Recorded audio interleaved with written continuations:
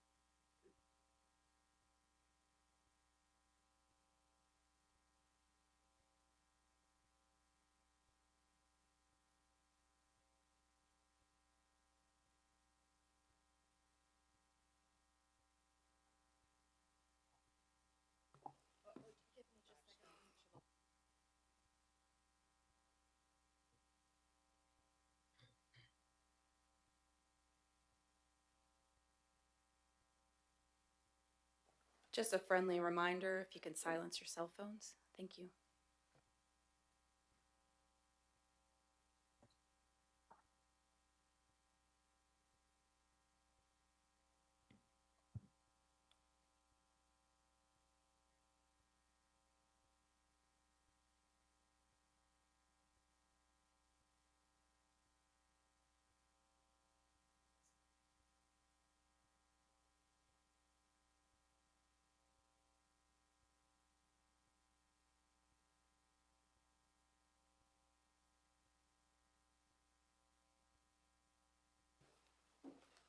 Good morning and welcome. The September 18th, 2025 Audit Committee meeting of the Tennessee State University Board of Trustees is now called to order. The time is 9:08. I want to say good morning. It's good to see all of you this morning. At this time, we will need to call the roll. Secretary Brown, will you please call the roll? Trustee Smith-Knight, Present. Trustee Trauber, Present. Trustee Qualls. Present. We have a quorum. Thank you. Is there a motion to adopt the meeting agenda as contained in the materials for this board meeting?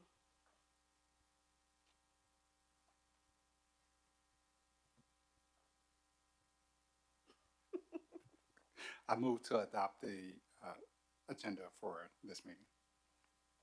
Second. Is there any discussion?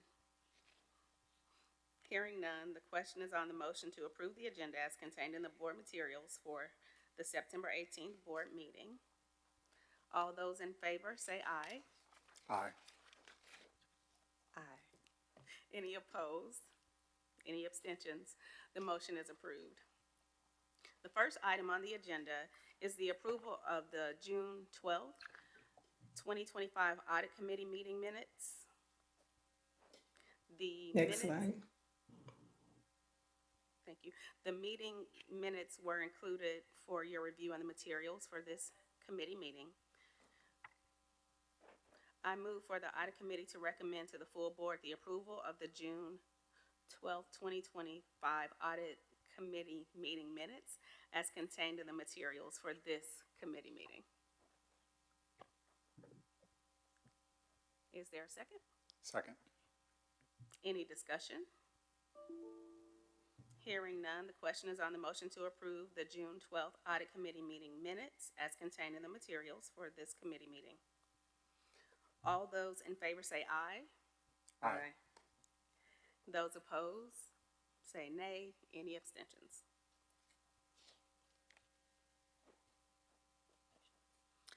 Motion carries. We don't need a roll call vote for this, right? I'm just looking at No, the ma'am. minutes. We're Okay. good. Thank you. All right, so the next item on the agenda is the report on internal and external audit items. The materials for this agenda Next item. line. The materials for this agenda item are included for your review in the materials for this committee meeting.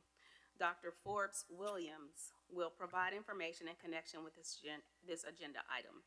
This is an informational discussion item, so no vote is required. Next slide. Good morning.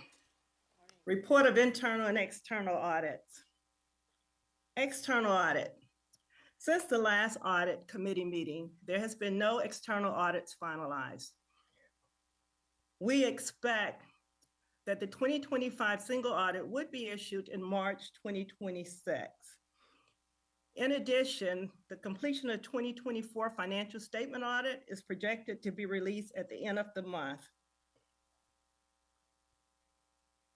Internal audits. The review of the NCAA Student Assistance Fund has been conducted with the review officially submitted on July 25th, 2025.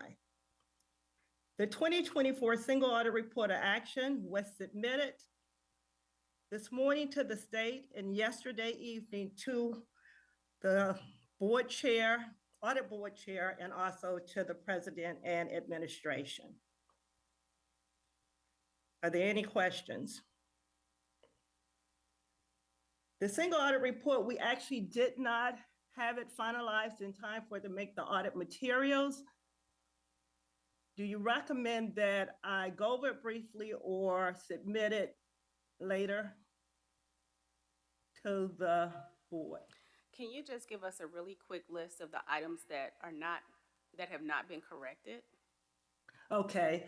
Finding 2024-01, the Financial Aid Office continue to not adequately reconcile its direct loan records to the direct loan service system records as required by federal regulations. This is not corrected, however, improvements have been made. They do have revised policies and procedures in place at this time.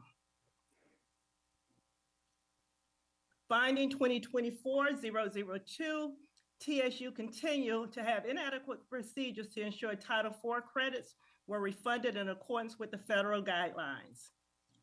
Not corrected, however, again, improvements have been made.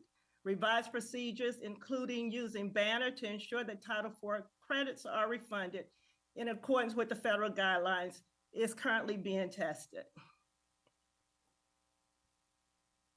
Finding 2024-003, the Federal Direct Loan and Pell Grant Program, TSU did not report timely and accurate information regarding student enrollment status.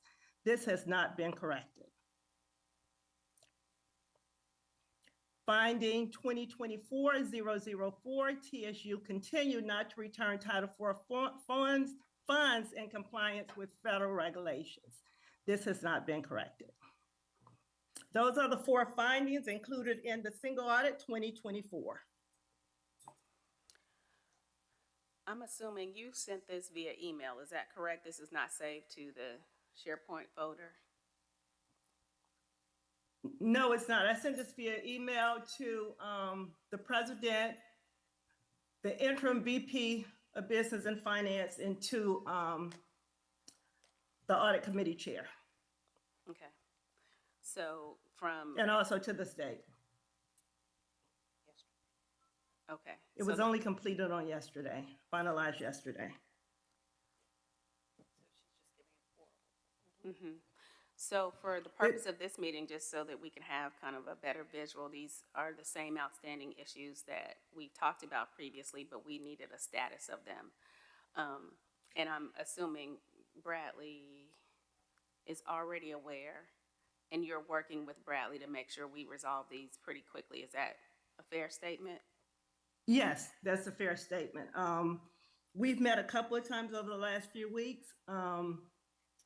But yes, these would also be included in the report of action that's due November 7th because they included them in the 15 findings the state did. So these 4 findings was also included in those 15 findings. So we will get to address these with the state again, November 7th.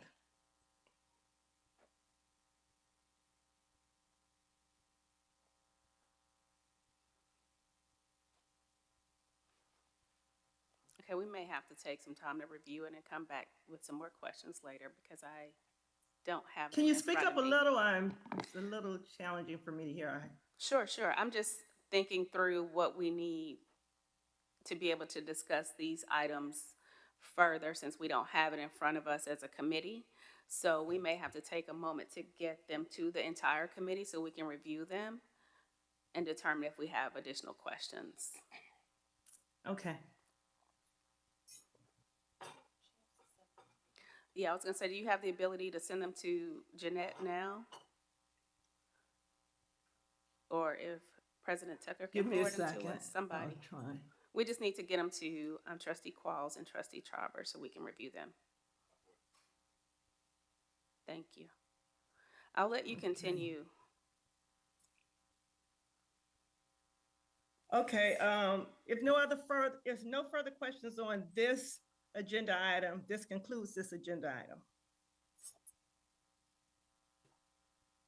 Okay, there are no other questions at this point. So we will move Okay. to the next agenda item, and it is on the report on internal and external assessment. Those materials were included for review, and I'll turn it back over to Next slide. turn it back over to Dr. Forbes Williams. Okay, next slide. Internal and external assessments. As required by the Institute of Internal Auditors, the QAR gap assessment conducted by the Emanir Group begun on July 8, 2025, and is expected to be completed later this month. A full report will be available for the board review. The results of this assessment will support our readiness efforts for the required QAI external review, which is mandated by IIA global standards every 5 years. If no questions, this will conclude this agenda item. I do have a question. When will this assessment be complete? This assessment should be, the assessment basically is just about complete, probably a few more days, but they're planning to release the report by the end of this month. Okay. Have they given you? They've completed the last interview. The last interview was with the board chair. That has been completed. So they're just winding up the report at this time. Have they given you any feedback at this point that you would like to share with the committee? No, I have not received any feedback at this point. Okay. Any other questions?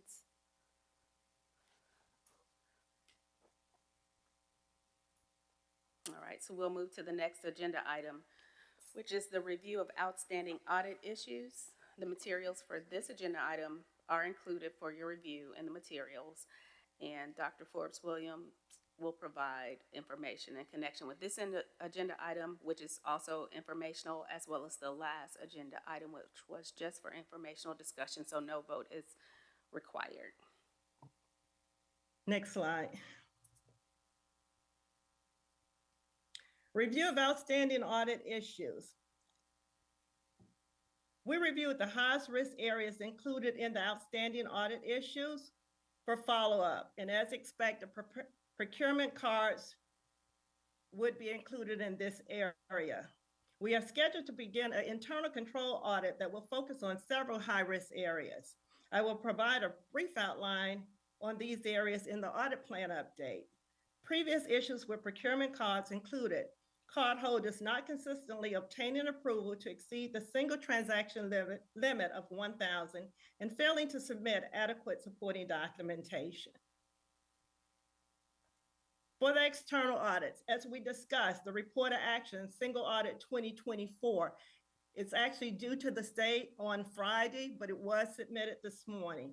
Financial statement audit 2023 is due November 7th, 2025. The EEE audit is due November 7th also. That's the report of action. Are there any questions? Yes, Dr. Williams, can you go back to the internal audit with the procurement card follow-up? Can you give us an idea, what is the process and who holds a procurement card within the university? Who holds the procurement card? Yes. Repeat your question. Does everyone in the university No, everyone in the university do not have a procurement card. There's a limited number of procurement cards that are actually monitored and controlled by the travel office, by the travel and procurement office. So basically, you have to sign the card out and then return the card. There are a few holders, I believe, that do have permanent cards, but overall, most of the cards are totally controlled by the procurement office. Thank you.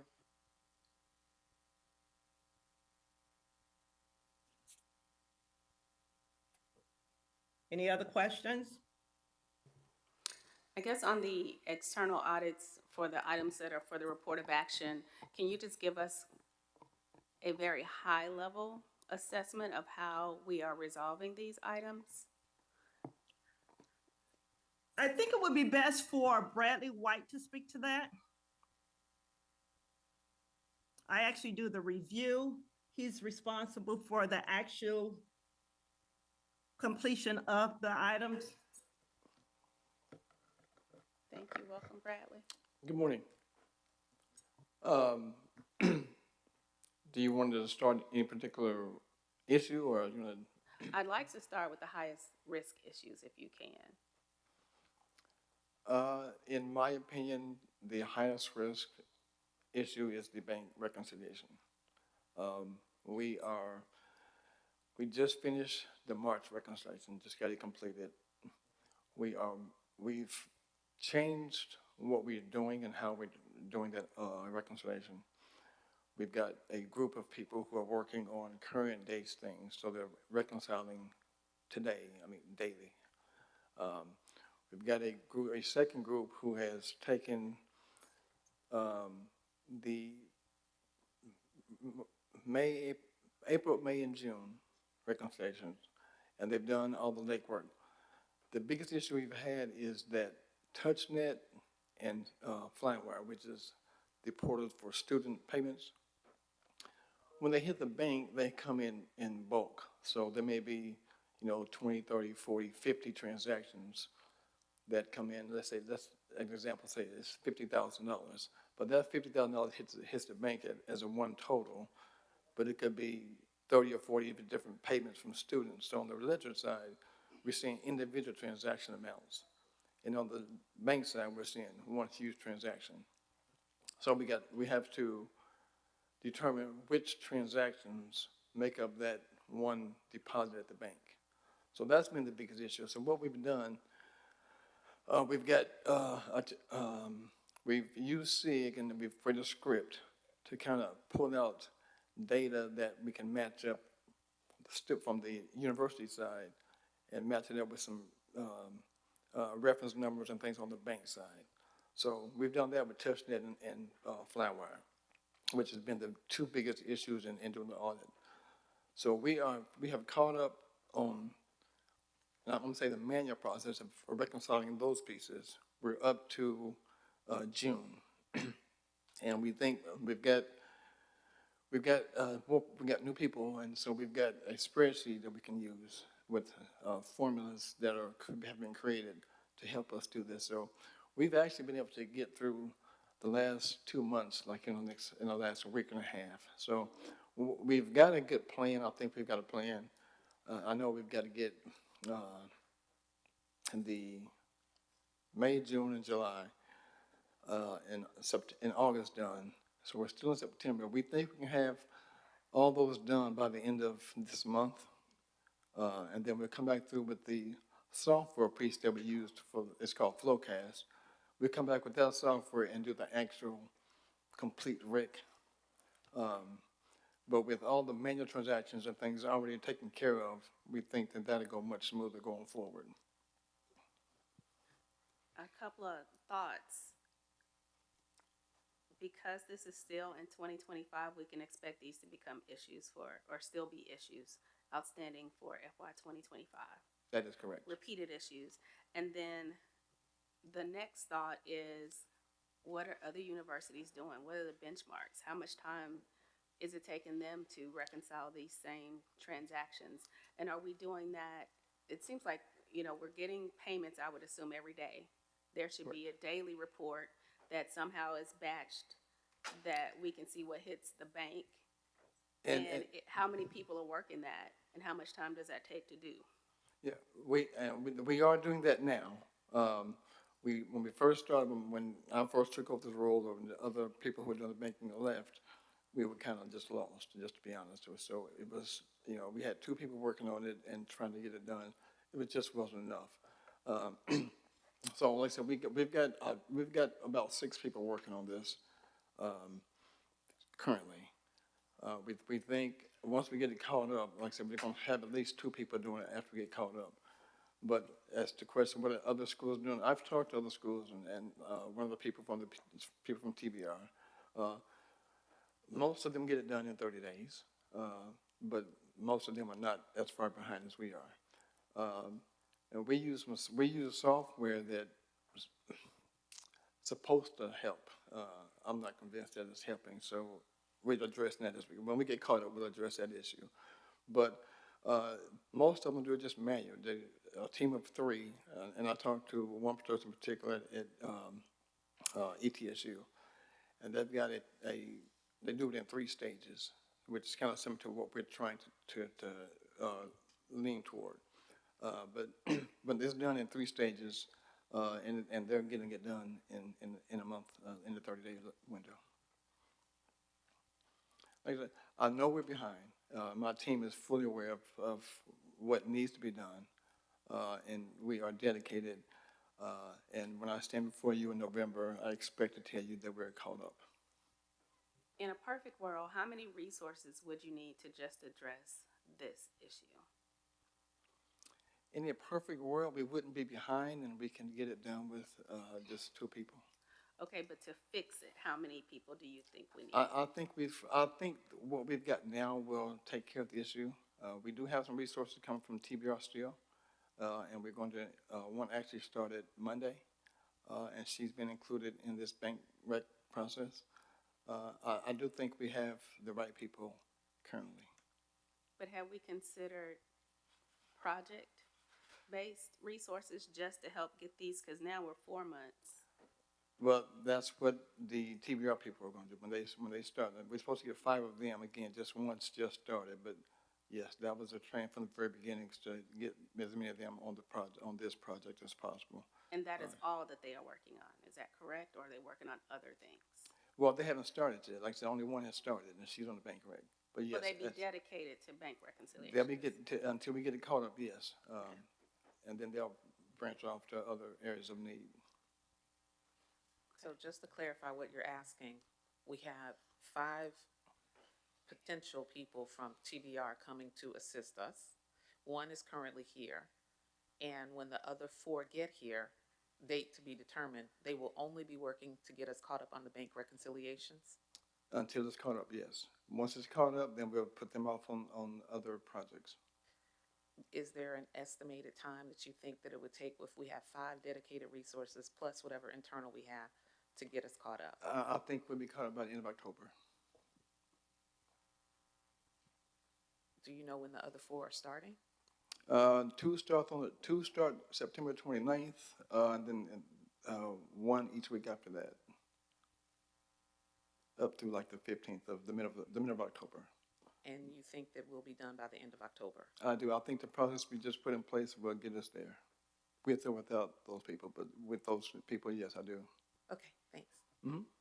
Just one more follow-up. End of October is to get us through August. So we, No. End of October gets us through October.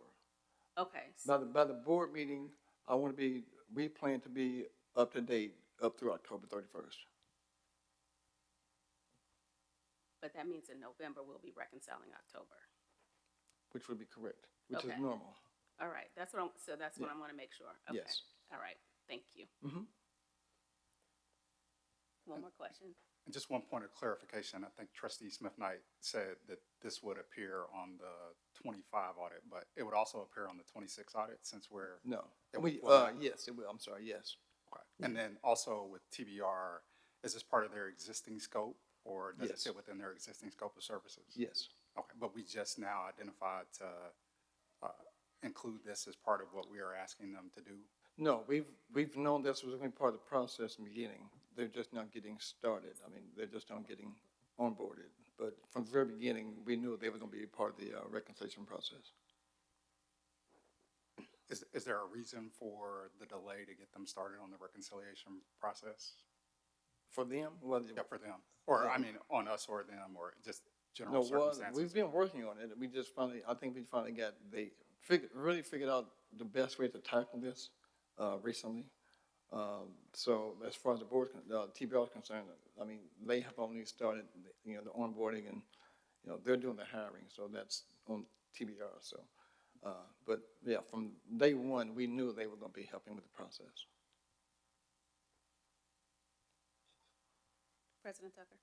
Not to put words in your mouth, but when we talked about this today, your commitment to the committee and everyone is that when we come back to the November meeting, you'll be up to date on bank reconciliation. Yes, sir, that is my commitment. Okay. Thank you. I think Trustee Charber's point is important too, but that means we're still gonna have an audit issue.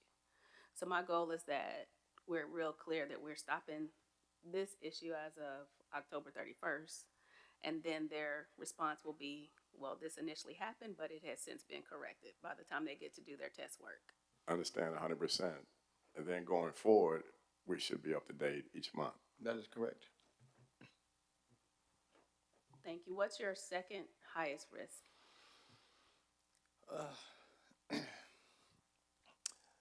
My second highest risk is financial aid.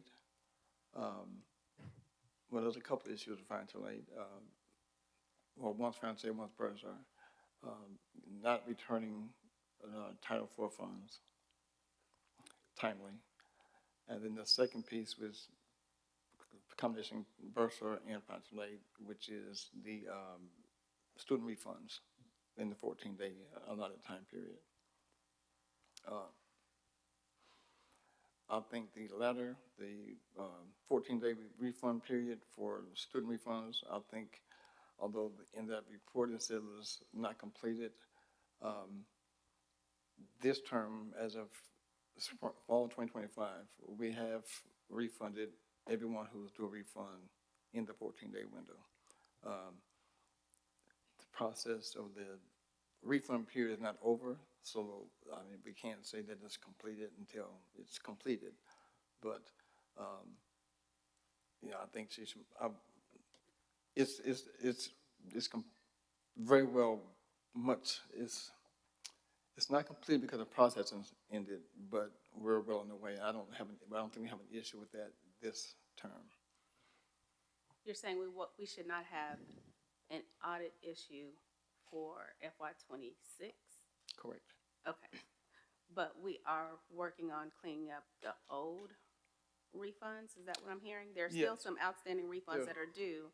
What's the average day still outstanding on those? I don't know. It's all over the place? Yeah, Okay, yeah, but the it's- goal is that it's supposed to be, or the standard is that it's supposed to be within 14 days. That is correct. Yes. And we're working with. I mean, we're working. The problem with this is the ones that are so old. You have to look at each one of those individually, like I said, because it may be a refund from 2 years ago, and then they got a balance, and so you got to weigh the two, and so each one of those has to be looked at individually, not just run through a process. Because if you just look at the process, it's going to refund for that term, and that may not be the correct refund, depending on what the balance might be from another term. Do we know how many students this affects? I don't. I can get that information, but I don't have that number. And then, I guess I'm confused. If you're saying that there are still balances where students would do refunds from previous fiscal periods, some of those students may have graduated, some may still be here, but we don't know because we're still having to figure it out if there are some people that are owed money versus those that may have balances. Correct.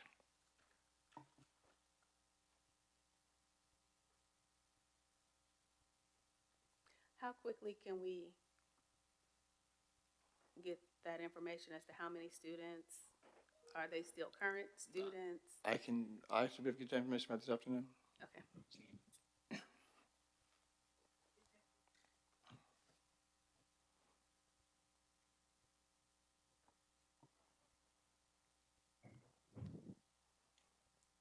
question. So who's responsible for that? Who is the person, I'm assuming there is a person. That is, the bursar's office is responsible for that. So Who, not what office, who? the bursar is responsible for that.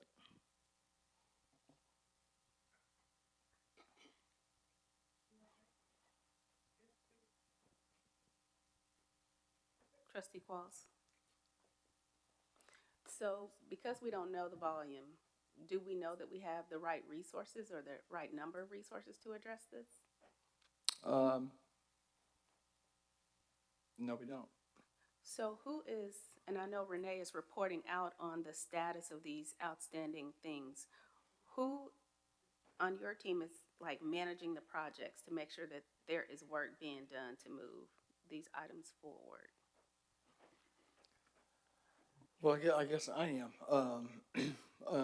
I mean, they report to me, so I'm responsible for it. So, I mean, I know they're doing it. And I can't write down and tell you if we got 3 done today or 6 done yesterday, but I know this process is ongoing, it's continuing. We can look at the refund checks and see, what's being processed. So, it is an ongoing process. And, do we need to add more resources?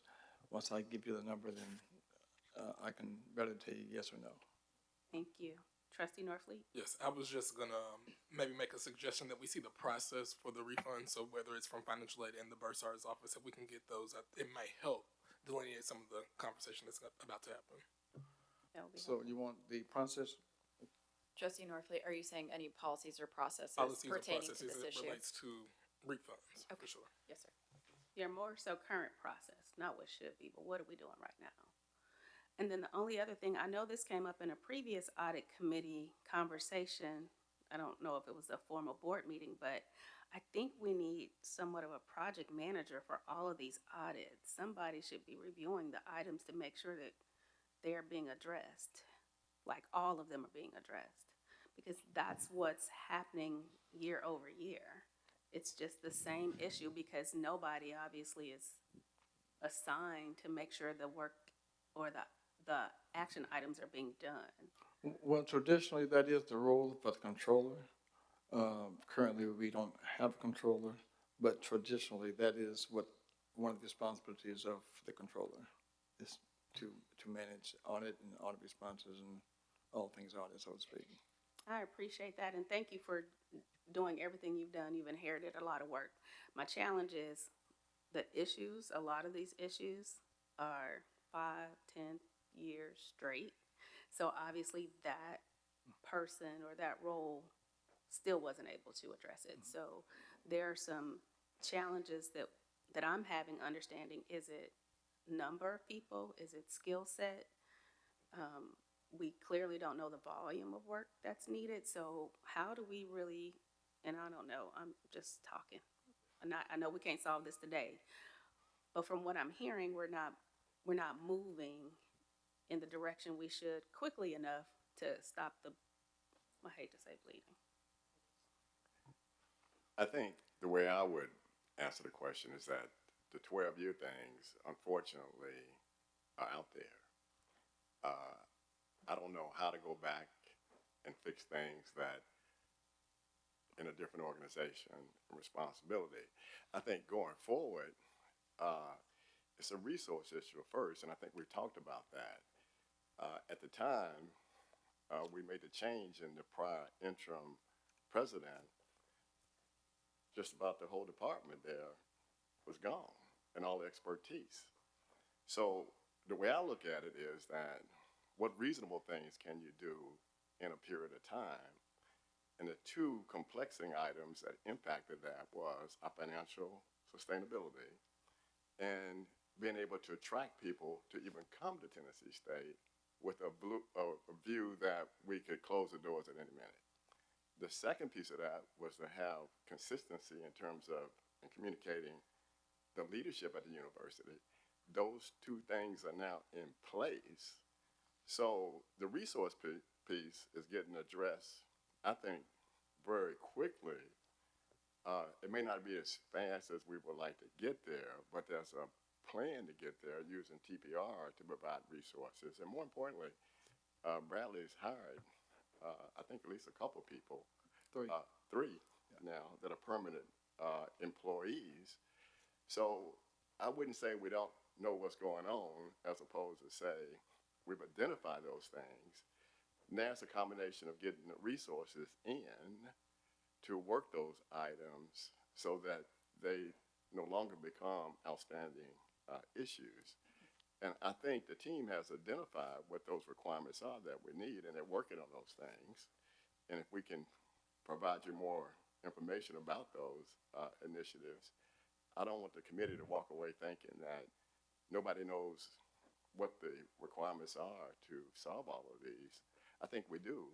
I think the first step is getting the resources in place and additional support, and we've made progress with that. But those things in the past, I don't know how to resolve those at all.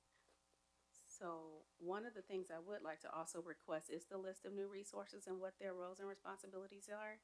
I think there's two things that's happening. We've got to work on the work today, but then we've got to work on this past work. Absolutely. And I mean, and so I'm just trying to make sure that there's somebody dedicated to working on those things, and it's hard to do both.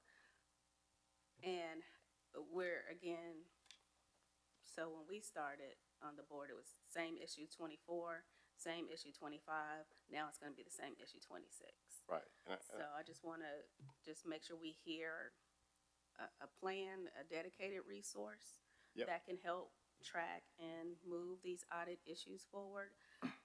Renee reports out on them, but she doesn't have the responsibility for making sure that these things get corrected. And I don't know who does. That's the only thing that I'm concerned about. I still don't hear who is going to make sure that they're getting checked off. I think ultimately the responsibility falls on the president. In the current environment, Bradley's acting as the interim CFO. I make the argument, so it's also Jim, but he cannot manage employees, so Bradley does. So Jim and his teams help augment some of the resources needed to move forward. But now that we have the TBR agreement, they're going to be providing more resources and support to keep identifying those things and moving forward. Do we have everything completely documented about to ensure that all those things getting buttoned down? No, because we still need to fill some of those positions that are open. So to your point, yes, there are situations where nobody's there to actually do some of the work because they're not there. But there is a plan to close that gap between bringing in the additional resources and the people now that we're hiring. So I think over time you will see progress being made on those in a more quicker, more efficient manner. And the only issue that we know that we have for FY26 so far is just the bank recs. I mean, everything else is yet to be determined.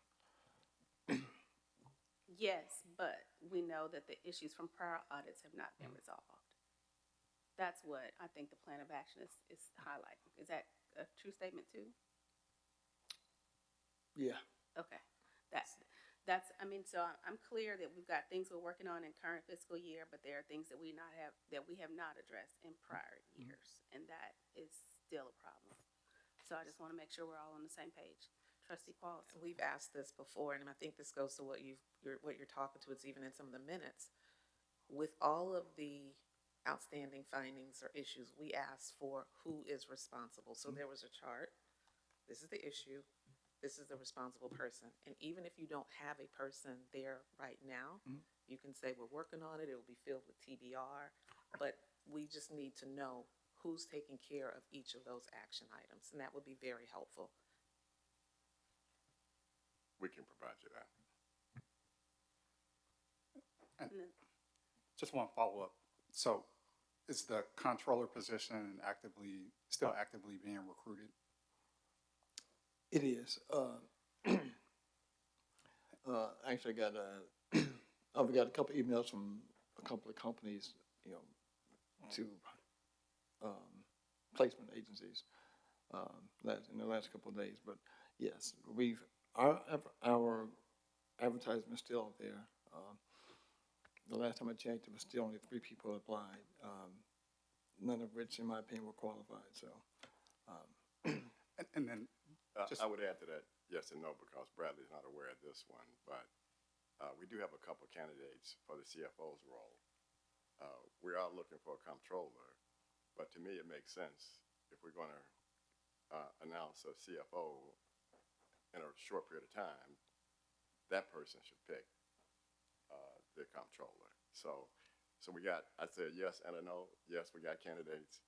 Bradley's not aware of that, but he will be, that we got a couple of candidates to be the CFO. He is now. Okay, so to really answer your question, we need to fill, in my opinion, fill that role first and let that person pick the number 2 position. and then just to follow up to Trustee Qualls' point about a list of the issue and then who's responsible for it, because it appears that a lot of these issues, or a majority of them, do point back to the lack of having a controller. And how is that position now being addressed with the current resources that are in place? Who is essentially, or what group of people are serving the controlling function? That will be me and one of our people from the TBR. She's the leader of the TBR team, and she's kind of helping me fulfill that role. Or maybe helping her fulfill that role, one of the two, but the two of us together trying to fill that role. You got a lot of hats, Bradley. Well, thank you. Also, with the new hires, can we get copies of maybe resumes, or I would like to see, and I hear you say somebody's not qualified, what's the skill set that we're looking for? Is there a skills matrix that we've developed to run these resumes, or I'm just kind of curious. No, Okay. I don't have a matrix that's documented. I mean, I know what I'm looking for,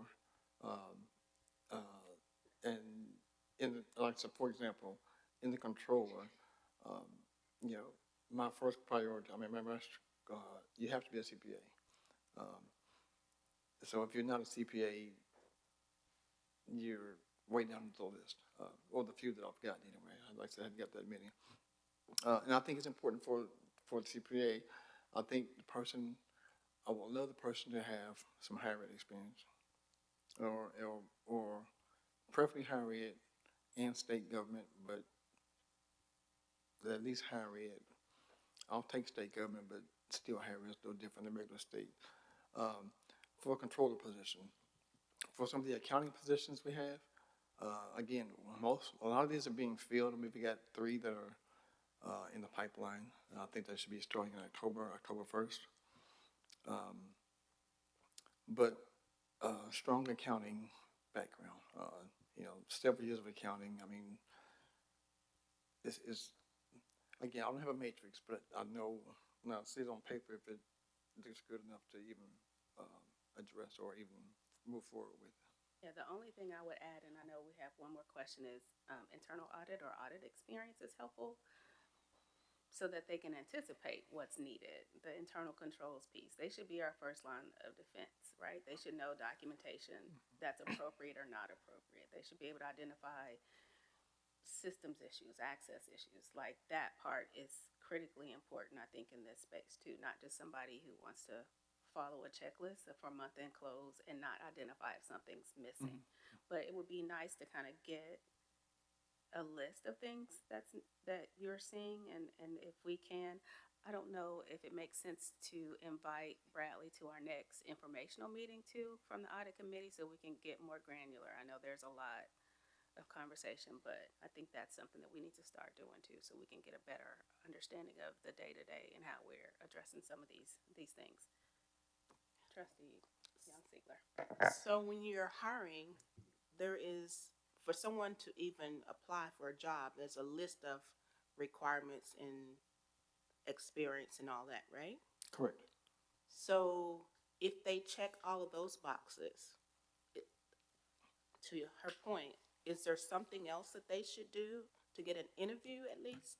Or you're looking at them, looking at the application and saying, I don't think this person is qualified based on what?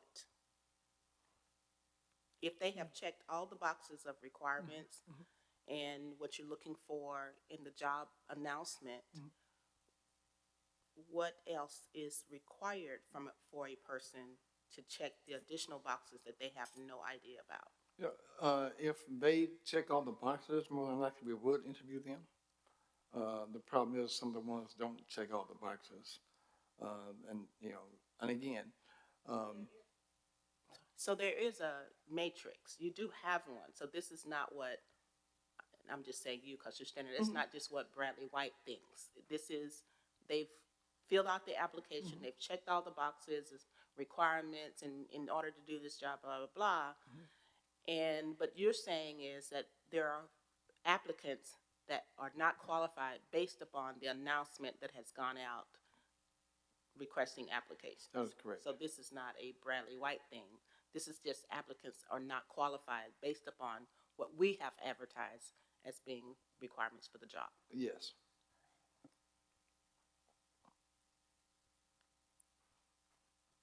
Are there other questions on this item? I think we're going really into the details, but I think it's important because this is an ongoing issue that's important to us. And we appreciate all your work, Bradley. Well, thank you. It's a lot of work to do. So I appreciate you fielding these questions. Well, thank you. Anything else on this item? Well, just making sure that those were, you know, you talked about bank recs being the highest, and then the, whatchamacallits, the refunds. Is there anything else, the financial aid? Well, the second one that we kind of skipped over, we went to the refund piece, was the return to Title IV. And I can't address that because I don't have enough knowledge on that. That's really I thought I thought Ashley was going to be here to address that part of it, but she's from SIG. She's one of the consultants from SIG, and she was. And I talked to our finance director this morning about that, and she said that someone else could address it. But so I'm not really qualified to really go in detail on that whole process. Can we get her to come tomorrow? She's actually coming today, and I think it'd be worthwhile an informational conversation about the transformational change that's going on at Tennessee State University. SIG came in some time ago as a partnership with THAC to look across the entire university, from marketing, financial aid, records, accounting, procurement. They've done quite a bit of work in terms of building the foundational things and the systems and the processes to ensure that we get better in all of those things. There are going to be some up-and-coming things where the trustees can participate, such as the branding and the marketing piece, where how externally people look at TSU and what they value. So you get a voice in those things too. So when she joins us this afternoon, she's going to walk you through that SOW that she's been working on to elevate the efficiencies across the university. And I think that would be a very important conversation for the trustees to see, because it'll give you a better flavor for how broken things have been for a long period of time at Tennessee State University that now are being addressed so that we have a foundation in place to build on growth going forward. No, I So she's appreciate presenting this afternoon. I appreciate the presentation that may be happening this afternoon, but this was something that's specific to the audit committee and a finding. So if we could have someone address specifically that part, not as a part of the informational presentation, it would be very helpful. That's fine. I think what Bradley just said was that she has more information about that, but she's not here. Is that what you said? That is Yeah. correct. So in order to address your question about that, you can answer that question later today if you like, or we can get back with you, but he doesn't have the answer right now. Okay, we'll ask, if it's okay, I don't know whose meeting that is, but we'll ask her to address it at that time. Any other questions on this particular agenda item, the review of the outstanding audit issues? Renee, did you have anything else to add on this item? No, that concludes the agenda item. Okay, I just want to make sure too, Secretary Brown, that we have all of the additional requests that we've just made so that we can get those items and review them. Yes, ma'am. I'm taking notes right now, and I'll send something out at the conclusion of the meetings. Thank you. You're welcome. All right, the next item on the agenda is the internal audit plan update. The materials for this agenda item are included for your review. Dr. Forbes Williams will provide information on this agenda item also, and this is just for informational, so no vote is required. No, this is actually an action item because it's an update on the audit plan.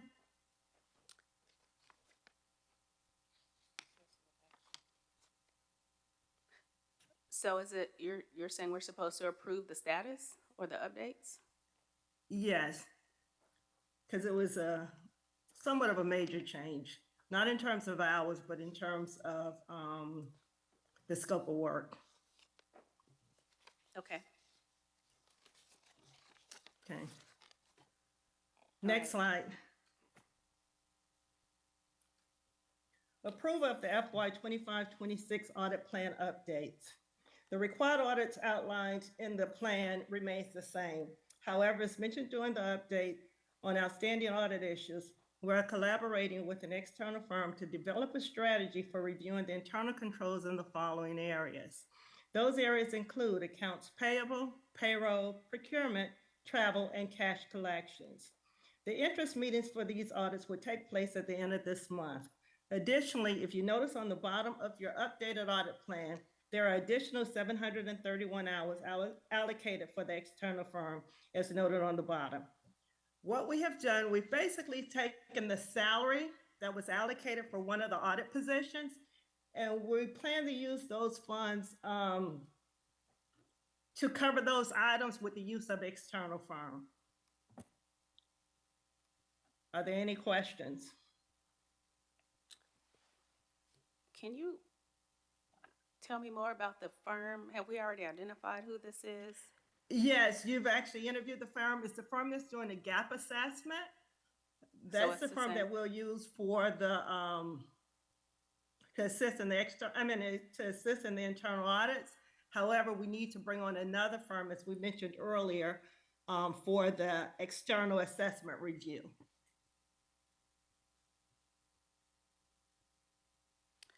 Okay, so those are two items. To finish up your internal audit work, we're planning to hire M&R. Is that what I'm hearing Correct. first? Okay. Correct. And then to finish the external review, we have not identified that particular. No, but I believe we're going to use one of the two firms that we've already interviewed, Okay, okay, including the audit committee. okay, okay. But we've got to identify that. How soon? When do we need to identify that one? The external firm? Yes. We have some time on that. First, we need to take Okay. a look at the gap analysis, and from the gap analysis, we go into the readiness assessment. I got you. So the gap analysis and the readiness assessment, after we review those, we'll see exactly what we're missing or how much we need to do. And then we'll get a good idea of when we can even start the external assessment, because I want to make sure we have a lot of things in place before we start the external assessment. Okay, so for this particular agenda item, we're going to need to approve the additional hours? And No, not the additional hours, just basically the risk-based audits that we plan to cover. And Okay. some of these audits actually will help or assist in the outstanding audit issues that we had. The outstanding audit issues that we had, like the procurement, there were some things that related to travel, payroll, and procurement. Also assist in some of the investigations. Okay, you're gonna have to help identify what the action item is then, because It's just the audit plan, can you, approval of the updated audit plan. okay, It's just a quick update, and you can audit me, Renee, no pun intended, but when we built the budget, it didn't quite have all those resources in there. So I have approved a budget exception for that role that she's talking about now, where instead of having a physical person there, you're using a consulting firm. So those dollars have now been approved to be captured, so you can move forward with that initiative rather. And then the one real person is still an active position that's trying to be filled by Renee. So all she's doing is using the outside consultant to act as a resource to keep moving forward in the absence of having the two people. Is that fair, Renee? Yes, that's correct. And we Okay. do have the individual posting for the additional internal audit position that's currently posted. Okay, so on And the, I'm trying to recruit at this conference also. so on the updated item, and I'm sorry I wasn't prepared. I need to make sure I formulate this correctly. So when I look at the updated audit plan, that very last line that says external firm, 731 hours, and we've got an asterisk by the risk base. Those are the items that the external firm will be responsible for conducting, but the total doesn't change. The total hours that we approve doesn't change, or the work doesn't change. It's just who's doing the work. Is that right? No, well, in terms of the risk base, some of the items was added. For example, accounts payable was not a part of the plan. Payroll was not a part of the plan. Travel was, procurement was a follow-up, and cash collections was not a part of the plan. So the three items that are being added are cash collections, payroll, and AP review? Accounts payable, payroll, procurement was actually added. We had travel, but we didn't have procurement, even though that's, closely related and under the same direction, and cash collection. So travel was already there. Travel was originally there with 350 hours. However, we've combined those areas and with the assistance of the external firm, even though we had to add some additional hours, but they're basically their hours to complete those tasks. Okay. What I may ask you to do, just for clarity, is maybe highlight just those 4 items on the updated audit plan, Okay. and then we can be clear on that before we, or do we have to, and this is I guess procedural, do we still have to approve from this committee before going to the board tomorrow? Okay. Would that make it easier for you all if we had a clear understanding of which items on this audit plan? Yes, Trustee Charber. So, Dr. Forbes-Williams, I just want to make sure I understand the addition of these items and how that affects the overall hours, because I also see a little bit of the same problem we just identified with Bradley of your time and how much time you're able to dedicate.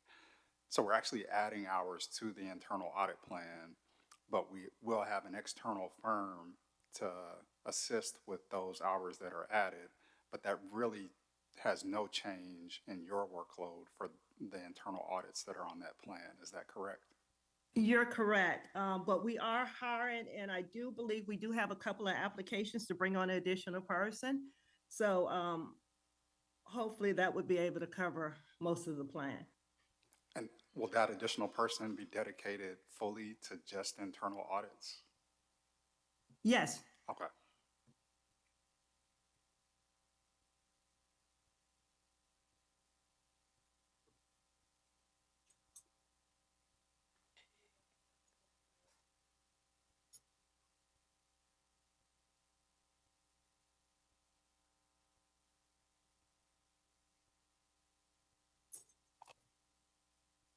So if you can, I know you're not here, but if you can look at that audit plan and just highlight those additions from the previous plan, give us a Okay. chance to review while we're in executive session, and when we come back, then we can approve that particular item. Does that sound like a good plan? Okay. Should I just email possibly the 2 plans to you? Or to the Yes. audit committee? Yes, and to Secretary Brown. Okay.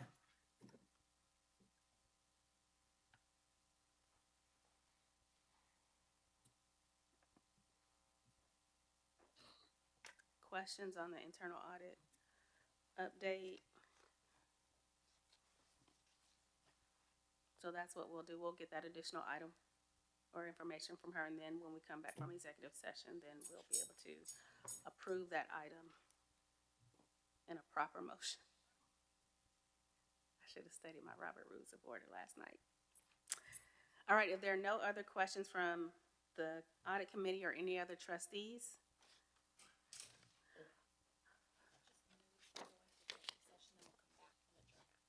okay. So at this time, I move that the audit committee adjourn the meeting to enter into executive session for a discussion of items deemed confidential under state law. And then to clarify, then we'll come back to this meeting and then conclude the audit committee meeting after we take that additional action? Yes. Okay. Any discussion? So, yeah, we're gonna, exactly, yeah, so we're gonna take a recess to go into the executive session and then come back, and then we'll adjourn the meeting after that. Okay. Yes. Yes. Do I need a second on that motion at Second. all? Okay, we can take a voice vote on that. Okay. Please call the roll. That's right. So all in favor of recessing to go into executive session? Aye. Any opposed? All right, it carries. All right, thank you. We are now moving into executive session. So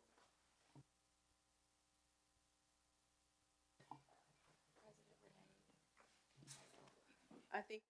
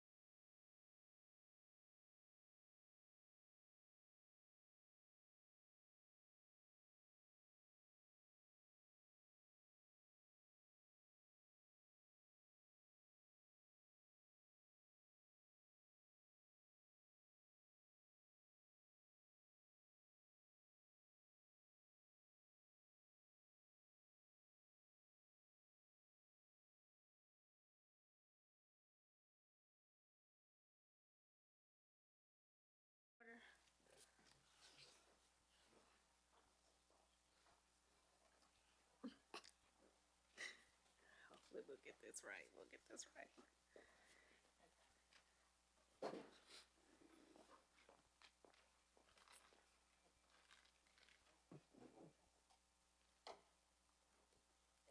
We ready?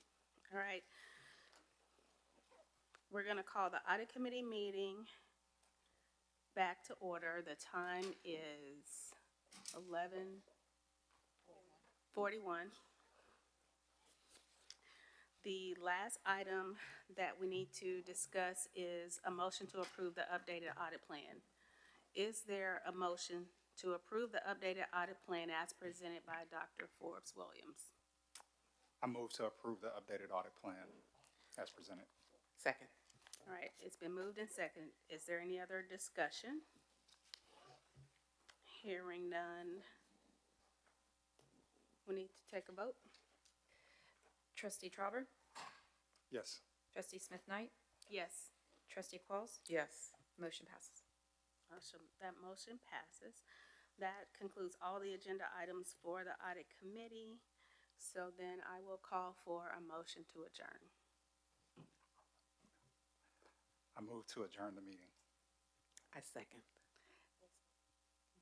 We'll call for a voice vote. All in favor? Aye. Any opposed?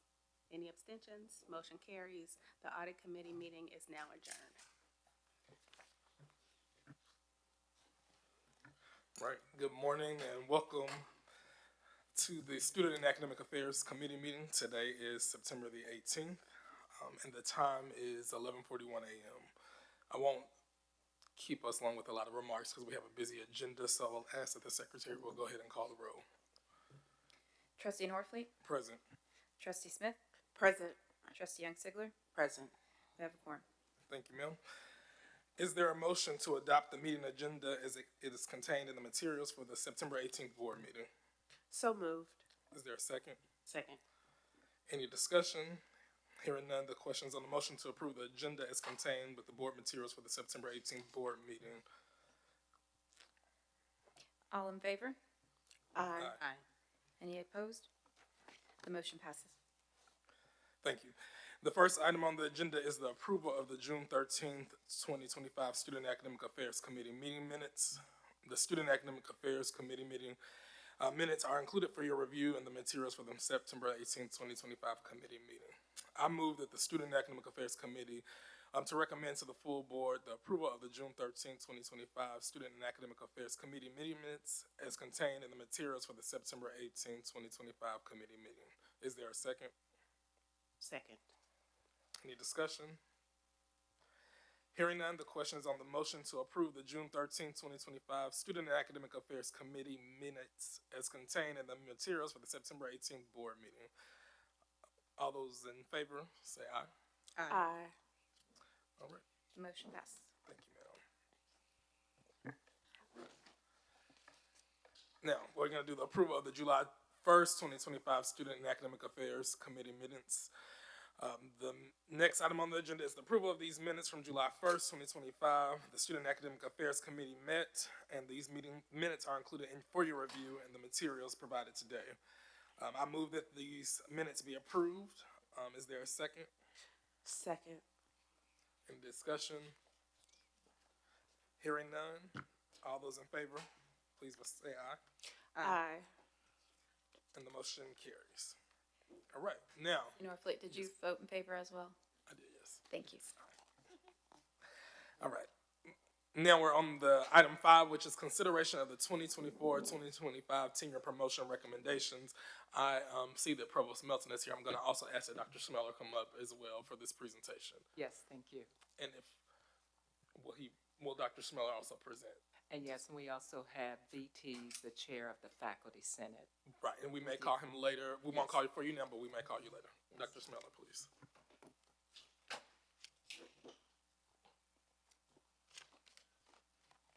Yes, sir.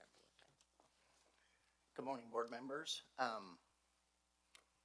Yeah, so what you're seeing is related to, obviously, kind of the breakdown of the professors that are currently at assistant and associate level.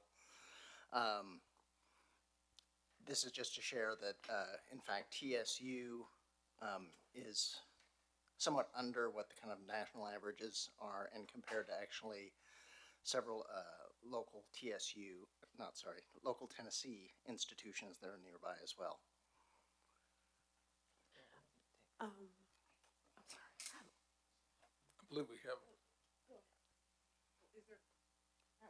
Go ahead. So our percentage of assistant professors is higher than the national average and sister institutions. Why is that? Yeah, we've so we have had a fair amount of turnover. Just kind of the obviously retirements, especially actually this summer, there were a fair number as well. We do tend to have a lot of assistant professors that unfortunately come here, get their resume built up, and then go to greener pastures as far as money.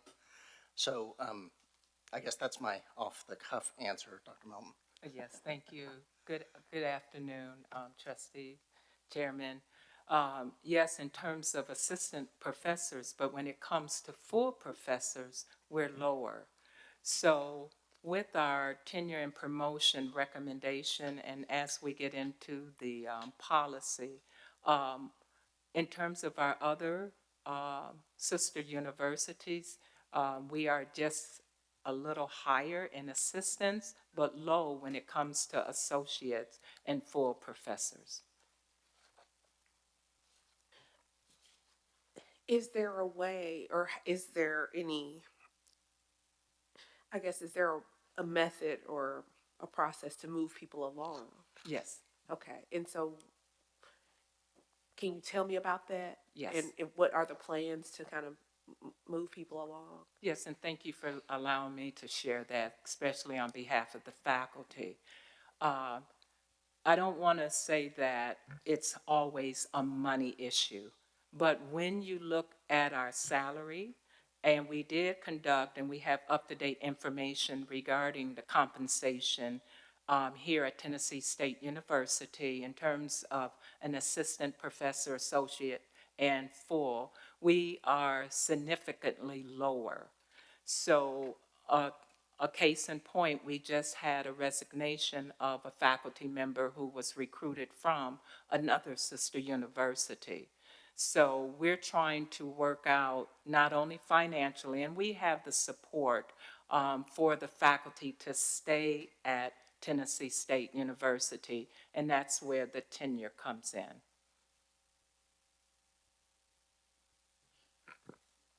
Is there more to your presentation?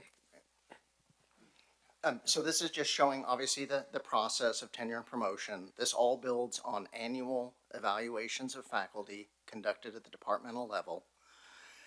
And in many ways, the tenure and promotion process expands on that beyond just the departmental level. So certainly departmental level, college level, those are particularly important when it comes to the determination of tenure. Tenure obviously assures that we're going to have that faculty member and that they show promise. All the way through the college dean level, University Personnel Committee is one of the largest that deals with across the board evaluation, followed certainly by the vice president's review, the president's review, and here we are with the board. And with that, we are pleased to present the following applications, and I have it broken down. We have 4 seeking tenure only. We have 9 for promotion only, and then you'll see the tenure and the promotion of 13. We had 29 applications, and then at this time, we just had a resignation from one of the applicants that I will ask to be pulled. So with that, we are coming forth, and as the Office of Academic Affairs trustee, those that are going up for tenure and promotion, they have been vetted, reviewed, full portfolio that have been already submitted. They have worked endlessly for 7 years to get to this point, and I stand by the recommendation for these people to receive approval.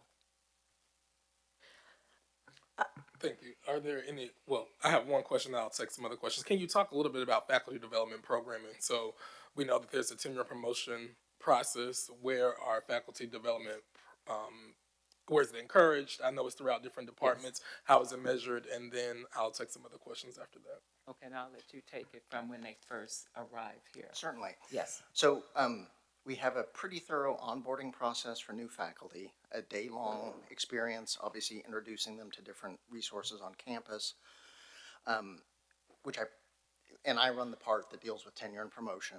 So we want to ensure that all new hires are fully aware of the expectations for tenure and promotion. Some colleges have specific requirements and departments for tenure and promotion. Actually identify which colleges and departments those are, but we work kind of hand in hand with the department chairs to ensure that they're aware of what the process is and what expectations are. And just to reiterate, those year-end evaluations, those are supposed to be building on that process to make sure that that faculty member is ready when it's time to go up. As far as additional faculty development, we have a partnership with AQ, which is online, and that's open to the entire faculty, tenure track faculty at the institution, as well as some staff members. We've had a good relationship with AQ and are looking forward to continuing that. Throughout the semesters, more colleges are doing their own kind of professional development, and we're supportive of that. We also do have some campus-wide faculty development opportunities. Usually those are at the beginning of the semester, but we had some hiccups at the beginning, so we've got programming throughout the semester. One of the big ones coming up is on EAB and its use for faculty. That's an early alert system for our students. Thank you, Trustee. Any other questions? All right. So of the 26, are you saying we're only need to approve 25 now? Yes, we're removing one of the candidates. In which category did they fall in? Tenure and promotion. Okay. I just had a question about the finances of these positions to make sure that it is clear that you all reviewed, because we all recognize our Yes. financial situation. So I know that there was some discussion in terms of your budgeting, in terms before you came before us to ensure that these tenure promotions were available and in the budget for us to be able to consider. Yes, ma'am. Thank you. Yes. I will add the price has gone down with the resignation. Thank you.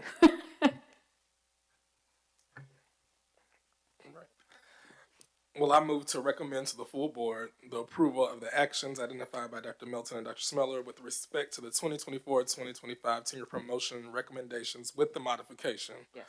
as contained in the materials for the September 18th committee meeting. Is there a second? Second. All right. The question is on the motion to recommend to the full board the approval of the actions identified by Dr. Melton and Dr. Smeller with respect to the 24-25 tenure promotion recommendations with modifications as contained in the materials for the September 18th, 2025 committee meeting. All those in favor say aye. Aye. Aye. The motion unanimously passes. Thank you. All right, thank you. Now we're going to move on to item 6, which is the approval of post-tenure review policy. And I believe Dr. VT Yes. is here. And we now will recognize him to come up and share from the faculty perspective of post-tenure. And yes, as he's coming up, on behalf of the faculty members, Faculty Senate, and the Office of Academic Affairs, we thank you for your guidance regarding the past motion. And again, I personally thank you. Thank you. This is Dr. Vitti. I'm the Faculty Senate Chair. This is the first time meeting you all. Thank you for inviting me. As part of post-tenure review policy, we have, through Faculty Senate, we first formed a subcommittee to review the policies across all the 13 LGIs in the state of Tennessee. We reviewed all the policies, specifically the UT system and the University of Memphis system. And based on the review, the policies were adopted based on academic freedom, at the same time having strict rigor for faculty as they work towards their various career goals, towards promotion, tenure. And in view of that, the policy has been formulated under the leadership of Dr. Shilton. And once Dr. Shilton has recommended to the Senate, on the Senate floor, we discussed this, and all faculty are in favor of adopting a strict rigor to their profession. And so the policy unanimously passed on the faculty Senate floor. And I'm here to take any questions on that. Any questions? I don't have a question. I just want to add to that, the last time we presented this, there was some confusion about the language as far as what would trigger the post-tenure review. That language has been modified and cleaned up, and you will find that in your board materials where that language has been modified and cleaned up. So basically, 2 of the 4 mentioned bullets would trigger the post-tenure review. Thank you for that. Any other questions? Trustee Qualls. Yes, so tenure is a big topic of discussion over the last week or so in the news. And as we are thinking about tenure, I understand that it is triggered versus a mandatory tenure review process. Can you kind of talk us through why you chose not to do the mandatory tenure review with the trigger versus only having the trigger? Yes, you can ask for permission. Dr. Shilton led the post-tenure committee. Do we have permission for Dr. Shilton to? Yes, sir. You can take the podium. Yes, please. Thank you. And press down. Okay, right here. I'm slow. Okay, no, light There is we good. go. Light Hi. is good. I got tenure too, so. Yeah, my name's Ken Chilton. I'm a professor in the Department of Public Administration. Worked with an ad hoc committee of faculty members to develop this plan. And we looked at the different models, whether it's the UT model is typically everybody comes up for it versus the Memphis model, the University of Memphis does a triggering. One of the things we discovered when talking with both administrators and faculty, at very large universities like UT, they have huge faculties that they can draw upon to serve on various committees responsible for reviewing faculty and things like that. We've got some colleges with maybe 15 to 25 faculty. A handful of those are full faculty. We determined that we didn't have the bandwidth to do a mandatory a mandatory review process across the college. We already have anywhere from 30 to 40 who come up for post-tenure review. Every college has to have faculty members who work on university committees, on college committees, on university committees. And it was just, it would be a very big endeavor. And I think that came back from you, some of your all's talking with deans and chairpersons as well, that would add a lot more administrative work. We also believe that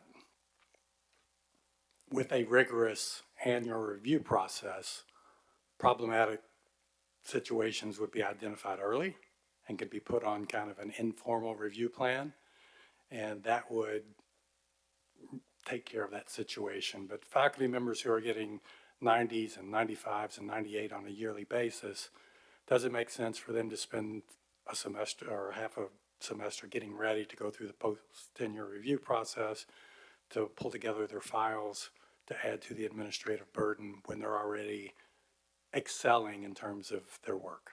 That was our rationale, and that's where I was going. So if this becomes a state requirement, mandatory tenure review, how will we deal with it? We would have to review the policy and amend the policy. Yeah, and then last question for me, and thank you, committee, for allowing me to ask these questions. Can you talk us through, and Dr. Melton, you may have to jump in and ask, but can you talk us through the difference between the annual performance review and a post-tenure review? And the follow-up question is, how many faculty do we have on a yearly basis that actually has goes on a performance improvement plan? Yes, I can give you that data right now. We currently have 5 faculty members on what we call the improvement plan. And that plan is outlined in terms of measurable results.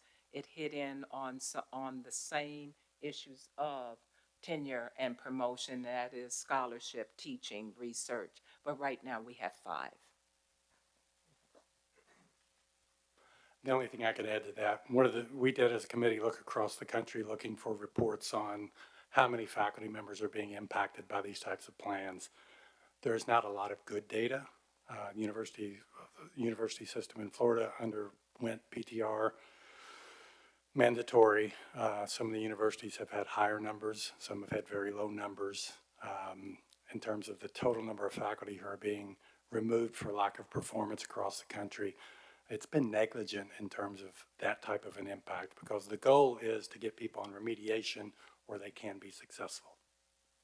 Just to clarify my question, it wasn't how many had gone through PTR and were removed, but it was how many people who had negative performance evaluations.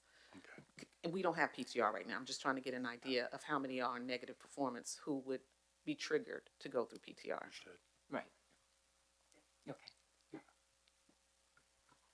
Any other questions? All right, well, thank you, sir, for your time.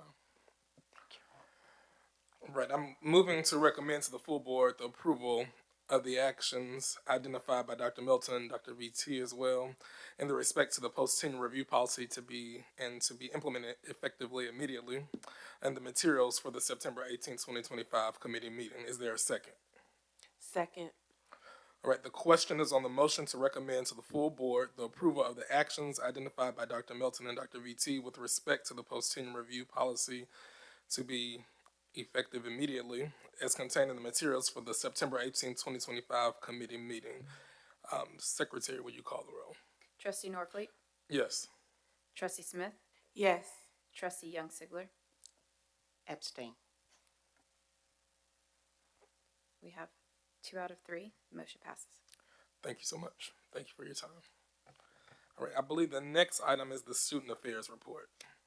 Okay. Is that correct? Do you Yes. want to, we're right at 12:03 and we have a lunch scheduled for 12:15. So I don't know if you want to do this now or if you want to break and come back Let's after lunch. go ahead and take a break, and then we'll come back and take the rest of Executives it. have information. We'll Yeah. come back. Let's take the break since we have a luncheon, and then we'll. So we're going to go into recess, and then we will come back at what time? You want me to finish up? 15? 15, so we'll give you a 1:15. time. 1:15. Okay, we'll be back at 1:15. Okay.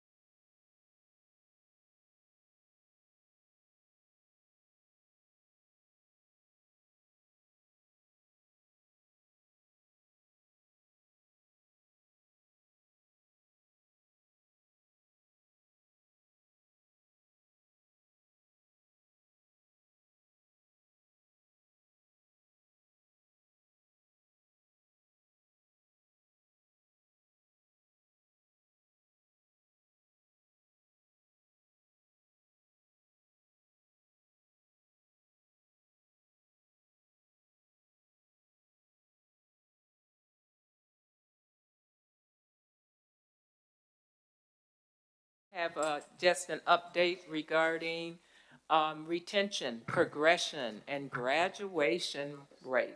And I'll wait for it. You can get started, I think. Okay, all right, very good. We want to be effective and efficient with our time, so go Okay, right ahead. very good. And it would only take a few minutes, everyone. This is just an update. We presented the retention, progression, and graduation plan to you all last fall. And I'm here to give you data in terms of where we are. I am so pleased to share with you all that for spring 2025, rounding off a student enrollment of 5,500, you will see that we had 2,754 of our students on the dean's list. Again, we have a goal for academic excellence. With that, I am pleased to share with you our probation data. Students on probation has also declined. You will see at one time it was as high as 1,272. We are down from our last report to 132, as well as suspensions. That means we are providing our students with the support services to be successful. Can you go back two Yes. slides, one more, right there, Yes, are those actual student numbers and not percentages, and if they're? but these are student numbers. So can we get the percentages in the? Okay, yes, I in can the provide update? that. Yes, please, thank you. No problem. And with that, I would like to share with you, we have a graduation completion task force with over 75 stakeholders, including students, to bring that rate up. But I need to share with you, one of our retention areas, as well as impacting our graduation rate, are our students are not financially able to continue, which when you see the data and the low rates, you might think, is it academics? We have tracked this information, and we are able to share with you when our students are financially stable, all of our rates go up. With that, to let you know, deep dive by college, but this is what I would like to bring to your attention. Trustees, our fall retention rate, first-time freshmen, went from 33% to 58%. And I would like to congratulate the family of academic affairs, the retention coaches, advisors, and our new plan where we work with the first-year freshmen and sophomore. Our Dr. progression. Nelson, can you Yes. go back to that Yes, slide, please. It's great that we've gotten back up Yes. from 33% to 58%. Amazing. Yes. What caused the drop? Because we typically were averaging at 60%. Yes. That one year we dropped to 33%, and now we're getting back up to almost the Yes. average. It's an anomaly of sorts, but what caused that drop that year? Yes, and I can address that. When we admit students who do not meet, and I'm going to talk about the year of 2022, we have several students that were in need of student support services. In other words, they arrived deficient. That will impact progression, retention, and at the end, that graduation rate. But yes, we have that documented. This year is for the class of 23, Yes, coming in. not the class of 22. Right, this is the year that we improve the admissions with retention going in, yes. Okay. So with that class of 22, did we not have the resources available to help the students? Why didn't we help to retain them? We had the resources, but again, they required additional resources. In respect to those students, again, when you come in and your GPA is not at our minimum, And VP Eric Stokes is going to address that when he present the increase and those standards. You're going to see that they're going to need more resources, they're going to take less classes, and you will see many of them drop out. But with that, I am pleased to share with you, I received this data yesterday. In terms of our progression rate, and that, trustee, the number of our first-time freshmen with 15 credit hours. If you remember before, many of them from the past started out with 12.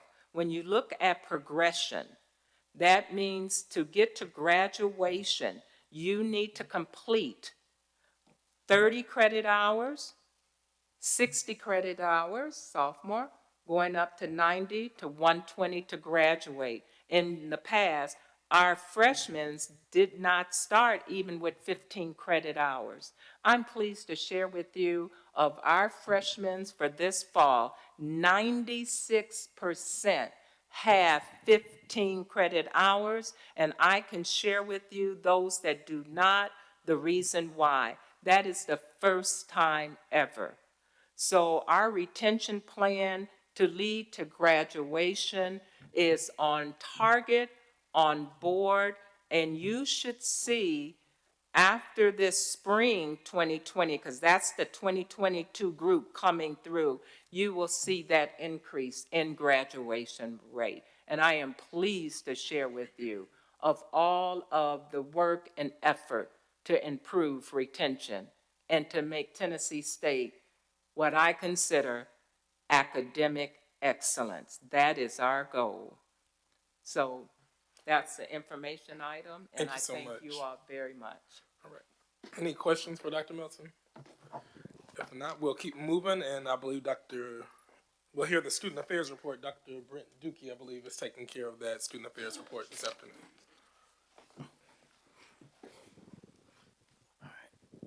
Good afternoon, Chair, Trustees. Again, my name is Brent Dukey. I'm currently serving as the Executive Director for Residence Life and Housing. I'm also the Dean of Student Engagement, and I am filling in for Dr. Bridget Goldman, who's the Vice President of Student Affairs. So she's out at a personal family matter, so we just keep her in thoughts. Before I go on to the Student Affairs report, Dr. Goldman wanted me to at least provide an update on the final enrollment numbers for this class, recruiting class, because of course she was functioning in a dual role at that time. So as we can see, in the total headcount for fall 2025 was 5293, undergraduates 4156, and 1137 for graduate. That was 1225 less than the previous years, which is about 19% in terms of our enrollment. Really quick, I'm sorry. Can you explain to us first-time high school? I think we have a few questions. We're just trying to get an understanding of what that means. Okay, so we see first-time high school, then new first-time freshman, so we're just clarity. All right, with permission, I'll ask. Absolutely. I could give it a shot, but I think Dr. Stokes, he will be best. Who's the new VP of Enrollment Services? We'll call for Dr. Stokes to come up. Yeah. Thank you.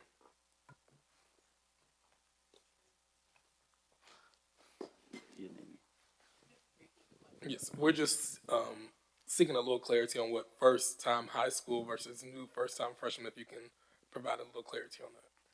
And for the record, maybe introduce yourself still. Thank you. Good afternoon, board. My name is Eric Stokes. I am the Vice President for Enrollment Management. These are numbers or descriptions of students that we have been in discussion about for some time. And there's a bit of a difference between our first-time high school students, the freshman students. Some of those students are returning students as freshmen, as in they did not earn enough credit hours, and so they're still counted as freshmen, even though they're second-year students. There are some students who are transferring in with less than, with transfer credit, but they have less than sophomore status hours, and so they're counted as freshmen as well too, even though the first time here at the university. And there are some students who are dual enrollment students that are earning credit who are still freshmen, but they're coming in with college credit. And so there's a bit of a difference between those who are first time out of high school and those who are still freshmen, but are bringing in credit or have earned credit in other ways. So the first time high school specifically, I think that's an area that we're still trying to hone down on. So I got an update. The first time high school or the dual enrollment students? Yeah. Yeah.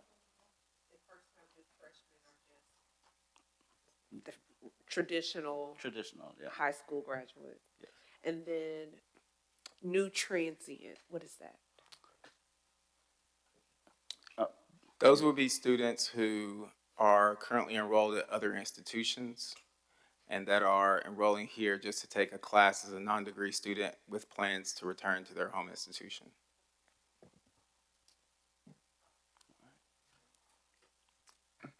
Any other questions? Both of you make a good team on explaining Dr. Goldman's presentation, so good job.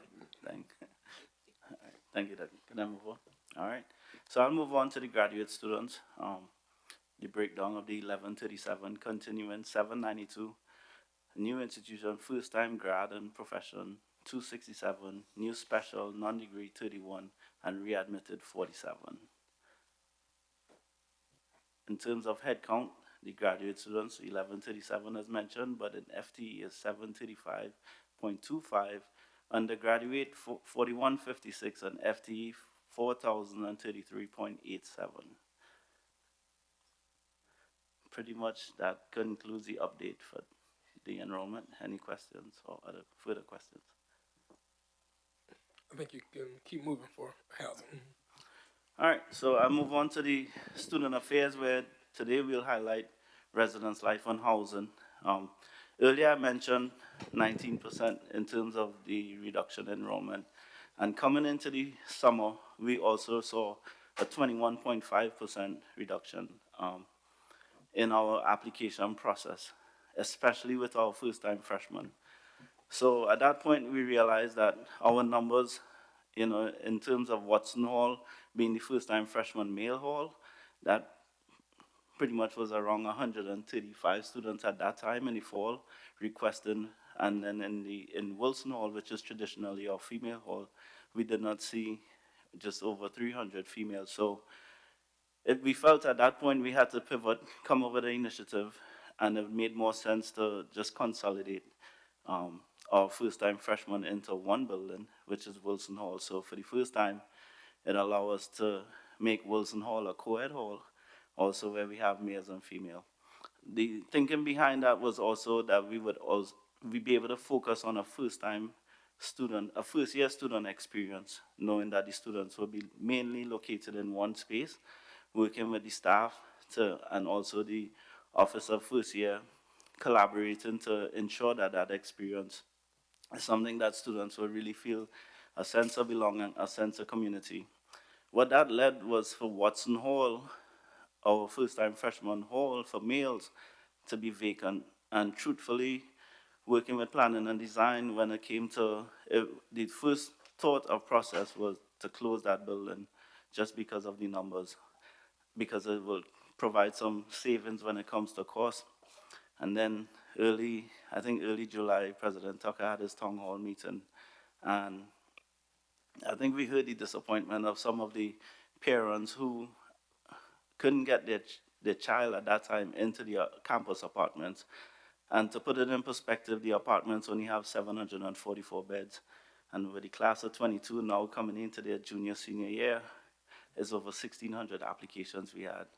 So we did a survey in residence life and housing probably a year before, just to see how we could continue to improve our processes. And we normally operate on a first come, first serve. But what came out of that survey is that students felt for the campus apartments that seniors should have priority. So we did try to listen and then adhere to offering seniors the opportunity to live in the campus apartments. However, that led to over 700 and some students still without that. So here in the disappointment, we felt it was this initiative of having singles in Watson, because another component that came out of the apartments of students living there is the privacy. They want privacy when they get. So offering the singles to Watson Hall at first, we felt that this would not just help alleviate some of the disappointment that we heard, but it also helped from a revenue perspective. We, as you can see in the document, Watson Hall is operating at 97% in terms of capacity. That gave us a revenue of over $356,565 that we would not have had. And our projections for the next year in spring will double that for $713,130. But so far, it's co-ed, just to put that in place. And those numbers came off of 165 singles that we've been able to offer our students. And we've been getting a demand. Right now, we have an additional 30 students asking for singles. So we feel that at least they feel very comfortable where they are for now. I'll just move on. So I spoke about the revenue. Just to close, I just want to talk about the financial flexibility in earning this 300 plus 100,000 this semester and potentially 713 in the next semester will allow us to really take that revenue and continue to maintain and upkeep our halls. So that gives us the financial flexibility we need, especially with what we are facing. So with that, that concludes my report. I'm open for any questions. Any questions? Yes, sir. So what's the capacity of Watson and Wilson? Watson is typically 319, Wilson is 540. And so for Watson this year, I guess based on what the original projections were, what were the original projections for students in Watson? So typically we normally get 100%, that 319. Is that, I'm sorry, go ahead. Yeah, so like previous year we had 100%, and then this year we were only at a third of that, so maybe closer to 40% when we got our application. So if it was a third of that, and I'm 33. presuming that the single occupancy student is charged more? Yes, so every year, So that covers the whatever the capacity is, plus 350,000? So so basically, typically we were gonna close that building. Offering these singles allowed us to move students into that building. So the 300 and something thousand came from the amount of singles we offered times the price that we did. So it's Watson, we were able to hold 150 plus. We do have some singles we have in EPS, but I use Watson because that is where most of the students are for the. Okay, I was trying to understand, is it truly additional revenue or is it really capturing back lost revenue since the dorm would not have been what was projected being 100% capacity? Well, it would be revenue to the point that if we did have that same occupancy in there, to answer your question, we did charge double the rate, which is the single rate that we normally submit prior to the academic year for approval. So that is how we look at it from a revenue perspective, because typically they would not have been there. Yeah. I don't know if it answered. Okay. Anybody else? Go ahead. Trustee Bruce. Thank you, Dr. Dookie. I do want to say, on behalf of my senior peers, we do appreciate how you all make the single rooms for occupancy. But in the future, with enrollment and things like that, with the upcoming housing application opening up in March, will students be will they be known ahead of time, their options? Will those same single occupancy rooms still be available, especially just in terms for getting ready for the next semester with payment and things like that? Are we continuing the same plan, or is that up in the air? So thank you for that. For the spring, definitely we'll be continuing it. Of course, with the new enrollment class, we'll make a decision at that point. For the fall of 26, 27 class, yeah. But for spring, definitely they'll be able to keep it. And one more question, in terms of housing priority, I know you said the seniors expressed that they felt that they deserve priority, and in the past, I know in my freshman year, freshmen have priority. So do you see that changing any or keeping the same?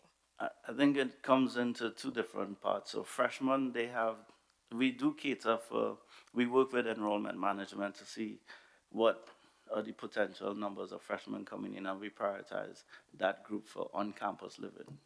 And they mainly stay in Wilson for females, Watson. We do have some special interest groups that stay in Newhall, Rudolph, and Hale in the honors. But in terms of priority, we try to keep all our freshmen on campus. So they have a special priorities compared to the seniors. Yeah. Does university offer graduate student housing? So we do have, typically, no. This year we did open up to some students once we had space available. So we do have a few, but typically no, because of our undergraduate class. Something that we are trying to look into. So when you say some students, was there a criteria that you looked at whether or not they were eligible for housing? So we looked there a little bit. We don't have a typical criteria because we do not offer graduate students.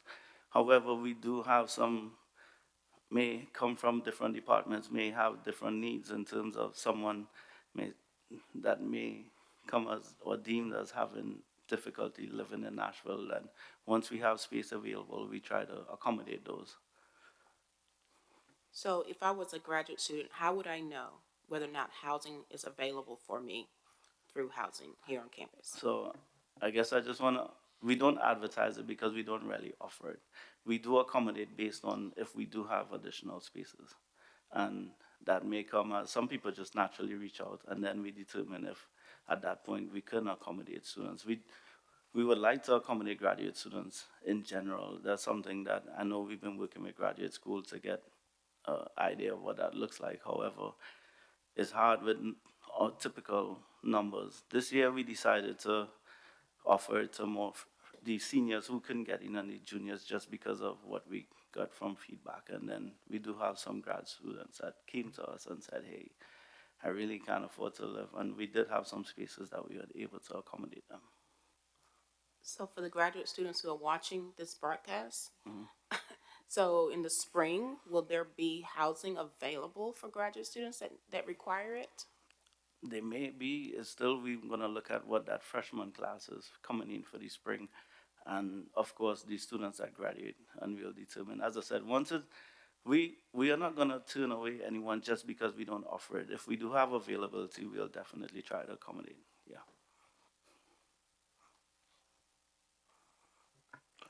All right, thank you, sir. No, thank you. We're now going to move on to the discussion regarding admission standards. So I will call for Dr. Eric Stokes, who will provide this information in connection with this agenda item.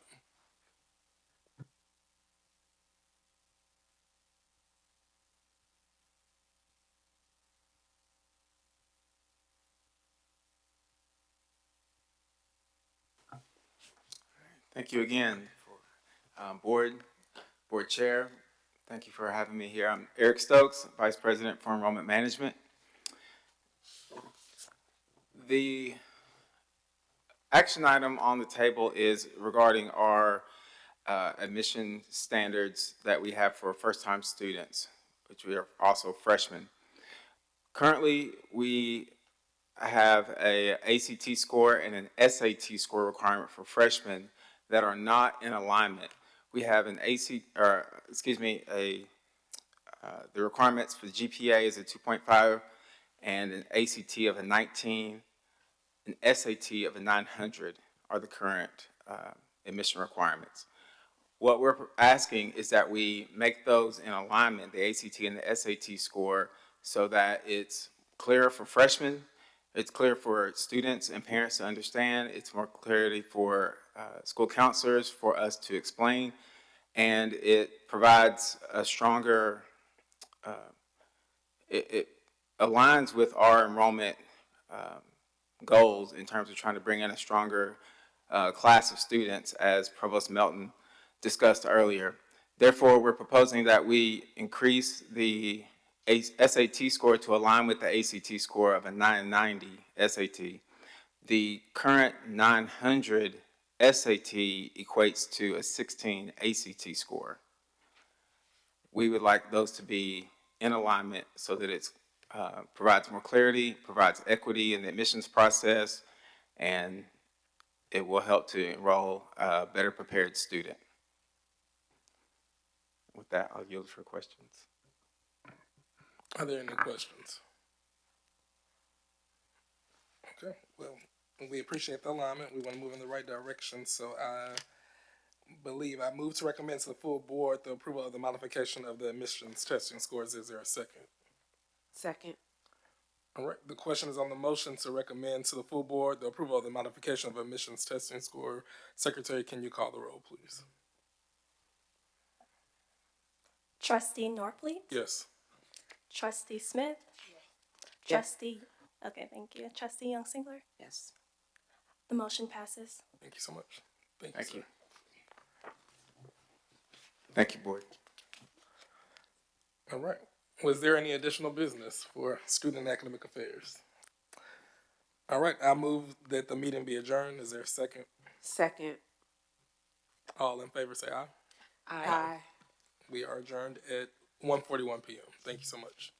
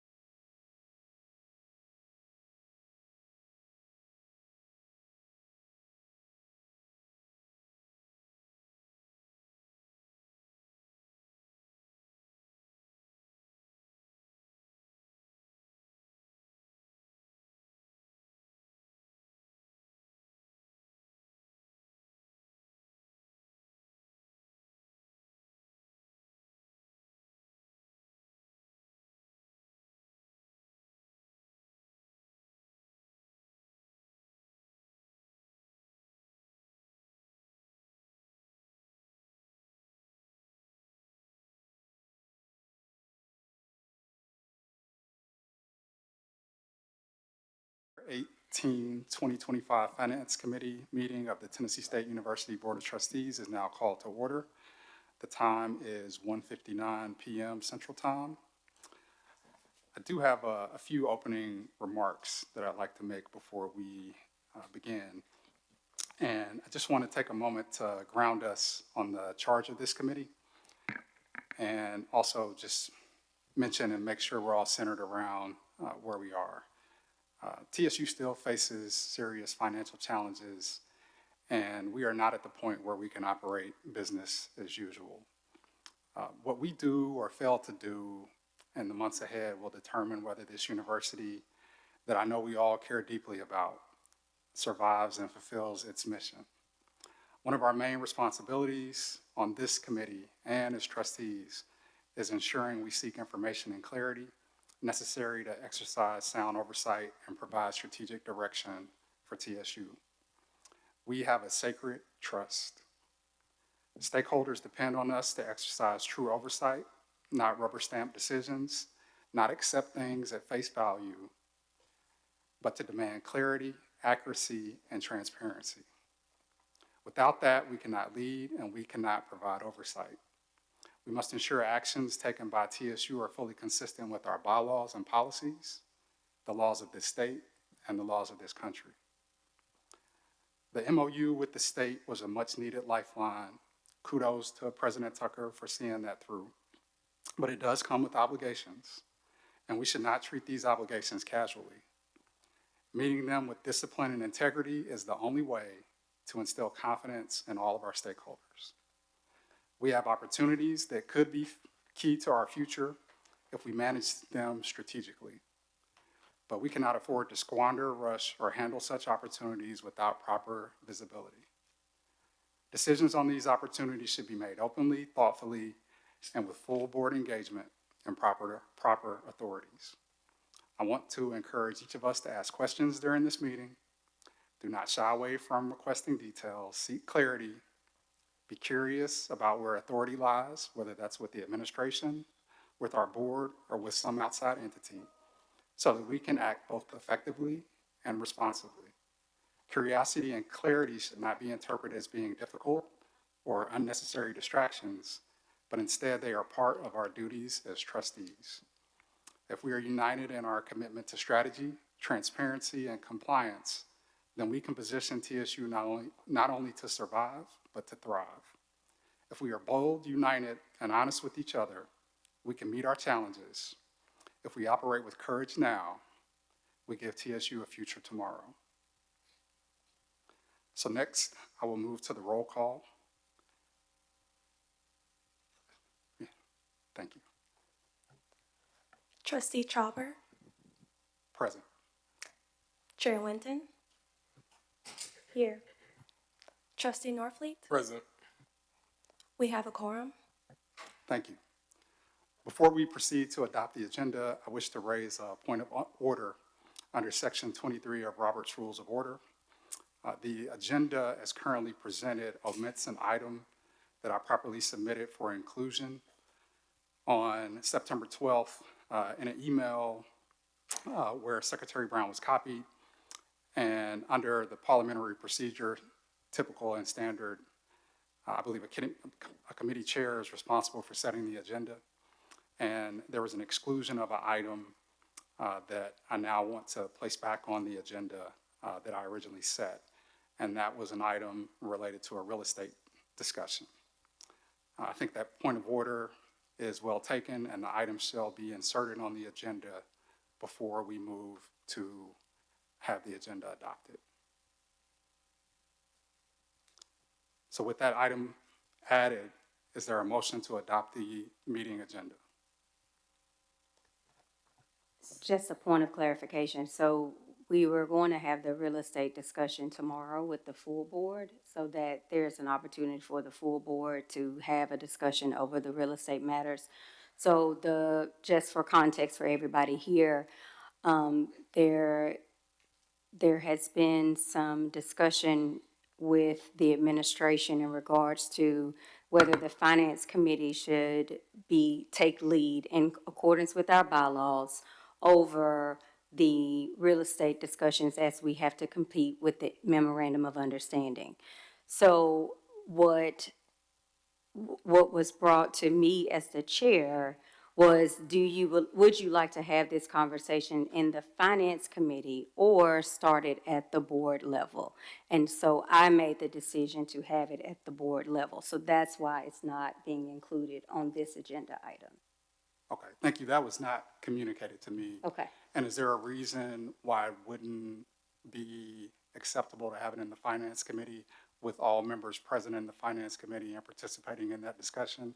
And then if there is some action or other discussion that, since it's an agenda item on the board now, then action can be taken. The reason why I didn't want to have it just in the finance committee is because I wanted the full board to engage on, just like the full board made the decision on the memorandum of understanding, just like the full board has made a lot of decisions without just it being set for a specific committee. So the goal for having it starting at the full committee, at the full level, is to ensure that everybody has an active ability to participate. Okay, and I believe they would still have that active ability here, and we are set up in a committee structure, things would still proceed to the full board for approval after it comes out of committee. But I'll always invite, and I think every committee does, invite opinions and feedback as we're working through committee matters. Absolutely, but the request was for an action item. At least that was the request that came to me, for an action item of the Finance Committee. So to avoid having to do duplicative work and to ensure that the entire board was involved in the conversation, particularly something as critically important as our real estate, as everybody knows, that was one of the provisions of the Memorandum of Understanding for there to be a real estate discussion about all of our facilities and et cetera. So I did not want for something that critically important, and especially based upon the feedback of various members of the board in regards to transparency and ensuring that everyone is actively involved and engaged in decisions, so that we can have that at a board level discussion and direct the actions from the board versus having one committee to direct those actions. Thank you, Chair Whitten. Is there a motion to adopt the meeting agenda? I would just want to make a comment. I don't know if this is the appropriate time, but I was just going to make the suggestion that why don't we just leave it at the full board meeting tomorrow, and today address the agenda that we already have established for Finance Committee. It seems to me that we would have a more time tomorrow because we have a shorter agenda. We're going to move things forward, but it will involve the entire board. I think one more person will be in person, and then we can have a full, thorough discussion. So that would just be my suggestion. Okay. Well, the agenda as it stands now includes that item, so I think to remove it, there would need to be a motion to remove it and then a vote. Okay, well, I didn't think that was on the agenda that I had, but No, I made a point of order to add it because the committee chair sets the agenda and it was never included on the agenda that I set. And then I ruled on that point of order, so it's on the agenda now. okay. So I make a motion to remove it from the agenda item for today and place it on the full board meeting for tomorrow. Okay. Second. All right, there's been a proper motion and second. I'm going to call roll. Okay. Trustee Chopper? No. Chair Winton? Yes. Trustee Norfleet? Yes. The motion passes. Okay, so now the agenda would include the agenda that was published and is now without the real estate item. Is there a motion to adopt that agenda? So move. Second. Trustee Chopper? No. Chair Winton? Yes. Trustee Norfleet? Yes. The motion passes. All right, the first item on the agenda is the approval of the June 12th, 2025 Finance Committee meeting minutes. The Finance Committee, June 12, 2025 meeting minutes are included for your review in the board materials for the September 18th, 2025 board meeting. I move for the Finance Committee to recommend to the full board the approval of the June 12, 2025 Finance Committee meeting minutes as contained in the materials for the September 18th, 2025 committee meeting. Is there a second? Second. Any discussion? Hearing none, the question is on the motion to approve the June 12, 2025 Finance Committee meeting minutes as contained in the materials for the September 18, 2025 committee meeting. All those in favor, say aye. Aye. Aye. The motion carries. The next item on the agenda is an update on enrollment. The materials for this agenda item are included for your review in the materials for the September 18th, 2025 committee meeting. First, Dr. Eric Stokes, Vice President of the Division of Enrollment Management, and then Jim Grady from Alvarez and Marcel will provide information in connection with this agenda item.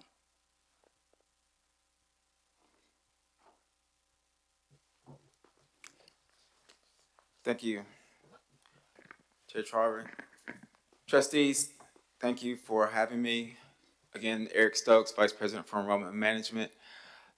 I've been asked to come to speak to give an update on enrollment primarily for 2026, the fall 2026 cycle, and talk a little bit about our strategy, a little bit about our plans, and what is currently taking place and what will continue to take place this cycle.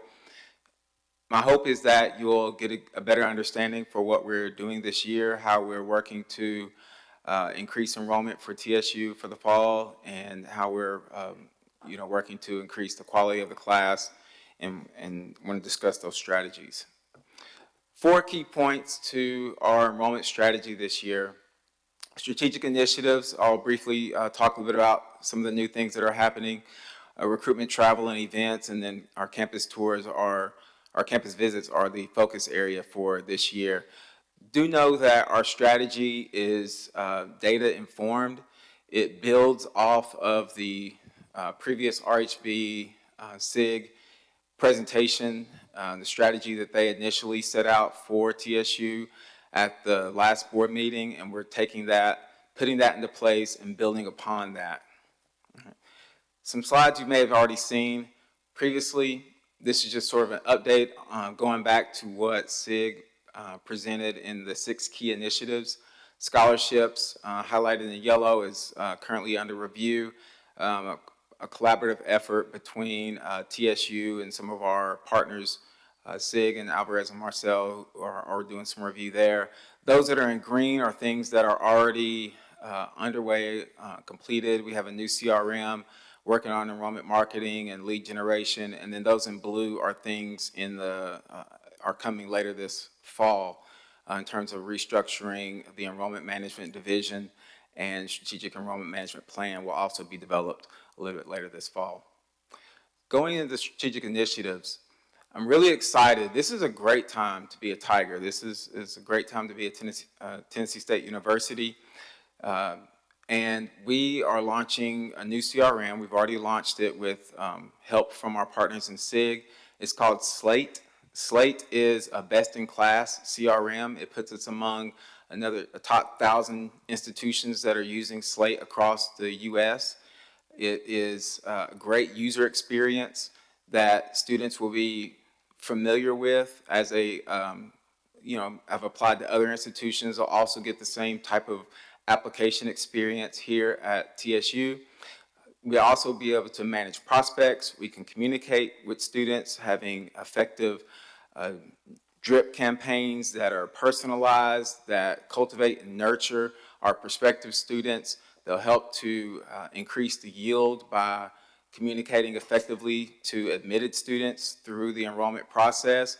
We can also manage campus tours and events, and it's really helps us to have data tracking for the complete life cycle of a student, from inquiry to enrollment. Sorry to interrupt. Yes. There's a question. Just a quick question, since we're launching Slate. So I think that we always have programs and resources that are available at the institution, but what is the training impact like for faculty and staff, if it's more staff implicated, so that it's used to its potential, I guess, is my concern. So we buy all these things, and I think many institutions do that, but how are we training people to ensure the right people know how to use the right tools to ensure that this does what you're telling us it will do? That's a great question. Slate is a wonderful CRM, but it is a beast in that you have to feed it, manage it, and part of it is training people to use it and use it effectively. It provides a world of data, but if we don't use it effectively, then to your point, it's wasted money. So in part of this will be additional training. Right now, the training has been with the enrollment management team, primarily the admissions team, who we're still implementing Slate right now, but we'll continue to draft out roles for students, not students, I'm sorry, roles for faculty and staff who need to be trained in using Slate, particularly if they're doing recruiting. That will be a role of faculty, staff, recruiters that will need to be trained. People who are doing some of the back-end work in terms of your data loads, communication, those things. So there will be additional staff members trained throughout the fall semester on Slate as we continue to implement and roll it out. Does that answer your question? Yeah, so we do have a plan for that. It takes steps to get there, and we are working towards that. We also got to manage the access to Slate. That'll be part of the training too. So as we work through those things, we'll continue to involve more people in the process. Lead generation is a big part of this, big part of our plan. Growing the funnel is sort of a tried and true old school method of enrollment management that still works. The more people you get to apply, the more people you can ultimately get to enroll. And of course, it's not just about the number of applications and prospects, but getting the right prospects. And so we will be buying ACT names this year, and that will really open up the prospective students that are out there and available. We'll be focusing on score bands that meet or exceed the academic profile that we're looking to continue to enroll here at TSU. And so that will really be helpful for us, as well as joining the Common App. That will open up other avenues for students who are looking at like institutions who are submitting the Common App. So it'll be sort of an access initiative for students to help increase our applications here, as well as helping students who sometimes are from underrepresented areas that are already submitting Common App for other schools. They'll have the ability to apply to the university that way. We'll also still have our Slate app as well as our Common Black College app. Participating in Governor Lee's and THEC's Direct Admit initiative is another great opportunity to provide access to students, to look for students who are high quality students that will enroll here at the university, and then a variety of yield initiatives that I've already discussed that will be part of what Slate can handle, and then just things that we're doing as a team to improve efficiencies, to improve communication, to use our data to help drive our behavior in terms of how we assist students. Recruitment and travel.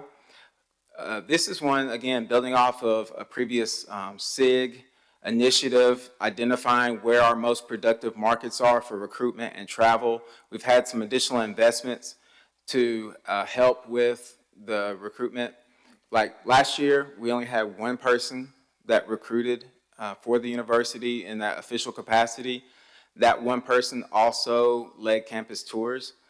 That wasn't very efficient, and so this year we've been able to repurpose positions to add some additional recruitment staff and be able to add some staff to help campus visits. So we thank President Tucker for your support there, and we think that we'll be able to really engage students with high quality campus visit experience, as well as being able to expand our footprint in terms of recruitment. We plan to recruit students in markets that, again, using data that produce applications and produce admits, and we think that we can leverage those that data, those partnerships with those high schools, community colleges to increase enrollment for students. We also plan to do a variety of regional events, partnerships with alumni and other community-based organizations to help to really get more students excited about TSU, applying to TSU, and for those students who are admitted, we hope to increase the yield on those students for TSU.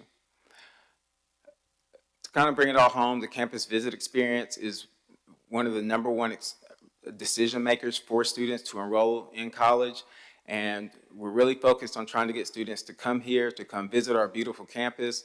We are investing not only in our staff, but in our Tiger tour guides, who are going to be the peer leaders who are going to be giving the tours, and we think that that will help to really give students, families, a strong case to decide on TSU as their college choice.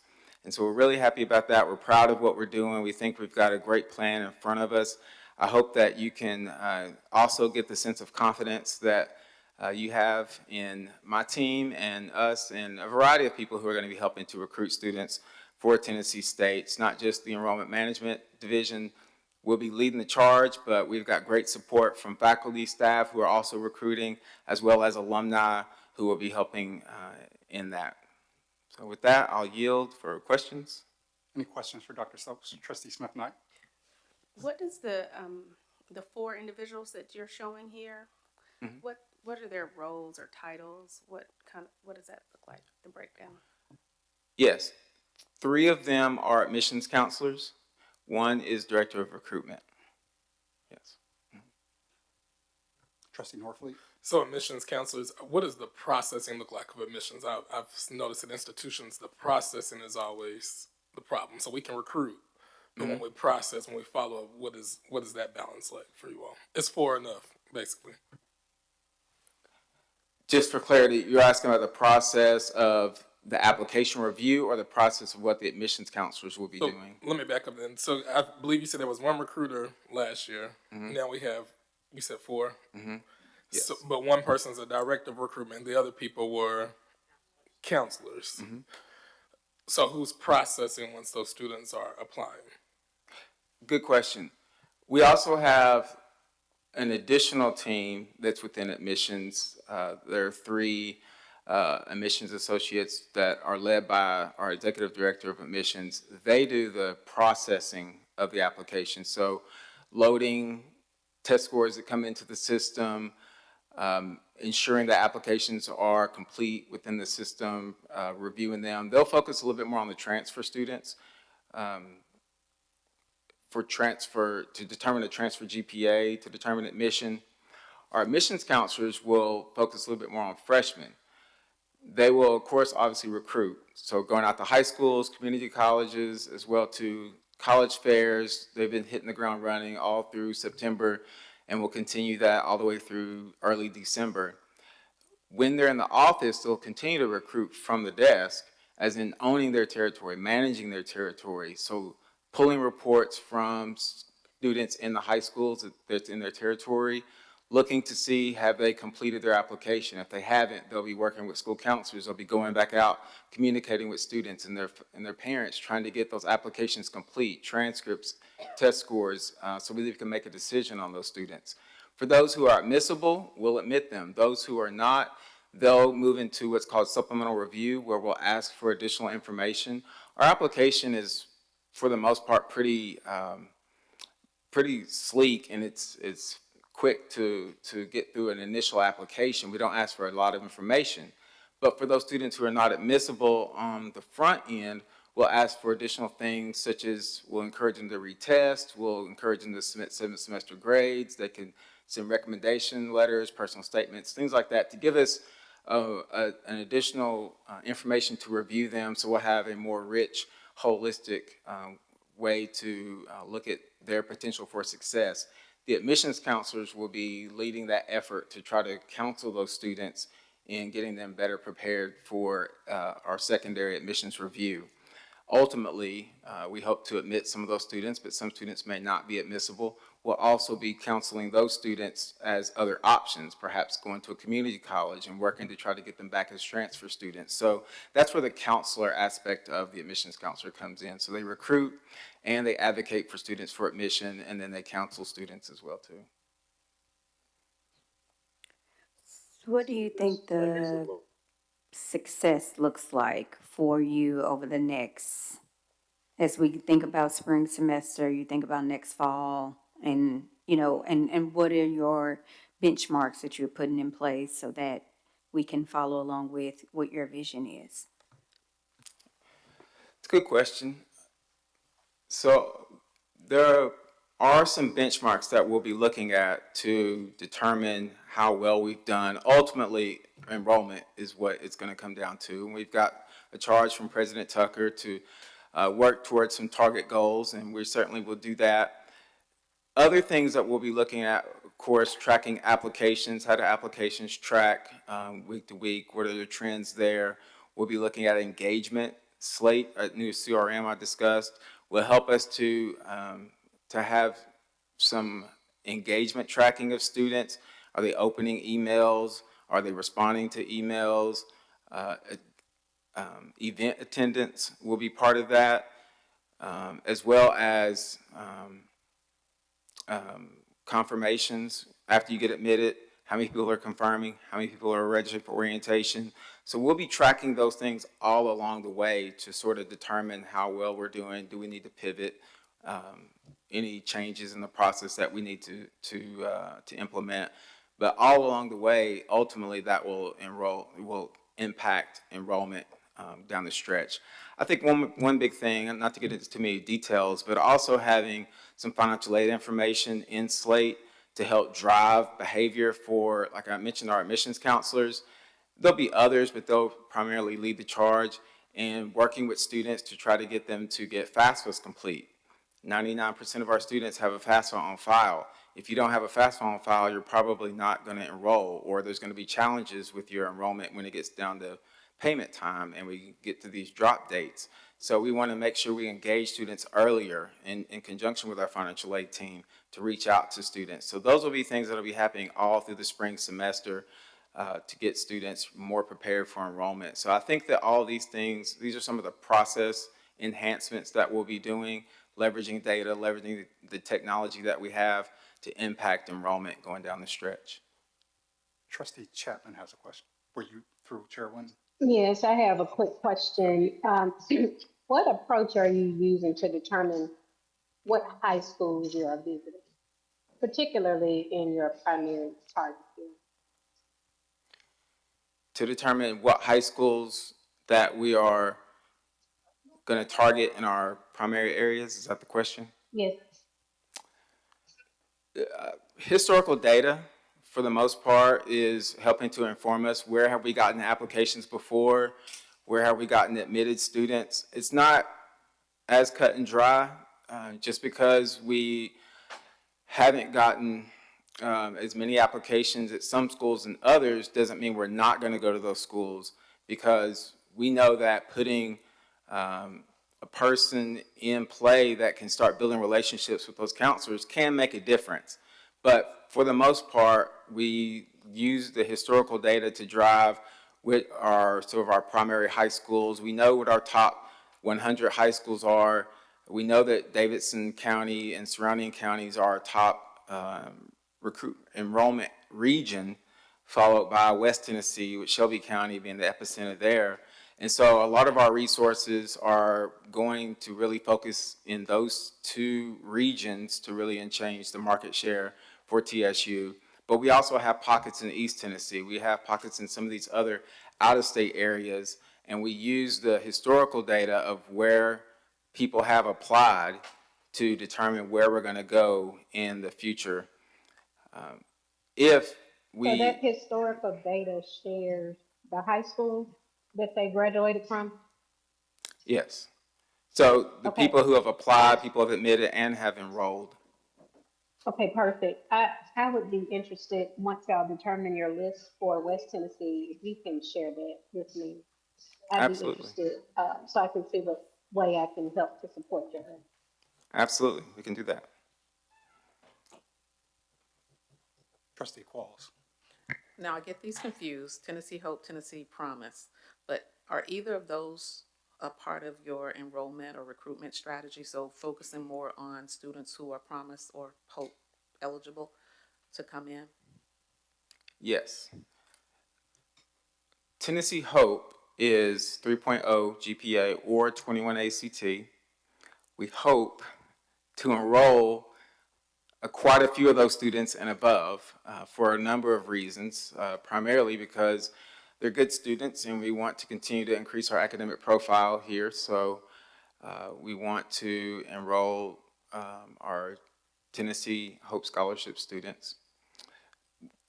And then there's also a number of additional scholarships that will be tied to that to really help to make TSU affordable. So I think those are some of the things that will be coming out in the scholarship revisions that we're looking at. The Promise is for 2-year associate degrees, which we have one of those here, dental hygiene. So we do accept the Promise, but it's only for that program. Another thing that will be interesting, this year the governor's initiative with THEC, the direct admit, is using the Tennessee Promise application. So as students will submit that application, it won't be for the financial piece for that, but that will be the avenue to which they qualify for the direct admit initiative. And so that will come to us as a data file and we'll load it into our system that way. So Tennessee Promise will be important in this next year's strategy.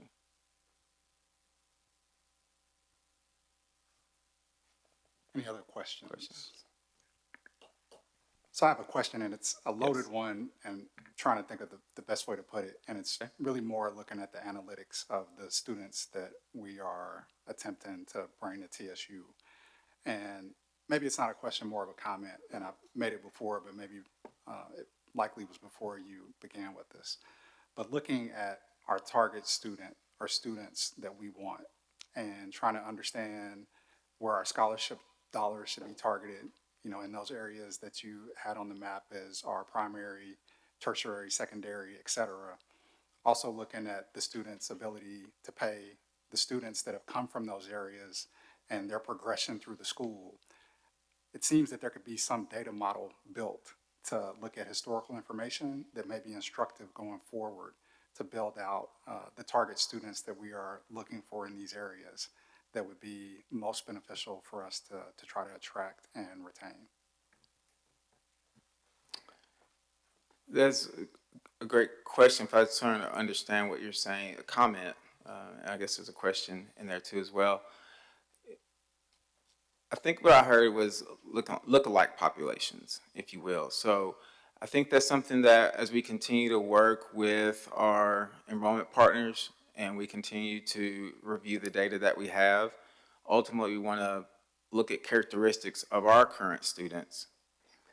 So we have students who are, you know, we know where they're from. We'll have students, you know, we have a good number of Pell eligible students, first generation students, and a variety of other characteristics of students based on the locations. And that will help over time to inform look-alike populations where we would go out to acquire new lead generation for students.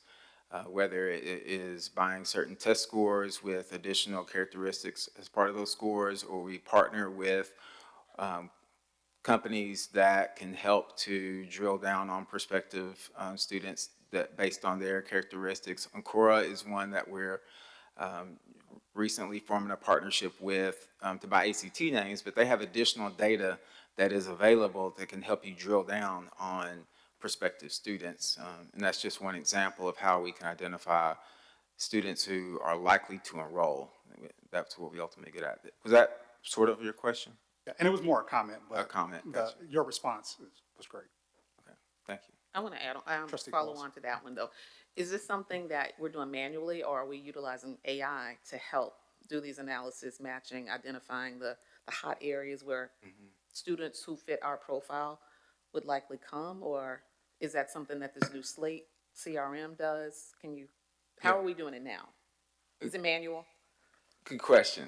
So right now it is a little more manual, but as we continue to enrich our data, then we'll be, and utilizing our partners right now, we're working with SIG, and they're going to continue to help us as an enrollment partner, and we'll look at some other opportunities to partner and use data analytics. So in a way, I guess it's sort of AI, but it's really using data analytics to drill down and determine, you know, behavior of our current students, characteristics of our current students.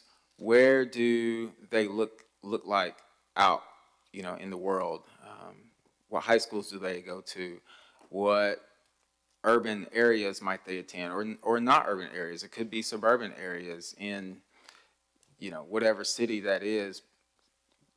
But our current student enrollment will be able to run characteristics, run data analytics on them to help drive that. But those are things that we probably would need additional partnerships with to do some of that. I mean, we have some in-house ability to do that, but then there are other partners that have really strong predictive analytic tools out there, and those are things that we could leverage. Yeah.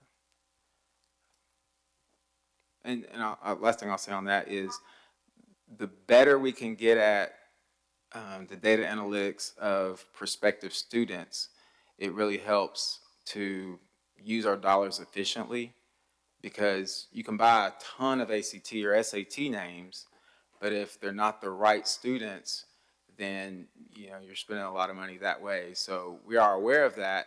You do need to buy those names, but if you can spend a little time or money to drill down on higher prospects or higher inquiries that might yield at a higher rate because they have characteristics that are similar to those at TSU, then that could be more efficient uses of dollars. So we're aware of that, and those are things that we're planning to do as we continue to get a little bit better at what we're doing. All right, anything else? Hey, I have a question. Trustee Chapman, If, Trustee Young yes, Sealer. if you could go back a slide. Trustee for me. Chapman, sorry, could you, Trustee Young Sealer had a question, and then we'll come back to you. So Oh, okay. as a part of the recruitment effort and for students, potential students to be able to find information readily, I noticed on one of your slides you mentioned that our website needed to be overhauled. Do you have any idea about how we're doing that, or if your office is helping to do that to make sure that when students do look up Tennessee State University, that information is easy to find for them? Yes. So Jerona Oglesby, our COO, is leading the effort to overhaul our overall website, and I know that that is underway. He might want to say others, but or say more, but that effort is underway. Very aware of trying to upgrade our overall website. What I was probably alluding to was more about the enrollment web pages, admissions records. That is where a lot of students go to in order to find information about, you know, admission requirements, you know, standards, you know, records, policies, whatever it might be, things that are enrollment related. And so we want to make sure that we have correct information out there, that students are getting the right, you know, it's easy, accessible to find. And so we're taking ownership in trying to clean up that website that we have control over and make sure that we're presenting the right information to the students. But Jerome, stress the overall website. Sure. As Dr. Stokes says, the current website, there's a lot of information out there, but it's hard to find, hard to get at. So we are underway now. We just signed an agreement to redo the entire website of Tennessee State University. So the tnstate.edu website is going to change. The look and feel is going to be totally different. And it'll be comparable to what you might see at most major universities today. We'll be pulling a lot of information that's out there today off of that website. It'll be sitting on the backside, what we'll call our intranet. And that's where all the access and things will take place for HR, payroll, personal information, a lot of the self-serve banner information that's sitting out there will sit behind that intranet. It will no longer be publicly facing.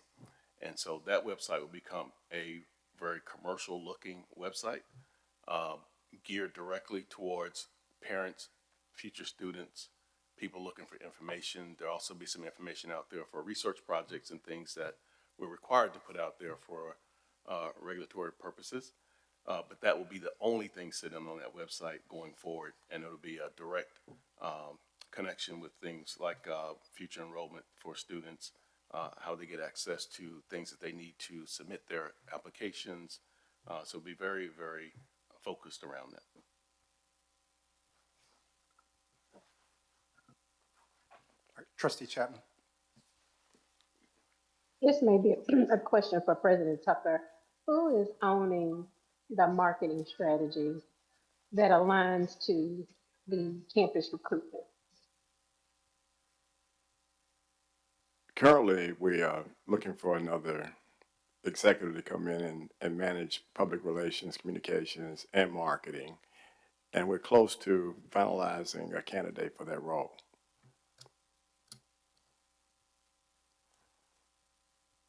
Thank you.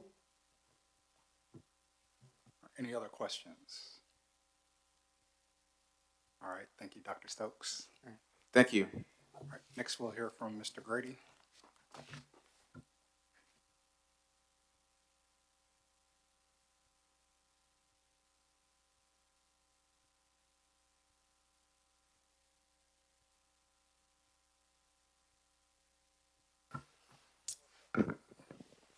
President Tucker, Chair Winton, Finance Chair Tropper, Board of Trustees, good afternoon. Very nice to be with you again. It's my pleasure to be here and talk a little bit about some finance topics. What I'm going to cover today are really a couple things. One, Dr. Stokes talked about the ongoing enrollment. I want to talk a little bit about the enrollment that we just had, and namely the purge, and just kind of walk you through that. So that's the first thing I want to do. And then the second thing I'm going to do is just revisit some of the budget topics. Now that we've got some enrollment numbers, what does that do, or how does it impact the budget that you all approved in June? So with that, let's talk about enrollment. This graph here is really the last 45 days leading up to the final purge. Let me talk about the purge for the second. Tennessee State executed a purge this year, which was, I think, the first time in 8 or 9 years that was done. This graph is a daily, 45 days leading up to that final purge date of August 29th. If you go all the way over to the left, you'll see a black line, a red line, and a green line. The black line is the registered students that are registering. The green line are confirmed registrations, or I think of folks who kind of have their financial house in order. The red line are folks that have to do a little bit of work on their financial house, so to speak. As you can see, when we started tracking this in mid-July, we had about 4,200 students that were registered. Of those, about 280 had their financial house together or in order, or at least had a plan for that. What's represented by the red line, or 3917, are folks that had some work to do. And as we proceed from left to right in each day, you'll see that as there was a myriad of activities that were going on. Financial aid would apply loans. Students would take out loans. Students would get their FAFSAs completed. Students would be doing a lot of work on their end to get completed registration. So much so that by the time halfway through the chart, purge date number 1, which occurred on August 11th, we have about 4,890 in terms of students that were registered. We had a majority of those, 3,254, who had everything set, ready to go. There were about 1,636 that we still needed to work on and help and get to that confirmed registration. As you can see, we worked through that all the way to the end of 8/29, where we ultimately ended up purging about 188 students. From the first purge date of 1636 to ended up at 188 is quite remarkable and spectacular given the amount of time we had. And a lot of kudos goes to a lot of people in the institution, in the organization, and students themselves, for that matter. I guess one thing, just two things I want to point out here. One, we had a fear, maybe it was just me, had this fear that since we had not done a purge, or since Tennessee State had not done a purge, that we would impact enrollment, or we would hurt enrollment in such a way that students may say, oh gosh, they're really going to do it this year, so I'm not going to register. And what you see here is it actually grew after that second purge date, and it did not. We had a little bit of teetering there after that first purge date, but it came back around and ultimately grew until you got to the final purge date.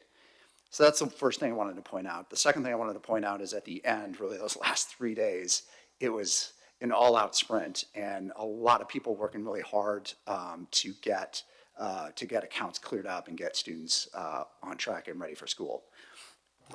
One of the things I want to give credit to also is the university working with the foundation. The foundation had been awarding scholarships and aid throughout this entire time period, and they were really a big part in that red line coming down. But really, it was those last few days where we worked closely with the foundation, and we had really three targets. One was matching students with eligible scholarships that are out there, working with the foundation and truly identifying, matching those students with eligible scholarships. That was really, and we were able to save, or we were able to remove 379 students from the purge list by doing that. Secondly, you'll remember last spring, the foundation provided about $3.2 million in terms of close the gap funds for students.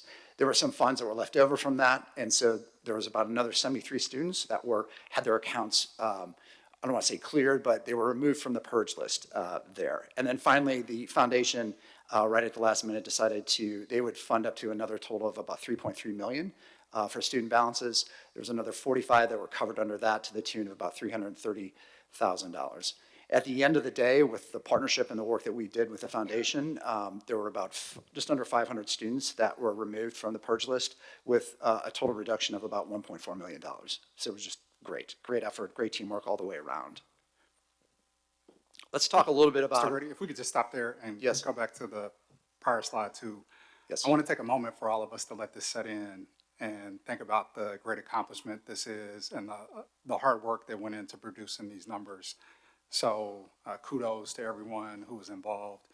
President Tucker, Jim, I know you and your team, and then also the university staff had a lot that went into this. I did have a couple of questions for you, but Trustee Smith-Knight, did you have something?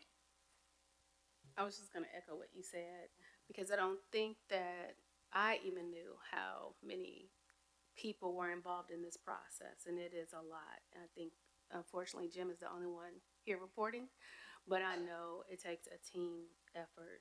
And so, yes, I want to, pat everybody on the back, because it's a tough time already, and we definitely conveyed that going in, and I think the people really rose, the staff, the administration really rose to this occasion. And then I'm also wanting to hear, hopefully, how we're ready for this again in the spring. And before answering that question, also, want a special shout out to the foundation, which also contributed those funds, and I know they had a lot of work and worked also with you, Mr. Grady, to produce these results. President Tucker. Yeah, I'd just like to add that it was truly a team contribution here. And if you just start with the communications team in-house, putting together the communication to send out to parents and students well ahead of the purge. And then, more importantly, we broke up the cabinet and had specific focus on certain students. And the provost is, I'm not sure Dr. Melton, she's gone, but her team's job was to focus on current students, reaching out to them by Zoom, individual phone calls to see what was required to get them financial. Dr. Goldman's team was focused on incoming freshmen, and their job was also to do the same thing, to schedule Zoom meetings with individual students as well as phone calls. So when you put it all together, plus you're going to hear a little bit later about Ashley and SIG and what they contributed to that process. I'd also add THAC, because THAC put some additional resources, boots on the ground, to help ensure that we had the right resources to process students for financial aid as part of that as well, too. So it was definitely a team effort to make this happen. So I just want to point out, just in that one day, August 27th to the 29th, you saved over 600 students. And that's a big number. That's a lot of work in such a short period of time, just in that one day time period. So we all thank you guys for that. And now that you've had time to breathe after going through that, to Trustee Smith Knight's question about what you've learned from this, what you can take forward or what the university can take forward and to future semesters or future falls. Yeah, I think the what I refer to as the after action report on that is still being written. There were so many, as we went through this entire process, and when you talk about the last like the last couple of days, I mean, we found just stuff that would come out of the woodwork in terms of if a student was taking an online class, right, that wasn't necessarily covered by financial aid, but then it wasn't necessarily covered here, and so we just found literally hundreds of those like little what I call like little cats and dogs that would just show up and be like just a problem for us. So I think I say all that because I think stay tuned. There's more to come on that in terms of lessons learned. Because it's probably the size of a phone book actually. To your question on the spring, I think we're in terms of the purge for the spring. I think right now, I think we've set up financial aid for folks so they can continue on through into next spring. The one concern I have are the folks with the foundation scholarships and just making sure that they do what they need to do and work with the foundation to make sure that those are in place in the spring. One thing I did, and I got so excited about the day by day and the structure of this graph and how it was going, I totally missed the headline. One of the headlines from this is in the bottom right corner where you look at the FTE numbers. We had our fall 25 FTE number of 4767, and that implies an annualized FTE number of 4555. Why the difference? So you'll remember that when we put together our plan and when we put together our budget, so our budget is 4,250 FTEs. That's for the year. We're going to have, if we track historically that Tennessee State has done, there'll be some drop off between seniors graduating, and it's a big senior class, between seniors graduating in December and perhaps some retention of ongoing students in the spring. There could be a dip in that FTE number. We think last year was around 9%, so we're budgeted a 9% drop between fall and spring, and that's why that annualized FTE number of 55 or 4555 is really the number to focus on when I start talking about the budget and the impact on the budget. And then one question, and obviously we have not seen a view like this before. We didn't see this last year. And I just want a little bit more understanding on when did classes start, and then looking at that students registered line, what contributed to the continued pace of growth of students registered once classes started? So keep me honest, classes started the 19th? Yeah, 18th. 18th, thank you, sorry, I should know that, I'm sorry, so the classes started on the 18th. So we had the one-stop shop. That was one thing that was opened up, I think, around August 5th, 6th, somewhere in that right before the first purge date.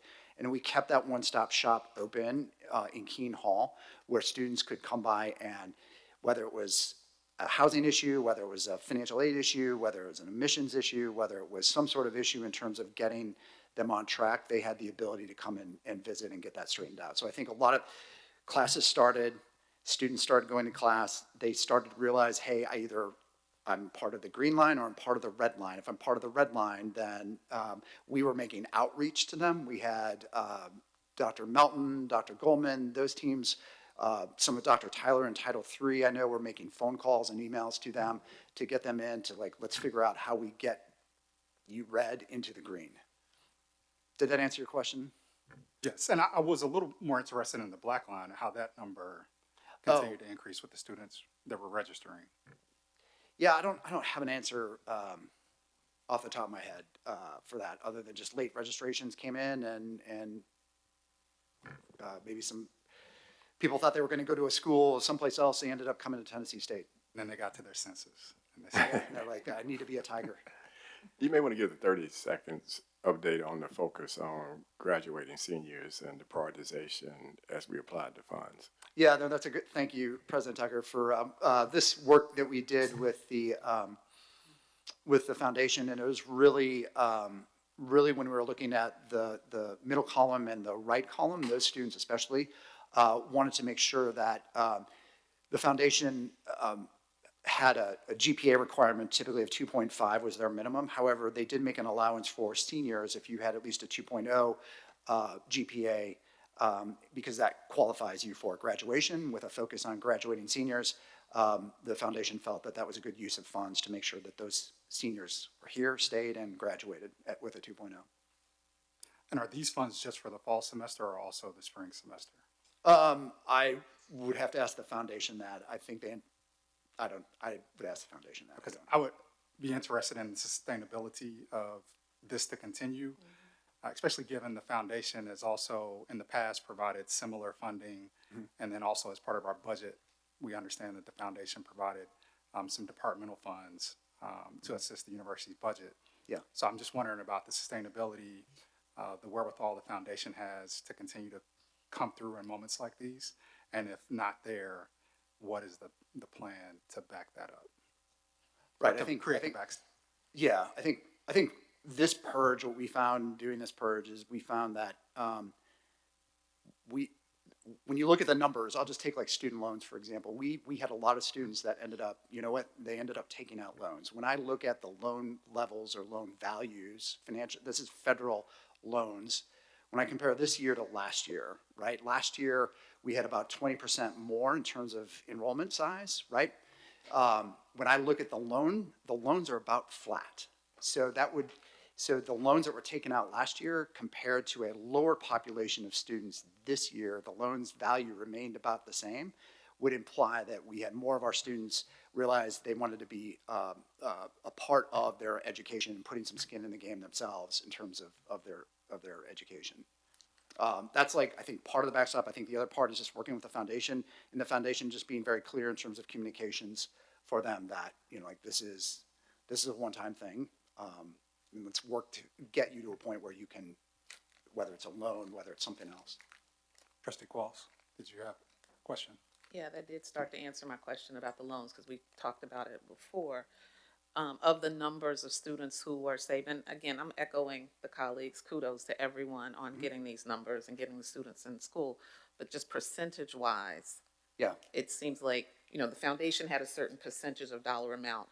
There may have been personal, and then the student loans. I'm really interested in the percentage of the student loan number. Yeah, so I can tell you that here's part of so I looked into that number. So if I look at total aid, and if I define total aid as Pell Grants, the state, the Hope Scholarships, and some of the stuff that, if I just, the entire universe of aid, not counting students who like write a check, right? If I just look at Pell Grants, federal loans, state aid, and then I look at institutional scholarships, I look at grant-funded scholarships, and then I look at other miscellaneous scholarships, and I look at what the foundation put in, right?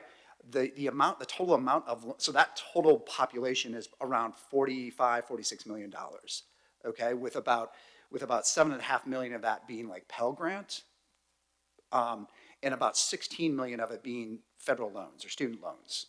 So 16 million, yes. So the one thing I just want to keep in mind, or just have you keep in mind, is that you have students that have a Pell Grant, you have students that maybe have a Hope Scholarship, and then you have students that may have a federal loan. And you may have a student that has a scholarship as well. So I don't want to sit here and say a percentage of our students based on these numbers, because it's not exactly right, because there's some, so that's why I look at like the numbers, if you will.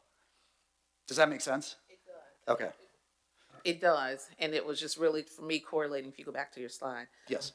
Some students have given, I don't want to take out a loan, I'm not going to do this, but the closer we get to the date, I was just interested in Yeah, how that many number, how many were taking loans to? Yeah, to get that, I'd have to, I know, our financial aid office has that data, I don't have it, with me. But I can get that.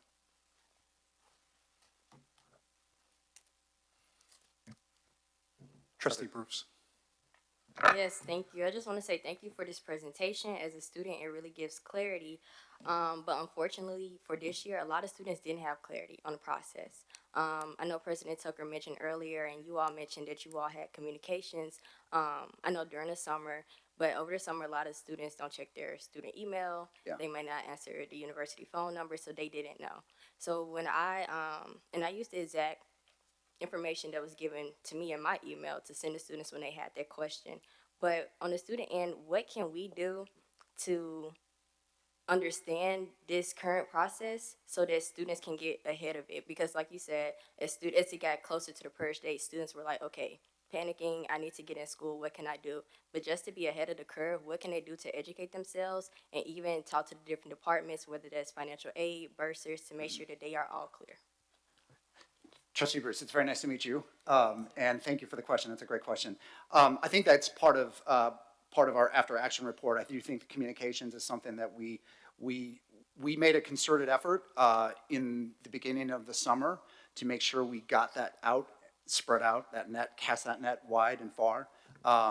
We can certainly do a better job of that, I think, the next time around. I also think part of the slate system that Dr. Stokes talked about earlier, I think that'll even provide some more communication. So as we're marketing students or we're talking to students, we'll be able to use that system to also say, hey, file your FAFSA, right? File for the paperwork for your loans. File this for this aid. Here's our scholarship opportunities. Here's how you go in that direction and find that. So I think it's a great question, and it's something we're going to get better at, certainly the next time around. And I had another question. Well, I think I have two more questions. Okay. I know you all mentioned THAC. So for a lot of students going to the one-stop shop this year, and I do not have the numbers, but I had students come up to me verbally and explain that they did not have the best experience with THAC this year. Okay. Whether that was understanding the type of assistance they were supposed to get. I don't know exactly what all was said, or even just understanding what their position is at that time during the last week of the purge. So can you just explain exactly what they are here to do, and then how can students go about creating a more positive experience with them with that knowledge? Okay. Do you want to answer, or you want me to answer the THAC relationship? You can take the first shot at it. Okay. So it's fine. Happy to do that. So I go first. THAC volunteered to assist Tennessee State back when we got into the financial challenges. One of the important things in that financial challenge that we had was to reimagine financial aid because a lot of things were broken there. The bursar's office couldn't talk effectively with financial aid, and that's why you had a lot of issues in terms of posting the right information on students' accounts. And then we also had some challenges with the IT on awarding student numbers that they can take with them. But more importantly, we didn't have an abundance of resources in the financial aid department. So they also came in to actually help assist apply scholarships and other funding to students while we tried to find additional resources. So they have contributed in several different ways. They're currently right now going to stay to the end of December. Part of that is to train our resources. I've heard different numbers from the experts that say if you work in financial aid, because of the complexity of it, it takes anywhere from 3 to 5 years to get someone technically up to speed about how to apply those different funds that come in or what they qualify for. So at the balance of this time frame that we have them, they're going to work on continued training our existing resources so they can become better at applying financial aid. All right, thank you. So with that, I guess I could just go ahead and tell students to utilize THAC. It's a great resource. And with any other issues with that, I guess I just forward that over to your office for any issues with THAC that they may have. That'd be very appropriate. All Thank you. right. But I did have one last question for you. Yes, ma'am. So I know a lot of students, the last week of the purge, they had issues where they wanted to pay their balance if they had an outstanding one. And I think the website is Flywire, and it was shut down. So I know, like you said, students were panicking. They were like, okay, I need to pay my things. But they were worried about that. And even after, I think when they did pay, the balance still wasn't updated. So is there anything we can do to get ahead of that for the next semester with just making sure that our systems are up and running and adequate? Yes, no, absolutely. That's one of the representatives from SIG will be giving a presentation here, I think, later. She'll talk a little bit about that. But yes, that is one of the, was it perfect? Was it better than last year? Absolutely. Was it perfect? No, but we learned a lot, and I would expect next year to be close to perfect. All right, any other questions? I know we got hung up on the first two slides. Jim has quite a bit to get through. Well, the second two aren't exciting, all that exciting, so. Just going back again, I just wanted the 4767 for the fall, the total 4555. Keep that number in mind. You're going to see that in the middle of this chart. So there's a lot going on here. So let me just start, if you allow me a little bit of latitude. Let's start first at the bottom box down in the lower left quadrant, if you will. I just want to remind folks that while we did outperform our budget from a revenue standpoint, we still have a $39 million deficit. We still have a deficit. So I just want to make sure that we just keep that in the back of our mind. Now I'm going to move your eyes up to the top left corner, and you'll see this is the fiscal year 26 proposed tuition revenue. This was our budgeted number of almost $59.2 million. This is what we talked about and looked at in June, and you approved as part of the proposed budget. If you go from there, from left to right, and you'll see the little orange box, you're going to see a comparison to the fiscal year 26 proposed budget of $59.2 million. And now I want to introduce to you the fiscal year 26 LTF, or what I like to call latest thinking forecast, and you'll see it's about $64 million. So that impact of that 4555 over the 4250 FTEs was largely responsible, in addition to some mix issues, but largely responsible for right now we're ahead on revenues for the year, we believe, around $5.2 million. We are currently working on our revised budget, our October revised budget that we will unveil and present to you in our next board meeting in November. So that number may tweak a little bit or may change a little bit, but we feel pretty good. You know, our first cut of this thing, we generated about a $5 million pickup in revenues. Now, while we did that, we did have a few bad guys that came at us. Mr. Gray, This chart here. Could you go back to the prior slide? I had a Yes, Chair question. Tropper, sorry. No, that's fine.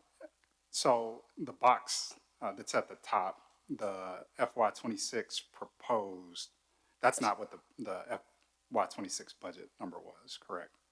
That is the 26. That was the 26 proposed budget that we presented in June that you approved. Yes. Okay. It was 55.7. Sorry, no, all the way down to the bottom. Sorry, 59.2. So you've got tuition, you've got some program fees, some other tuition, and then the bad debt charge to get to a total of 59.2 million.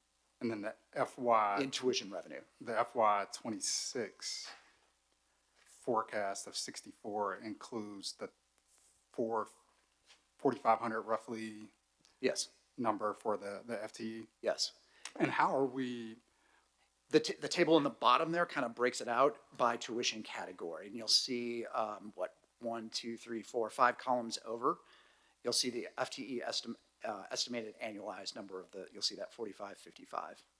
Okay, and maybe this is in this chart, and I'm just not quick on the math to understand it, but there's a lot here. Yeah.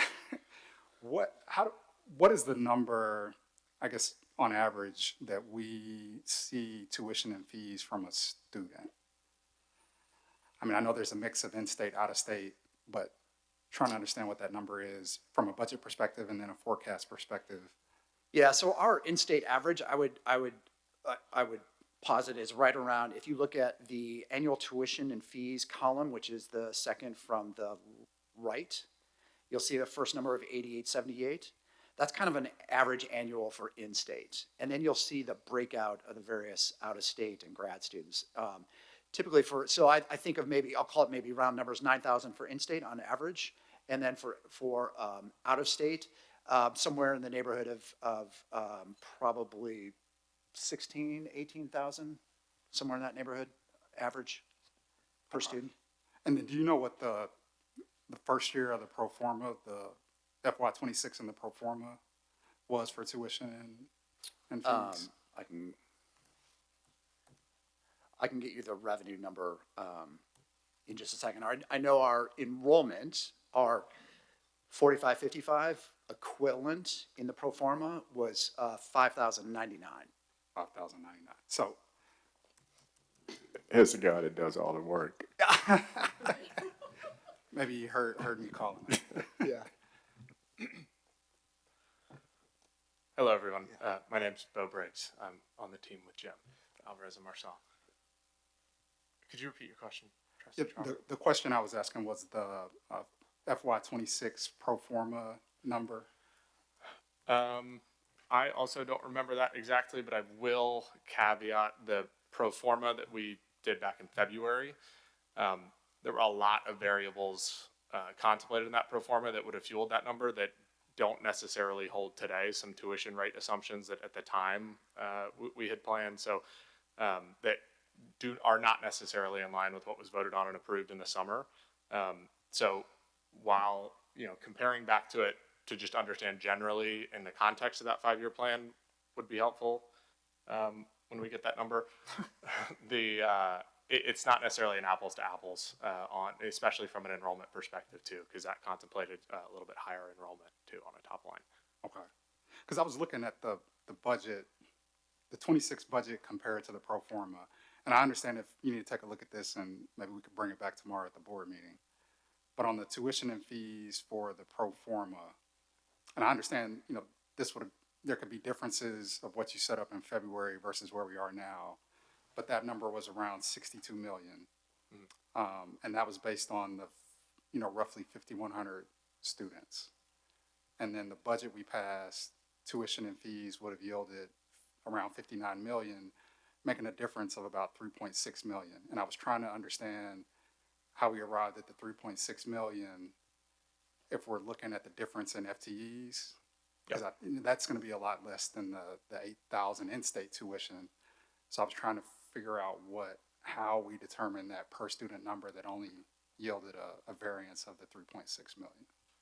So from the 62.8 or 62.9 that was originally in that pro forma, crossing that to the 59 million in the FY26 proposed budget, there are two major things that cause that variance. So the FY26 proposed budget had a far less amount of enrollment and FTEs assumed than the pro forma originally contemplated. But that was netted with the pro forma had some tuition assumptions that were much less favorable from a top line revenue perspective. Thought process early on in February. A lot of that is under consideration now too. You play a game between price and recruitment and driving top line. So there were two netting effects really, pro forma to proposed budget. Okay.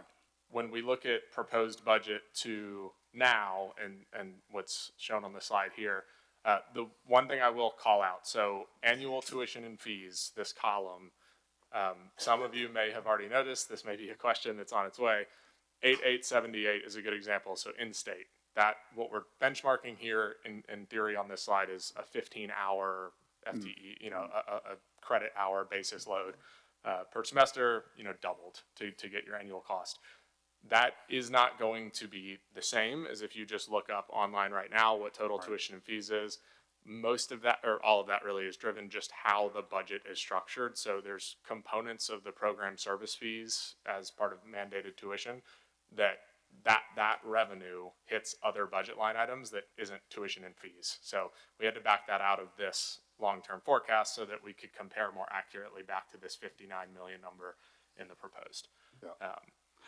And I want to come back to pricing, but just to go back on the pro forma and then the budget number, and I understand there were different variables that may have led to that difference, but even just looking at that difference of roughly 3.6 million and a difference of, maybe 600 students, still, it just seems not to equate quite right. Even if you're pulling out and manipulating some of the variances on the tuition, that number 3.6 should have been greater rather than 3 point, because it's roughly, 6,000 per student, and that's far below what our tuition would have been, a 6% increase or any other, increase that would have been feasible when you looked at it in February. We could, So if we just look at, so this 5.2 million, and what we're really talking about here is the 4,250 to the 45. So right. On a 300 students perspective, somebody can fact check me with a calculator, but I'm going to say 16,000 for approximation. As far as if you just say on average, what does that mean as far as full rate here? And if we look at that annual and tuition fees column, 16,000, just looking at revenue, specifically revenue, that's probably an answer. That's the answer, at least today, given the student mix of, on average, what does a student taking a full course load generate in revenue for the university in this budget line item specifically, which would be fall spring tuition, program service fees captured here, some other tuition fees that roll up to that as well, less bad debt. So that is which obviously there's different mixes of students here between in-state, the full freight costs, the 250-mile radius, everything, but that is your inferred average of our LTF right now, given our student mix. The pro forma, you could run a similar calculation there to try to understand what that number would have been given the assumptions in the pro forma. I don't know exactly, I wouldn't be able to do that right now on the spot, but I can say with confidence that the number would be definitely different and much less than 16,000, given the assumptions specifically related to the full freight out-of-state rate that we had incorporated into the pro forma that we thought at the time in February, it made a lot of sense, but as the year went on, they didn't become tenable. Okay. We didn't have a tuition increase. Our tuition increase assumption in the pro forma, I think, was 3%, right? Not even for all rates, but Yeah. we were, our pro forma in large part on the revenue side was trying to be conservative, knowing that there was a lot of uncertainty down the path, and obviously that proved, helpful now, especially when we've encountered some enrollment headwinds that ultimately help us a little bit on the cushion there. And then I have a question. This may be a difficult one to answer, but maybe you can give us an understanding of when we might be able to pick through this data. And that's trying to understand how much, or if it did at all, the tuition increase affected our enrollment this semester or even next semester. At what point will we see kind of that lagging indicator of how that may have affected our ability to attract students and have them come to the university? I expect we wouldn't be able to parse that data out now and understand it, but at some point, we would want to look at that and understand the dynamic and effect. It's a perfect question. It's definitely one that we hope to get a better answer to. I'm not sure I could ever promise a complete answer just because of the number of variables involved, especially given our unique situation over the last year that could have contributed in some way to the lower freshman class or, continuing students' failure to return. We will absolutely pursue the best answer possible there, though, and I know Eric had or VP Stokes had mentioned earlier, we're currently workshopping and trying to align on a new scholarship structure, and there's a lot of talk about recruitment strategy. We want to be as data informed as possible there, so understanding specifically what has led to the decline in enrollment over the last 2 years is a super valuable input in that analysis. So we're actively trying to get as good as possible on that answer. And I couldn't give you an exact timeline, but hopefully a lot of it will become implicit over the next few months as we roll out those strategies. Any other questions? Since we have both of you up at the same time, in terms of the, going back to the purge for a minute and cash, so I think you got a slide where you're going to talk about cash today, but what's the impact of cash coming in as a result of students applying or having more loans and the Fed's going to put some money in here soon? What does that impact look like in terms of cash? The short answer is the purge is extremely cash flow positive for the university for three main reasons. The low-hanging fruit reason is it significantly reduces our bad debt risk. And I know there's a lot of talk about accounts receivable balance and that ballooning over time. That has, I don't want to say completely been resolved because obviously there's still some payment plans and things outstanding, but significantly reduced that risk, prevented that as a direct loss off of the top line revenue. We've made an adjustment in this LTF to reflect that. There's also, as a provision of our purge policy, payment plans required a 25% upfront deposit. That significantly improved cash flow on the front end of the semester.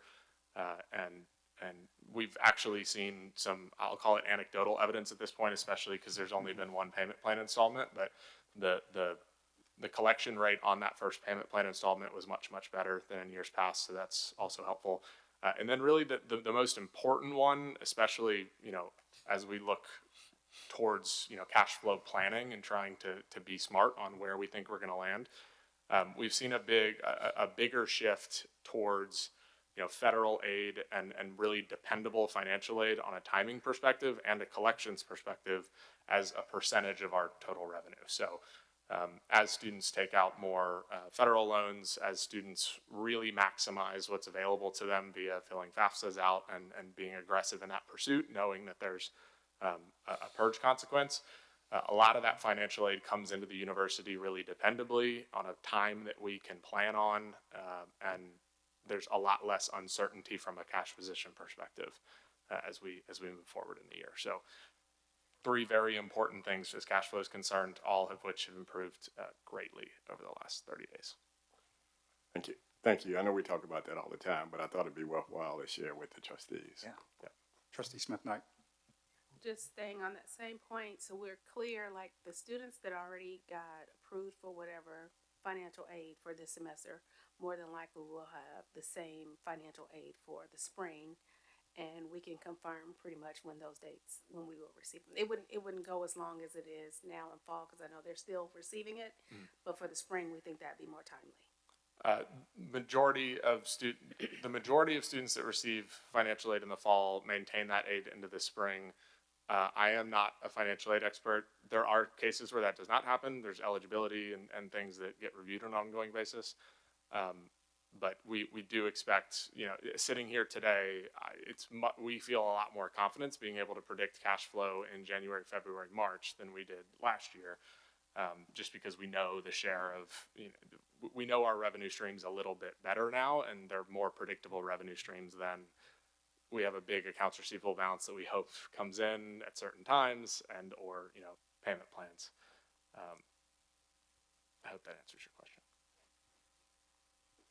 Trustee Qualls. No, I'm sorry, Trustee Wynn. So just clarification, and I think you asked it earlier. The students that got support in the fall from the foundation, they may need support again in the spring. Has the foundation committed to supporting those students in the spring? Not that I'm aware of. I'd have to ask them. I think the intention would be, but again, I don't want to speak for the foundation. I think the opportunity is there. Yeah. We need to strengthen our partnership with the foundation. Yeah. And they're willing to work with the university as well. And I personally believe are additional funds there. There was a model put together about how to apply those scholarships based on the donor's request of the money that's in the endowment. And that model that we put together, I think, can help for the spring as well. That's right. How much, we just don't know yet. But I think that's a process that we're going to continue to work on. Assuming the students, typically those scholarships or the aid that foundation is given, there's minimum GPA requirements, minimum and some other requirements. Assuming the students meet that, I would think they would still continue in the spring, as opposed to like next fall. Next fall could be a different story. Yeah, but can you go back? Go back one. So some of the funds I'm just making sure I'm clear here. So some of the scholarships from the foundation are donor specific. Yes. So we have criteria you get, but did the foundation give additional funds that were not? I think I'm more asking about that commitment because I know the scholarships that they get from the donors as long as they meet the requirements. Right. There the were other additional, dollars. there was a commitment of another 3.3 million for the fall that they made. They only used about 330, they used, what, 10% of that, if that. Represented in that far right column. And just to clarify too, the 379, the furthest leftmost column, those were existing donor scholarships, certain criteria.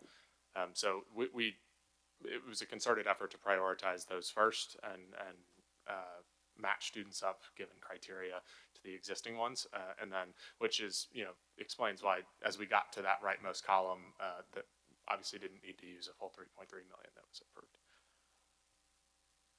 So it's pretty typical for us to get a revised budget after we get all of this stuff in September, because we recognize, I don't know why the timing is the way that it is, why you set your budget way in advance and then your funds don't actually come through until after kids get enrolled and all of that good stuff. So when should we expect to see our restated financial statements? Because I think that will probably help to clear up some of the discrepancy if we're thinking, if you go back, you look at the pro forma, you go back and look at those things, but now that we have more finalized information, so just when should we expect to see that? Yes, Chair Witten, that's a fantastic question because we are in the midst of working all that. All these numbers I've shared with you today we're working on sharpening up. You're going to see we're preparing what's known as the October revised budget is where we will then reset the proposed budget, and that will then effectively be the budget for fiscal year 26. We're putting that together. It's called the October revised budget. We will then present that to you at the next board meeting in November. Perfect, thank you. Yeah. And on that point, because most of what we focused on and have seen thus far is on the revenue side, I know you were going to pull up your slide to identify some notable items that might affect the budget. But yes. Is there anything that will prevent you or has prevented you from sharing with us now, like a view of July 1 to date actuals versus the budget, or a forecast for the remainder of the year versus the budget, not just from the revenue side, but also the expense side, so a total view? So I think certainly on the forecast, we would expect to have that with the October budget. But as far as today goes, what we found when the year end closed, there were some systems issues with respect to purchase orders and the like, which were clouding some of the numbers. When we started to run actuals for this fiscal year, there was actually the way the system had been running, and we wouldn't have really known this until we got to the year end and we were rolling into the new year. We realized, wow, there's a lot of stuff a lot of noise that's coming into this year. So we're working right now to clean that up so that when we meet in November, we'll have that view for you as well in terms of an actual versus budget where we're at. But there's some cleanup that has to be done that we're working on right now for that. And just on that piece, so I know Alvarez and Marcel has been with us for a little over a year, but your mission kind of changed at some point. So what you're seeing now with the PO issue may have not been part of your mission when you originally started. So is that fair to say, or? Yeah, I think it was one of those things where it was until we had gone through the close, we had thought that maybe some basic systems or basic things were in place that were not. I don't want to say patches. I don't know what the right word is, but we maybe had made assumptions that those things were in place when in fact maybe they weren't. And would that have affected anything that we have seen in the past? No, or? No. Okay. No. Okay. And no, so this is an institution that historically, and this body knows, getting actual financial data has been hard. Real, true financial data has been hard at times. And so that's just one of these we want to give you true financial data, and we're running the traps and making sure that what we give you is the real picture of the university. Just to add a little bit of context, and going back to our specific timeline, we started in August of last year. Goals and priorities and scope shifted a little bit, but by the time, and I know we were a little bit less involved, but I'm sure everyone at this table remembers a lot of discussion around the October revised budget from last year and how big of a departure that was from that original proposed. The process that specifically TBR and Bradley's office took on in that October revised really was a full reset to a budget and a process that had, I think, a lot of inherent issues then, several of which have been cleaned up for now.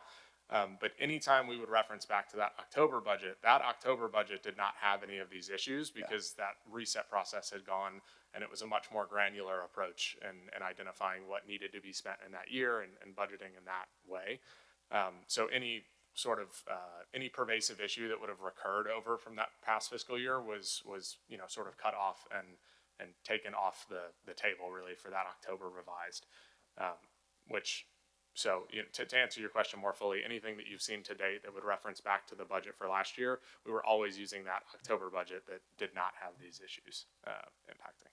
That makes sense. And this question might be a little more mission creep, but now that you've identified this issue with the PO and how the system is set up, is the university or is Alvarez and Marcel looking at how to correct that issue so we can get better financial reporting, or is that something that President Tucker would need to work with the new CFO? How do we kind of unwrap that issue and fix it? It's, I would say it's a team effort at the moment. It's a combination of Alvarez and Marcel and the university personnel and really SIG as well. And you'll hear a little bit more from them on their presentation, but it's right now, I'd say between our efforts, SIG's efforts, and Bradley and his team's effort, and as we bring capacity into the accounting and finance area, every day we'll be getting a little better. I don't know if I missed anything. And TBR, right? I forgot we have got TBR. Yes, TBR is a big part of that as well. Not to put you on the spot, but sometimes it's hard to explain how to get our hands around the financials and produce the right kind of reports.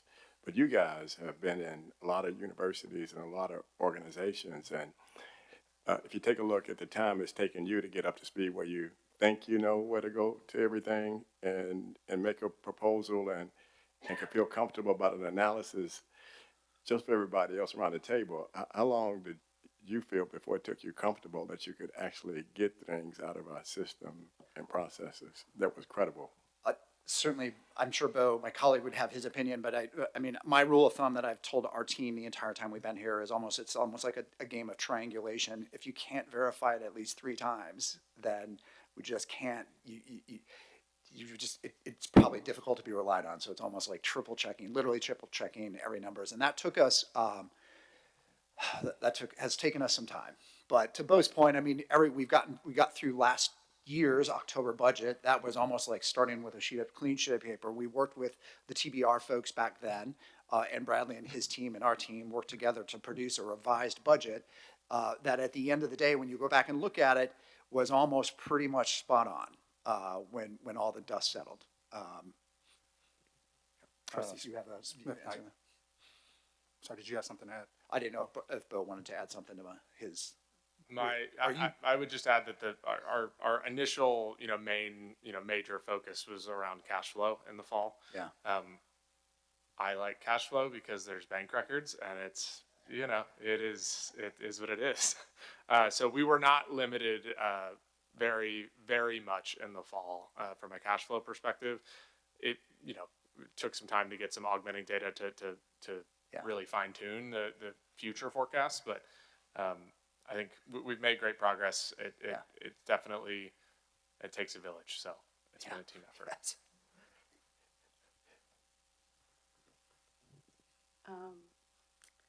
I guess I have a lot of questions, but I'm gonna try to get to what we really need to know is how often are we having to report to the state on financial data? What are we sending?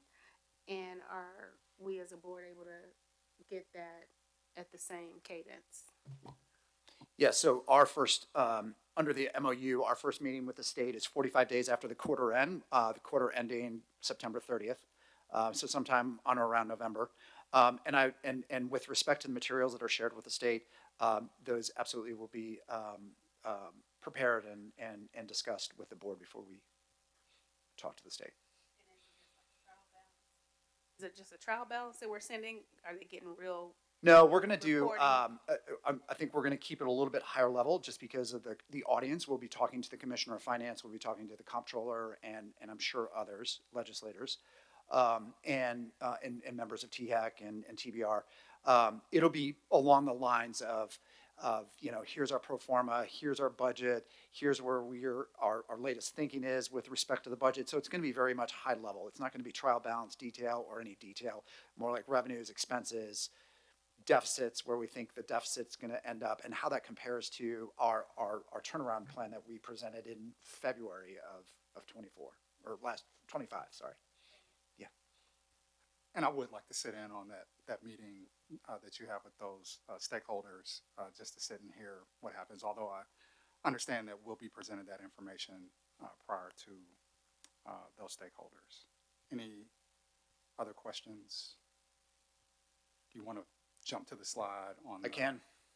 I had one more slide. So we have, since we were all together in June, and as we've rolled the new fiscal year forward, we've had a couple of items come up that we realized that we didn't necessarily have covered in the budget. And so this is just kind of a laundry list of those items at a high level. So like the TBR contract, for example, yes, we were negotiating that back and forth in the spring, but we didn't really reach agreement until at some point in June. Nonetheless, it was about $850,000 value of that contract that we had to add to the budget. So that would be, and the numbers that have parentheses around them, I call like bad guys, because those would increase the deficit. Numbers that don't have parentheses, I like to call good guys and reduce the deficit or increase the revenues, if you will. Or really reduce the deficits is the way to think about that. So $850,000 related to the TBR contract that we didn't have budgeted before. We had to add that into the budget. Some of the stuff, the great stuff that Dr. Stokes is doing in recruiting that he explained, we had to put some investment in that of about $420,000. The THEC contract, again, providing the financial aid assistance that President Tucker talked about with Trustee Bruce and her question, that's about another $200,000.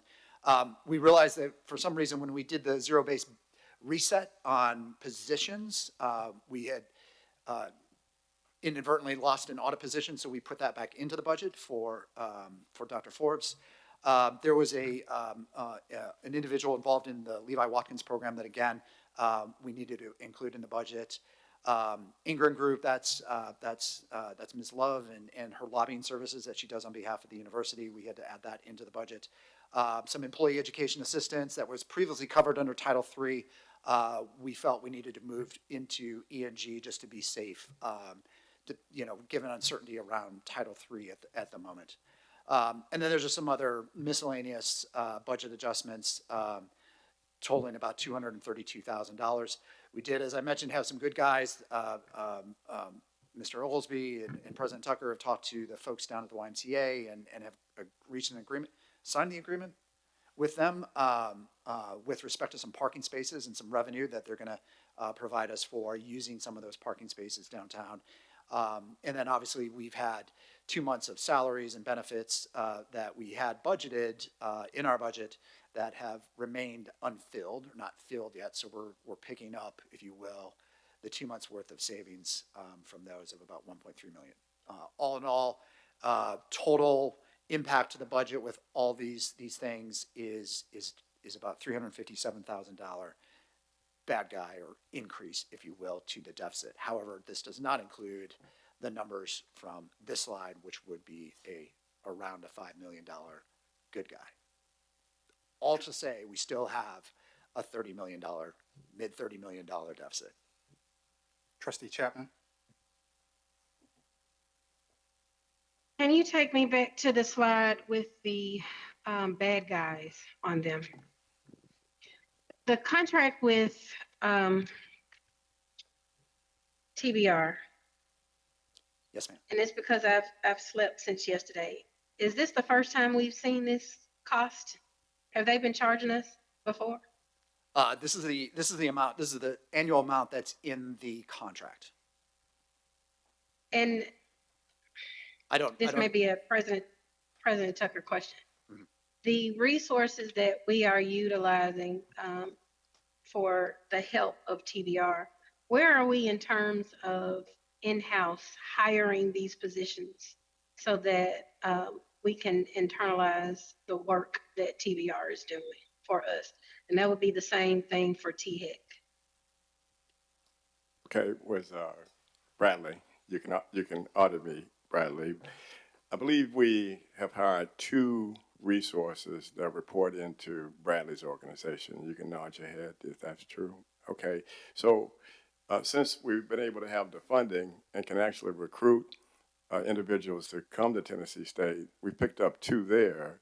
It's my understanding for the TBR resources that we have, we don't pay unless there's people that are actually doing work. So the 850 is the worst case. If the day we only have the project manager, which is one person that's going to start, I think, this week, and then there's a couple more starting after that, which will be 2 more. So most of the 5 resources that they identified are in place, but in doing onboarding and waiting to start. But if they hadn't started, you don't have that cost that's associated with that. So that's the worst cost in terms of the projection. I think once all of those people are in place, at least Karen, who's the manager of the resources is coming in, I think has done a pretty good job of working with the state on the audits and those outstanding items that's needed. And I think the resources coming in now can help us with some more procedure stuff and continue to move some work down the path. But the 850 is the worst case. The MOU includes an opportunity for those independent contractors that they hired to become employees of Tennessee State at the end of this, in the event that we're not successful hiring some additional resources ourselves. So that's a short version of that. I think with THAC, the MOU that I signed with them was to get us through the end of this year. And at that particular point, unless we decide that we need some additional help, the 200 is the max for THAC. That's right. Yes, President Tucker, that's correct.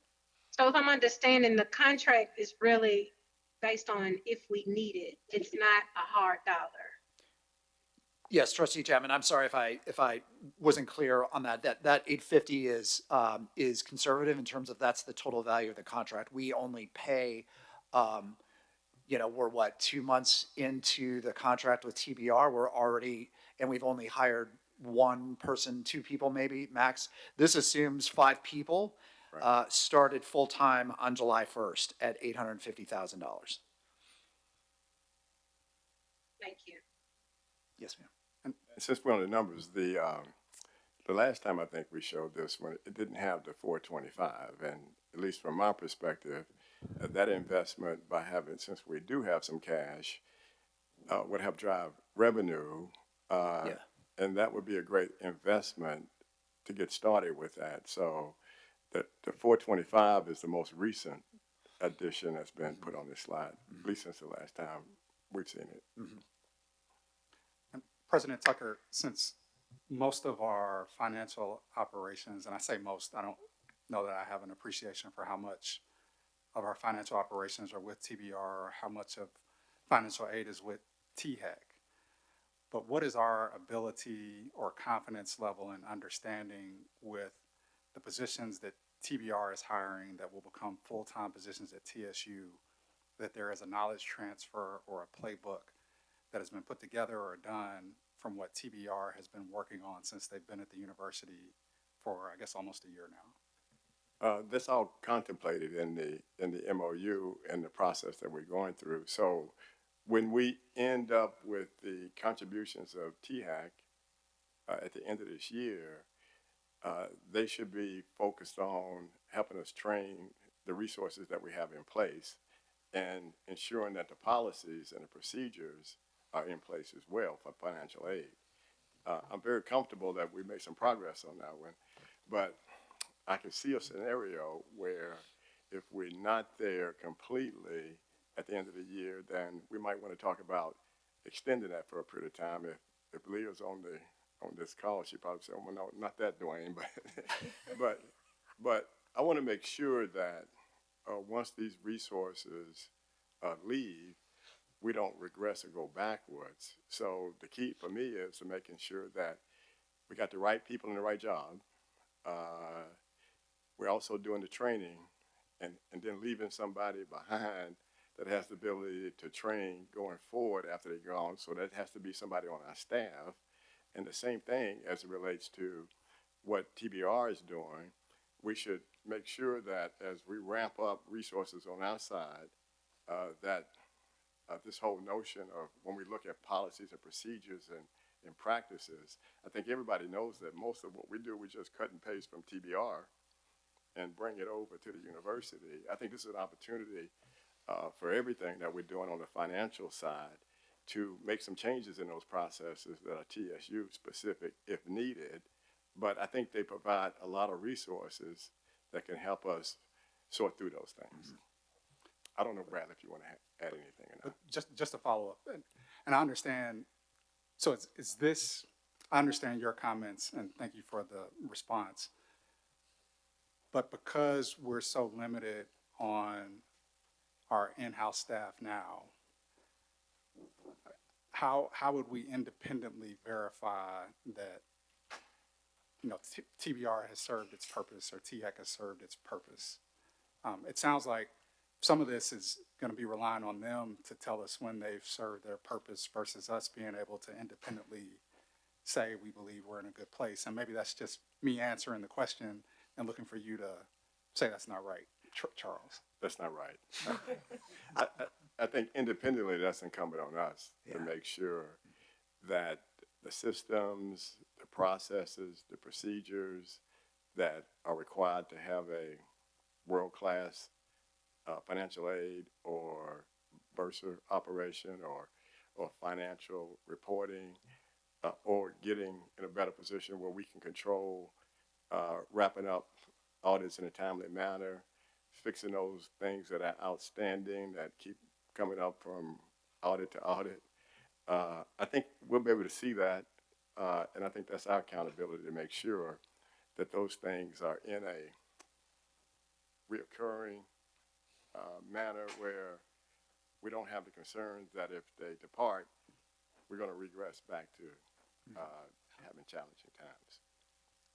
And that's why I made that statement this morning that the people that we hire, and we've got 3 more, in addition to the 2 the president just talked about, we've got 3 more that should be onboarding here in the next couple of weeks.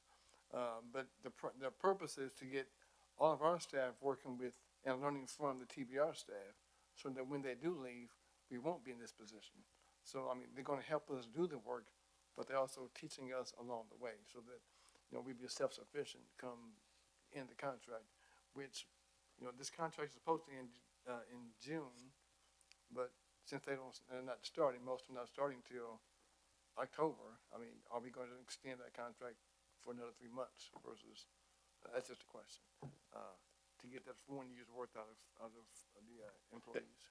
And I think one benchmark on that could be, because I remember when I was in Mexico and we appointed me the interim president, there was a presentation that you put together with your team that identified all the weak spots across the university from a financial standpoint, IT, and I thought it was a very classy summary, and it was very on point. And you went into some details. You know which one I'm talking about? Yes. You went into some details about what needed to be fixed in those things. And I said, I would think that part of this before they leave is going back and maybe comparing to that what was a challenge back then, and then you can see the difference, I guess. Yeah. That's a nice way. Maybe you can do one on the way out the door that says that everything is better and in place from a process, procedure, training, and those things. Yeah, and I think part of that report was also used when SIG started their work last winter at some point. You know, we spent some time taking them through that report, and then they've also been, early on, they scheduled BPA's business process, I forget what the A stands for, analysis, that's it. So they spent weeks with accounting, budgeting, purchasing, IT, financial aid, I know HR, going through all the various business processes from a technological standpoint as well, and have plans to fix those, or will have plans to fix those or mitigate those, and how to get resources, university resources, in place to execute on those items. Trustee Qualls. So is this is not my original question, but you mentioned that. Is this the report that we've seen or the presentation with the assessments of all the systems? Have we seen that? This was one that we did a year ago. Okay. So, I'm sure I'm happy to dig it up and send it to you. I'm sure it was posted to the board portal it would have been probably in November last year or September. okay. But my real question here is looking at the contracts and all the contractors and consultants that we have. This is for Bradley and President Tucker probably. I think I've been a little bit confused then. If we're hiring on the consultants or contractors to come on, do we have people in place? I thought that was part of the challenge, that we didn't have staff to do the work. And this is why we were bringing on some of the consultants. And so can you clarify that piece? We don't have the staff. I mean, we are short staff, but we also do need more assistance in getting our staff up to speed. So not only are we low on numbers as far as staff concerned, I think the knowledge level or skill set is lacking as well. So that being the case, if we continue to rely on consultants and contractors, do we have in the budget funds or monies to hire our own staff to be Yes. trained by the? Yes, yes. Those positions are already, but they're just unfilled. But the positions and the budgets are there. If you look at the bottom number, that 1.3 million is really that. Like, those are open positions or unfilled positions that the university hasn't been able to hire. But they're in the budget. And are all of those 1.3 million in the finance area, or is this No, across the university? It's across the university. I know, certainly finance, I know HR, I know, probably enrollment. I mean, there's probably several departments that have vacancies. And just to give you one example to back that up is that when we first produced a budget that the board actually approved in June, that budget was for the first time where the university built the budget from the bottom up. Yeah. Yeah. So, and that was all put together by TBR, who put together the format for it, set up the individual cabinet members. Yeah. And I think you participated on some of those. That was all TBR. That put that together. And then with that process, then we now have some resources that are with us, like Kiana and others, who now understand that process going forward. So they are leaving behind some of the information and training that's needed for us to move on ahead on our own. Trustee Chapman? Just for clarity, are they also helping on the audit issues? Yes, most definitely. Okay, and how long have they been assisting with the audit issues? Well, they've been assisting, I guess, since this audit first began. But after July, when Karen came on as one of the board accountants, the team leader, when she came on, she's been primarily working in that area. So I'll say since July, she's really been focusing on audit issues and year-end items.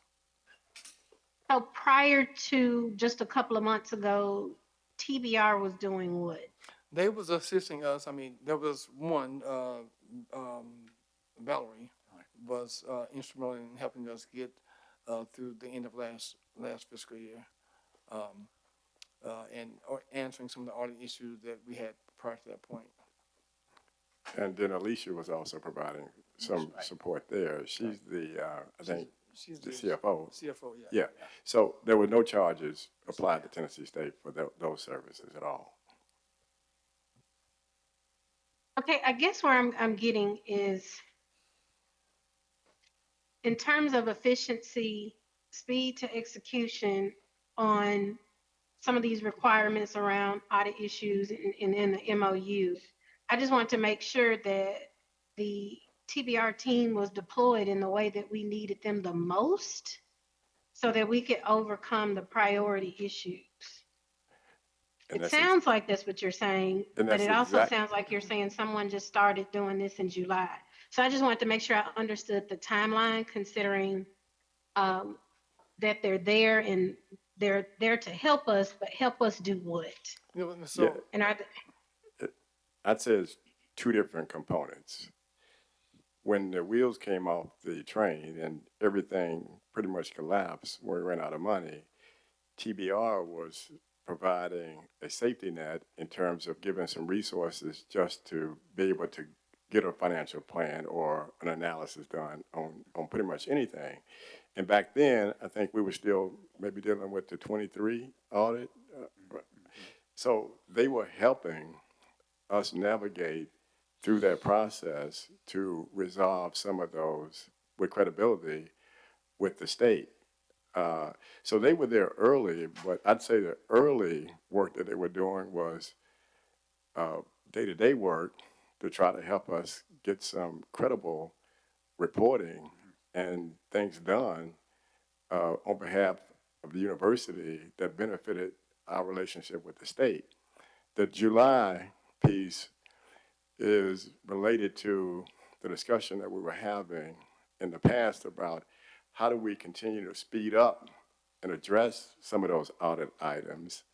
And then we do know, I can't remember how many people that had openings, open positions in your department, but I would say it was quite a few, maybe 6 or 7 people. So it was hard to do the day-to-day activities in the finance and accounting area.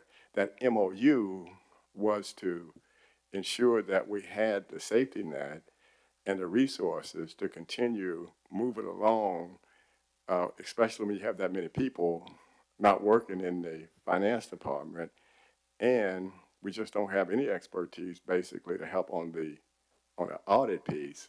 So it's an MOU that spells out what roles the TBR is playing in support of everything from July 1st. And I'll be glad to send that to you, and I think that can help you understand what they're doing going forward. that would be very helpful. Okay. Thank you. All right.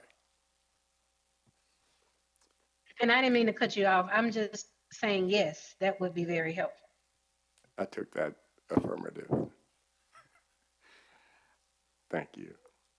Any other questions? I Say have, it again. No, I didn't hear him. Yeah, I said, no, I appreciate you. Okay. are there any other questions? I had one more question.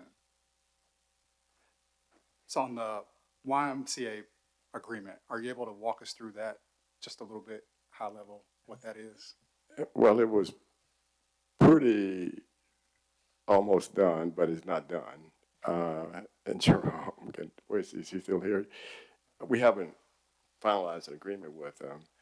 We underestimated the requirements when we brought more students and faculty down to Avon Williams. And then we found out there were some opportunities for us to get better about who's using our space down there. And then we found out that Amazon folks were parking over there. We didn't know that they were parking there for free and others. So when we first started talking to him about that, we thought there was maybe up to 150 spaces that could be available, even with the students and faculty coming down to the Avon Williams building. Between more students deciding to drive their own car versus taking the shuttles has an impact on the capacity that we need to step back and say, and we're still trying to figure this out right now, is it only 100 versus 150? I'm not sure if you've made any progress on that you want to share with everybody, Jerome, or you can edit my numbers on that one. No, you're exactly right. So when we first did the assessment, it was before we moved all the students over to, or the new classes over to Avon Williams. So we had about 150 spaces that were just going unused. And so we were going to lease those spaces, not the whole parking lot, just lease those spaces to the YMCA. And that would have been about $400,000 to $500,000 a year in revenue that we made from those empty parking spaces. Now that we have different classes and schools over at Avon Williams, we're seeing an influx of students driving, more faculty over there now, and we think there are probably about 100 spaces, depending on the time of day, that we could rent out to the YMCA. We need to go back and do analysis. We've been doing a daily count now of all the cars and the parking spaces that are empty over there for the last 2 weeks. And we think that influx of that couple days, the first couple days of school might have been an anomaly. And we're starting to see that there's really some empty spaces over there. We're going to continue to do that analysis over the next few weeks and get to the right number of empty spaces. And then we're going to renegotiate with the YMCA on what actual parking spaces we can lease to them that are free. Thank you, very helpful. And since this is a lease of parking spaces or real estate, were you seeking board approval for this agreement? We were not. Those spaces are part of the current parking space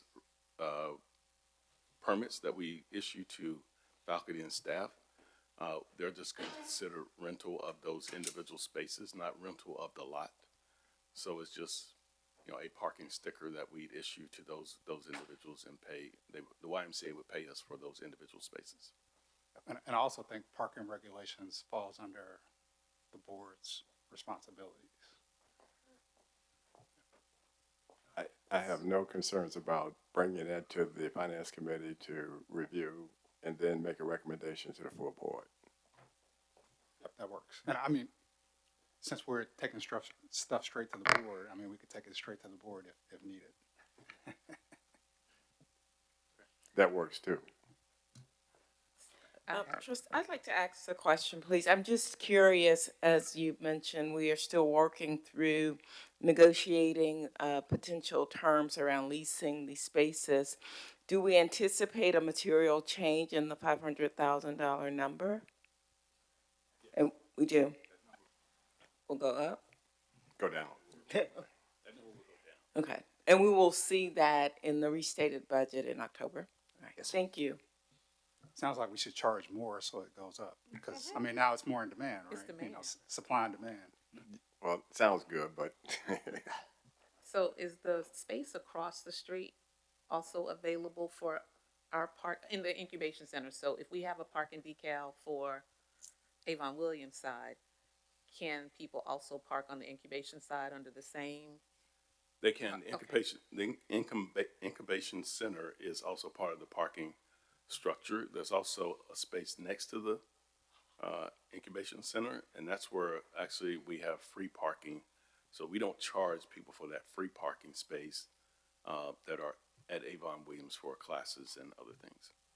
yeah, and it's just going to take a few more weeks to sort through this because part of the other challenge is that if we're renting out Avon Williams, Nashville Alumni Chapter meeting, people showing up at the same time, and other events that we have there, maybe some of those come over to the main campus, and that takes some of the pressure off of the space available there. So we have to not only look at the data that Jerome was talking about, but are we also making it more complicated ourselves by having events there that could maybe go down to the main campus? Yeah, and within our events management group, we've been looking at events that are happening at Avon Williams because at some point, there's some things that we're having down there and we're oversubscribing the capacity of any parking. If you had 100% of all the parking spaces, you'd be oversubscribed. So we need to look at those events that are happening there and make sure they're happening on campus, not down at the Avon Williams Center, because there's no possible way to accommodate all the cars that are going to that facility.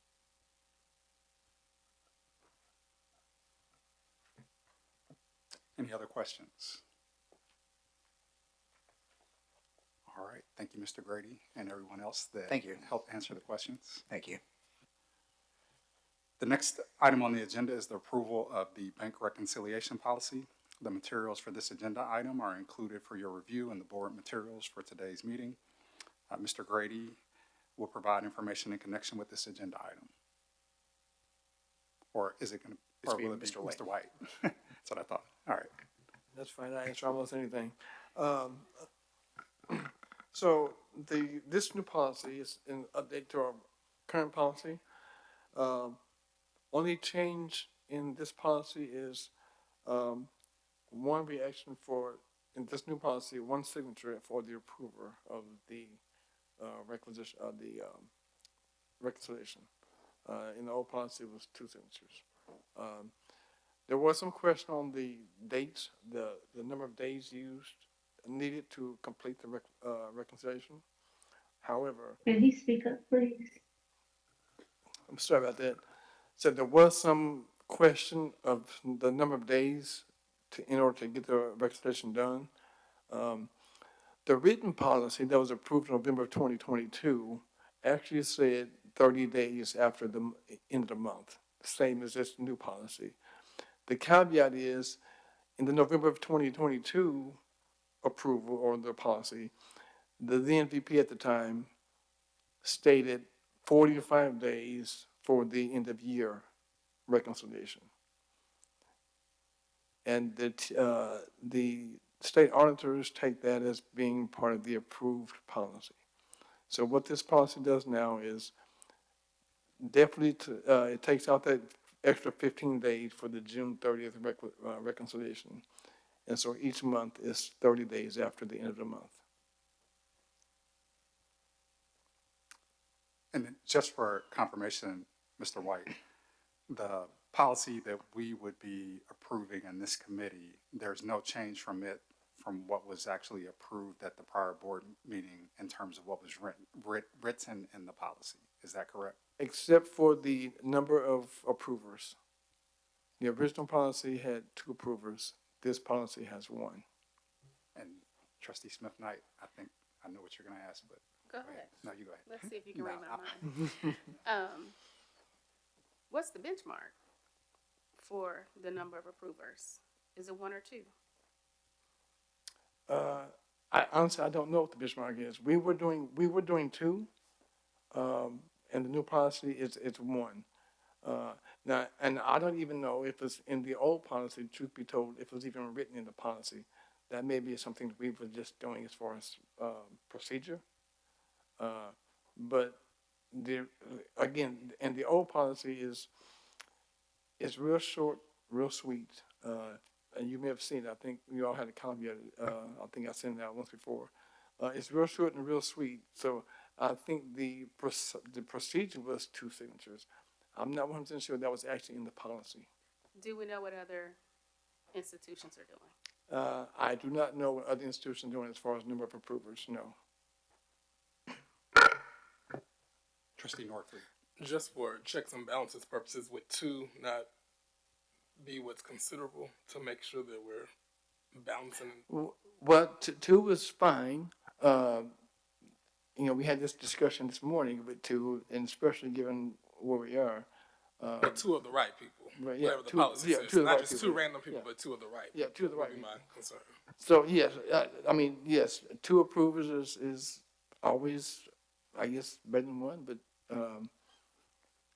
if I'm assuming that, like I said, there are 2 right approvers because if you get 2 approvers, just because you have 2 don't mean they're.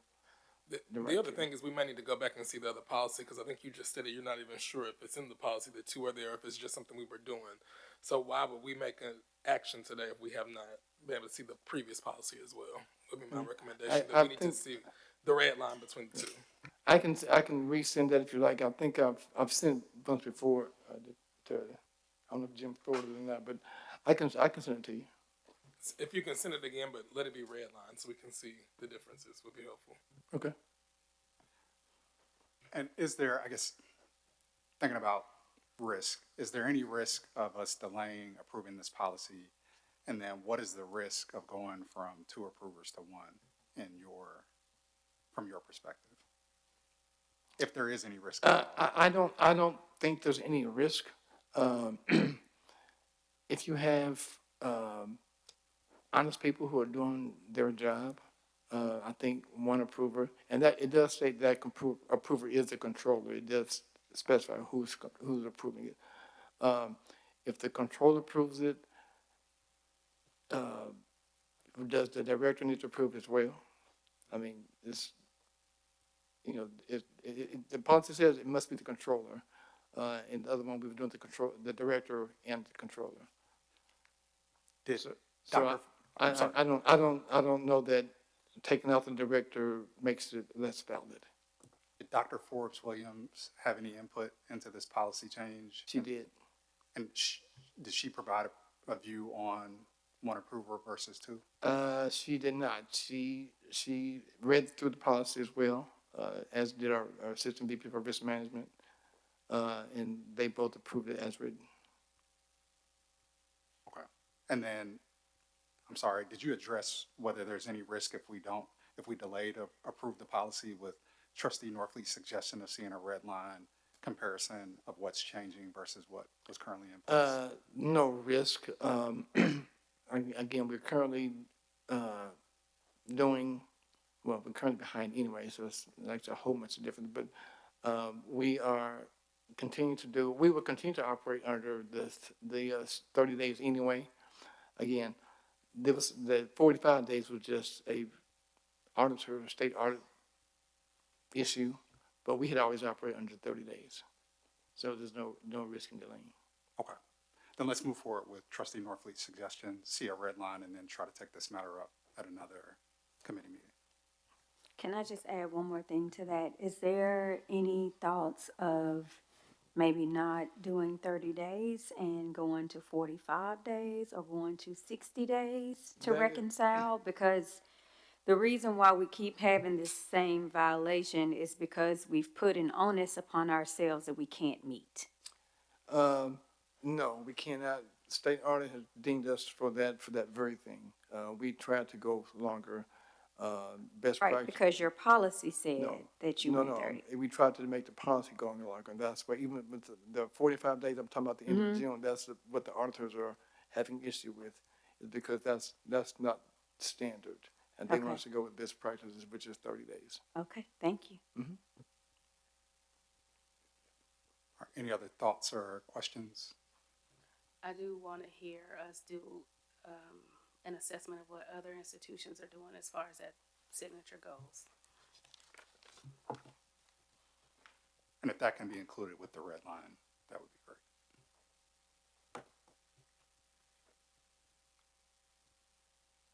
Okay. Yeah, I believe that's it. Thank you both. We're on to our last item, which is the institutional advancement update. Ms. Eloise Alexis will provide this update, and I personally am glad that she is at the university. And would you please introduce yourself? And we're happy to have you here. It's probably going to end up being more of an introduction than an update, but welcome back. That it is. Good afternoon, TSU Board of Trustees. I am Eloise Abernathy Alexis, and I am a couple of weeks into my new role as Vice President for Institutional Advancement here. And at the core of my onboarding is a listening tour. And so I want to thank you, as the President said, for allowing my update to be more of an introduction. So as part of this listening tour, I'm being intentional about talking with my colleagues, our alumni and constituents, and our students. And I am listening, I am learning, and I am leaning in where it is appropriate and necessary. But I want you to understand that I'm very clear that at the core of my work here, and I understand my charge, and it is to create a culture of engagement and giving to TSU that is significant and sustainable. And so based on that, for me, feedback is a gift.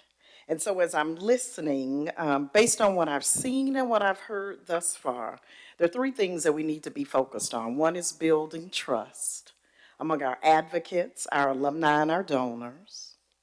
It is about inspiring giving. Often when you're in the midst of a season where you're talking about deficits, people tend to think about violins.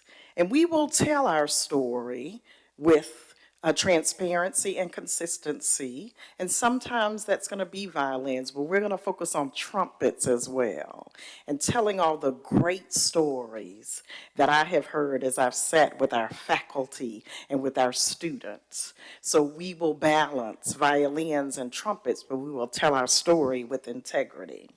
And if we do so, we will inspire giving. Real money is attracted, not pursued.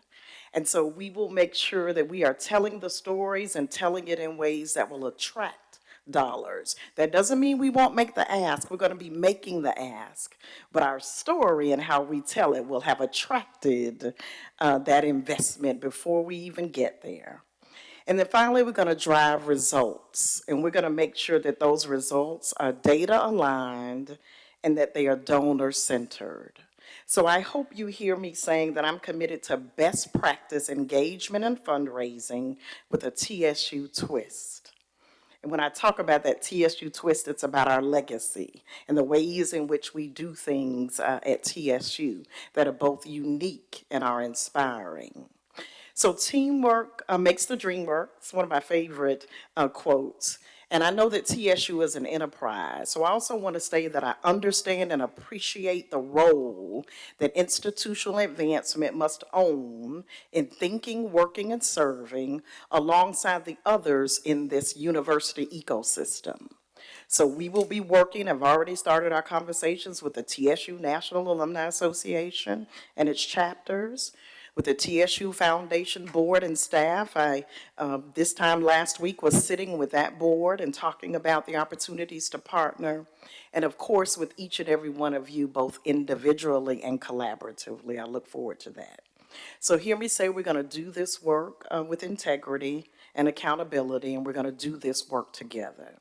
So I just wanna pause and let my listening session with this board begin.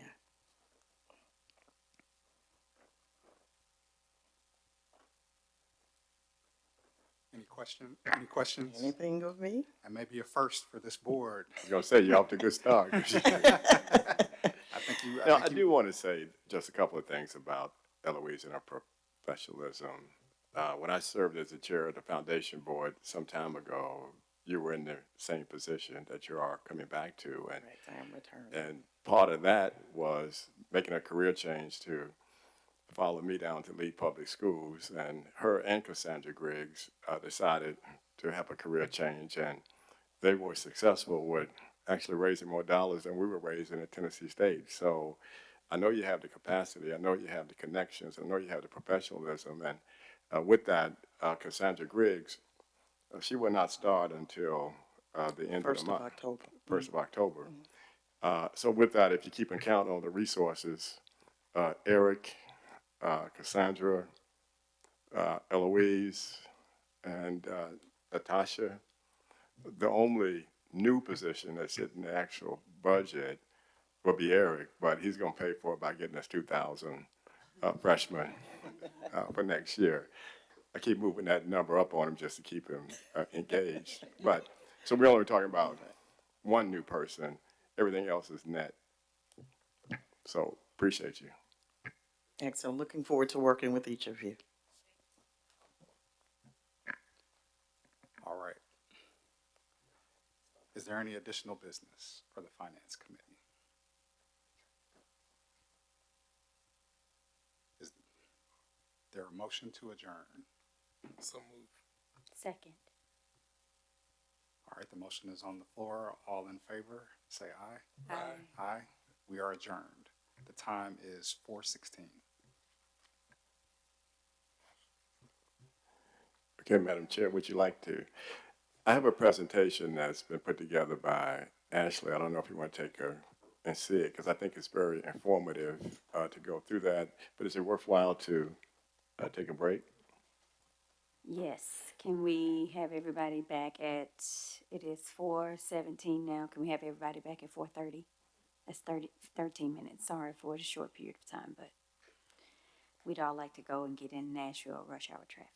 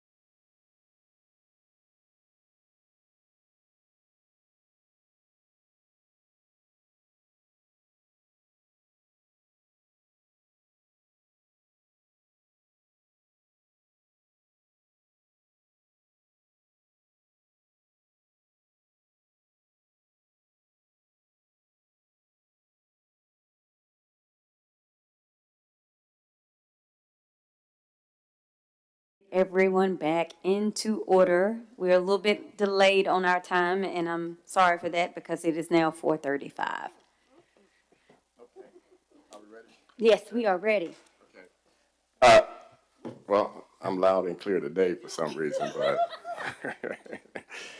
but I just want to take a minute and introduce Ashley and her organization, SIG, that I know you're going to talk a little bit about the structure there. But if you go back in time with the relationship with THAC and them suggesting and paying for SIG to come in and help Tennessee State University, I think it's one of the biggest transformational processes that has come to Tennessee State because it's helping across all the different areas from IT, and I never forget that time you called me when we did that penetration test, and the bad guys, which happened to be working for you, testing it, got into our system in 10 seconds using Tiger 123. But more importantly, working with financial aid and the work that happened around the purge, you and your team were able to put the right resources in place to help support that. So we appreciate the work that you're doing, and I'll turn it over to you.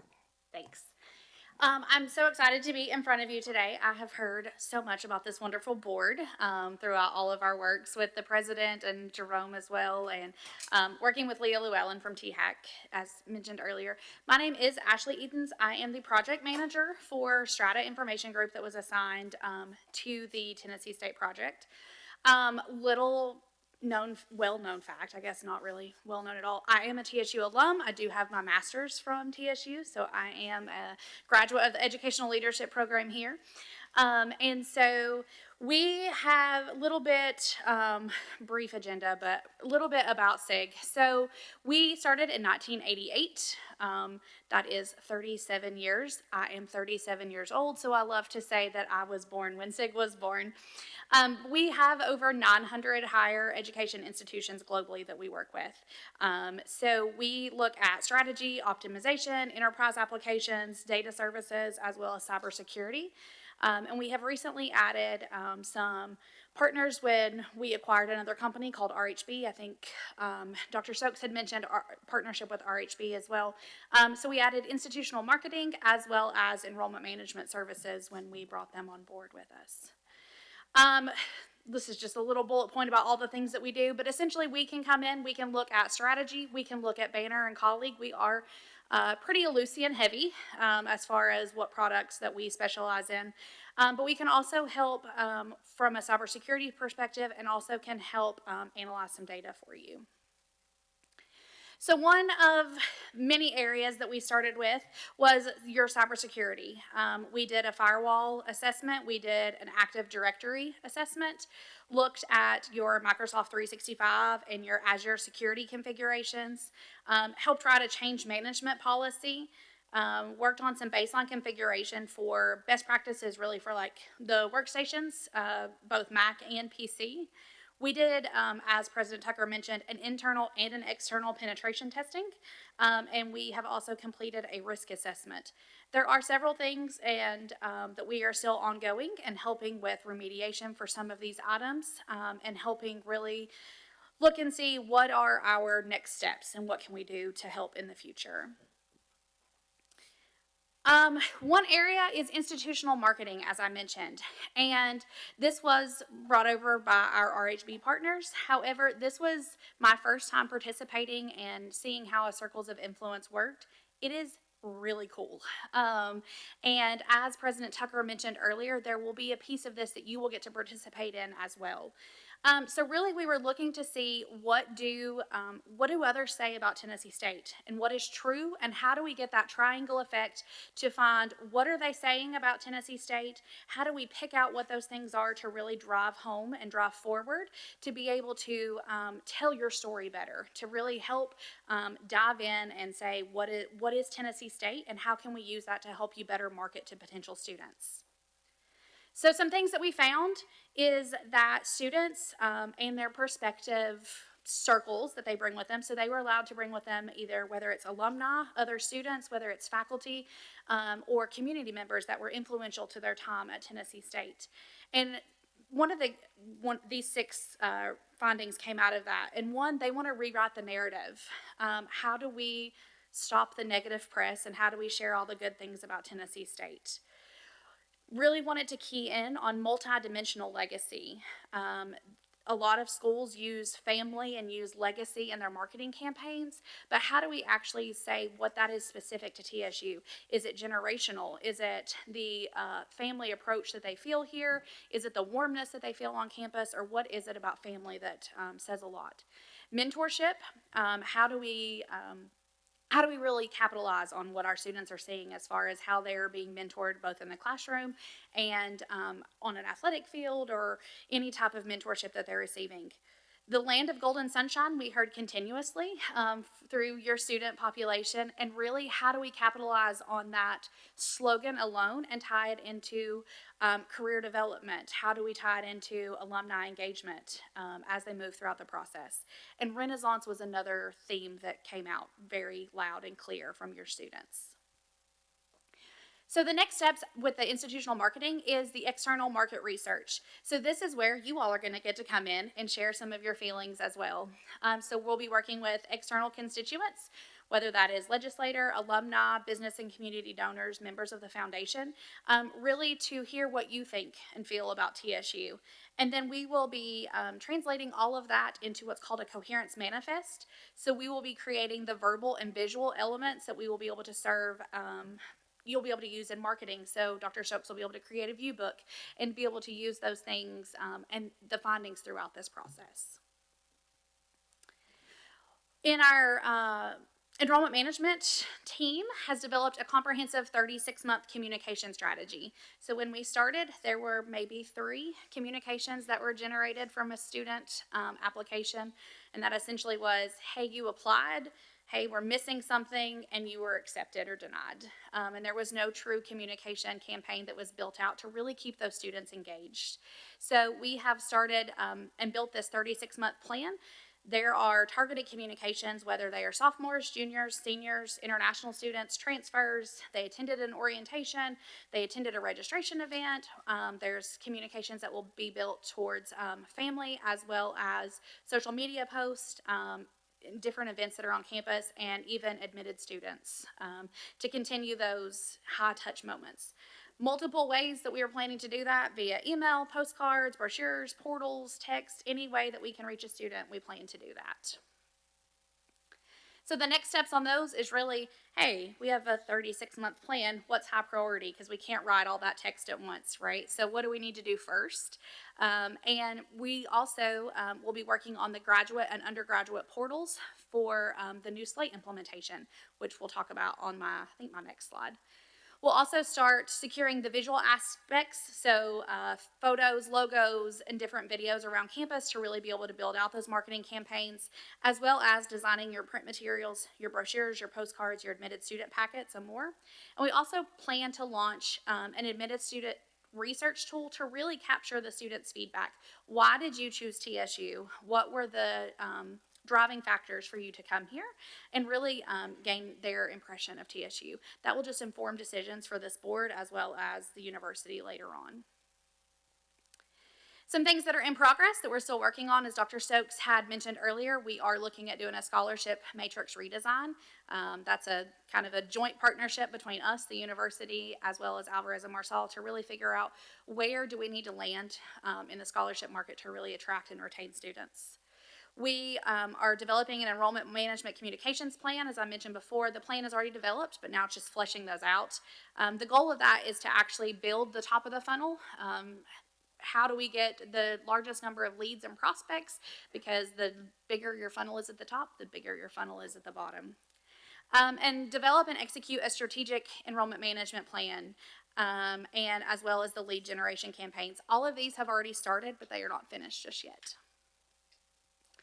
Admissions and records, one of the biggest things that I can say about that is we have completed the initial phase of implementation of Slate. As Dr. Stokes mentioned, this is a best-in-class solution, and since August 21st, that is when the undergraduate application launched, there have been over 1,000 undergraduate applications submitted. This data is a few days old. I think it's probably closer to 1,500 now at this point.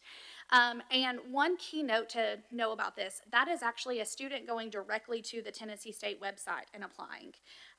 There have been about an additional 650 that have been imported through the Common Black College app.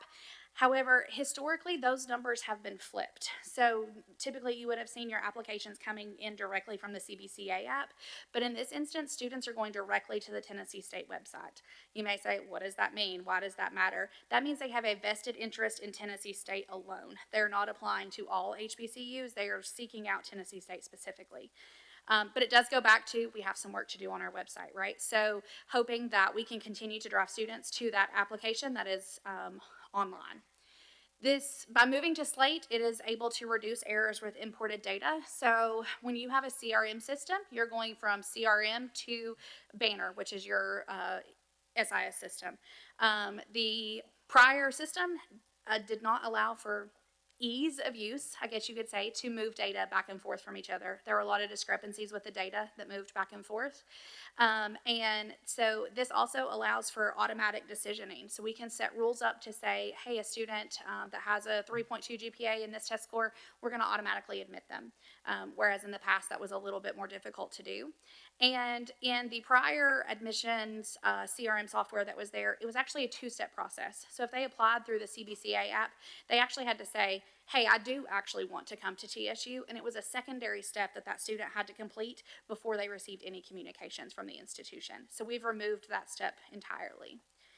With this also came a Parchment integration. Parchment is a company that houses transcripts for a lot of high schools and colleges across the country.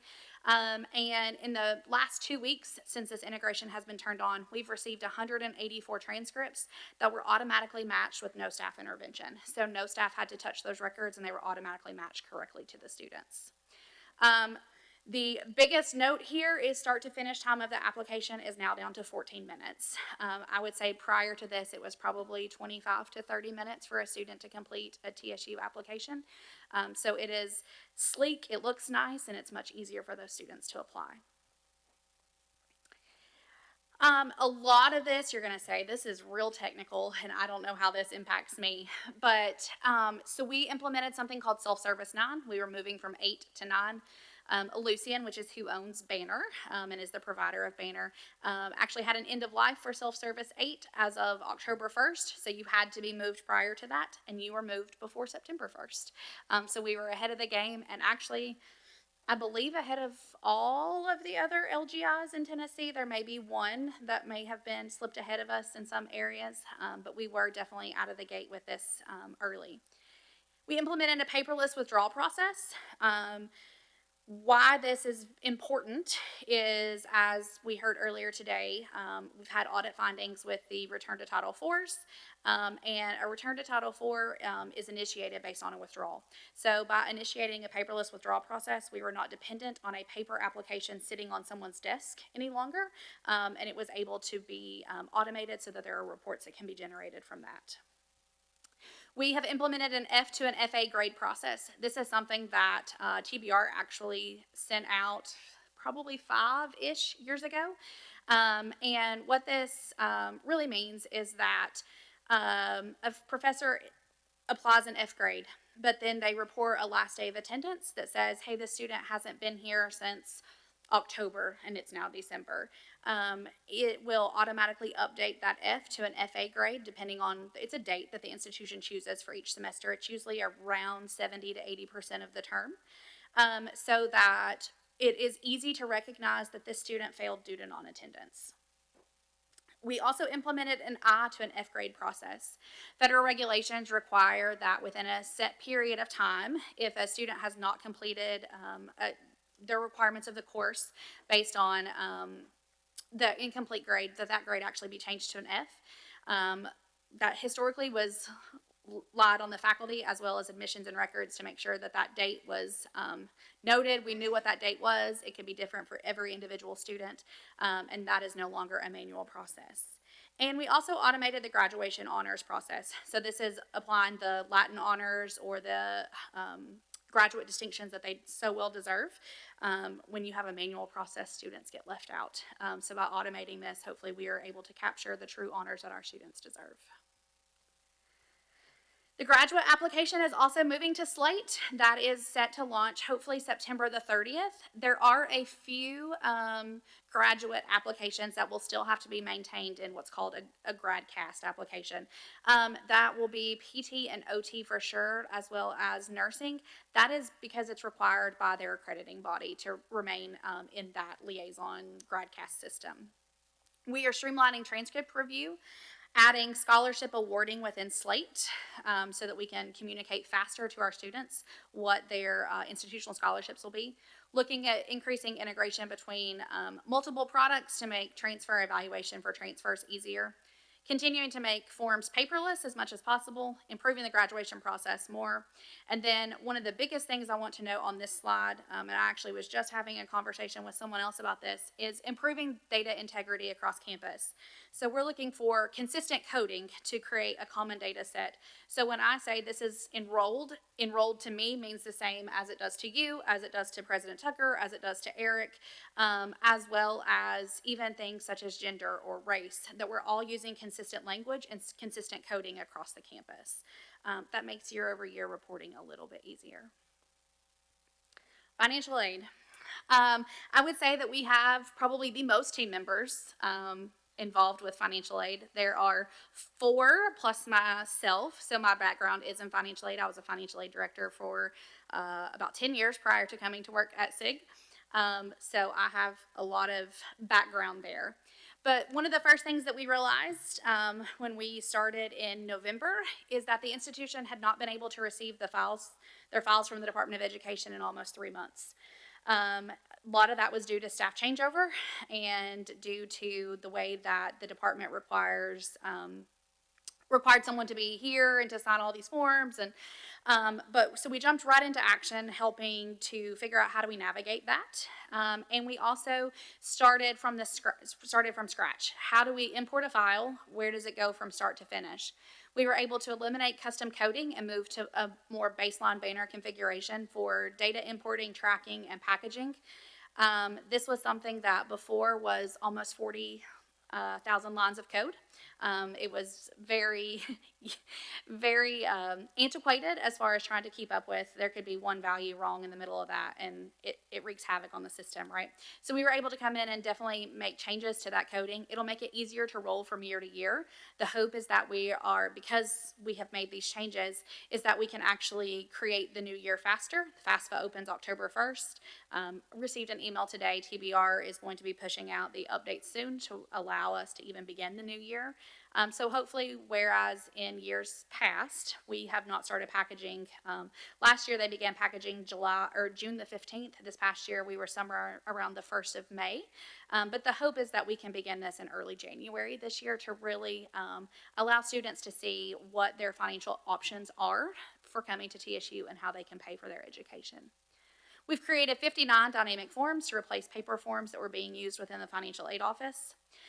Created an R2T4 process within Banner to reduce manual calculation errors. I know this was a hot topic during the audit committee earlier, so I want to address those questions now. While SIG is not doing the actual R2T4 calculations, we have put procedures in place as well as created a lot of reports and done some training to assist the financial aid staff with performing those calculations. It is probably the most complicated process in all of financial aid, and it is very difficult. And if you look at any institution across the state, not even just across the state, across the country, it is always a top 10 audit finding for many, many institutions. So with that being said, there are reports that are in place now that allow the financial aid office to know when R2T4 calculation needs to happen. There has also been changes between financial aid and the records office about what is a withdrawal date and what does it mean when a student withdraws. Because I think that was some of the issues before is you have to know when a student withdrew and know what that date is to know how to complete the R2T4 calculation. I will say we started this probably with the spring R2T4 population. So I think it was better in the audit, but it was not great by any means. So it will only continue to get better from here with that process. But we did start very late in that awarding year that they're currently auditing. We also realized in January that there's something called satisfactory academic progress, and we were realizing that there were a lot of students, approximately 200 students, who actually had been incorrectly suspended from financial aid due to a rule being incorrect around max time frame. So we were able to get that adjusted and restore eligibility for those students. Cleaned up suspended records. Basically, this means that a FAFSA came in and it doesn't match with some student record that's already in the system. And we were able to clean up almost 3,000 of those records. And this is something that the Financial Aid Office is now able to maintain once a week. We're not getting out of control, spiraling out of control like we were at one point. And we also cleaned up multiple reporting records that were preventing disbursement for 190 students in the spring. We did begin packaging almost 2 months earlier than the prior year.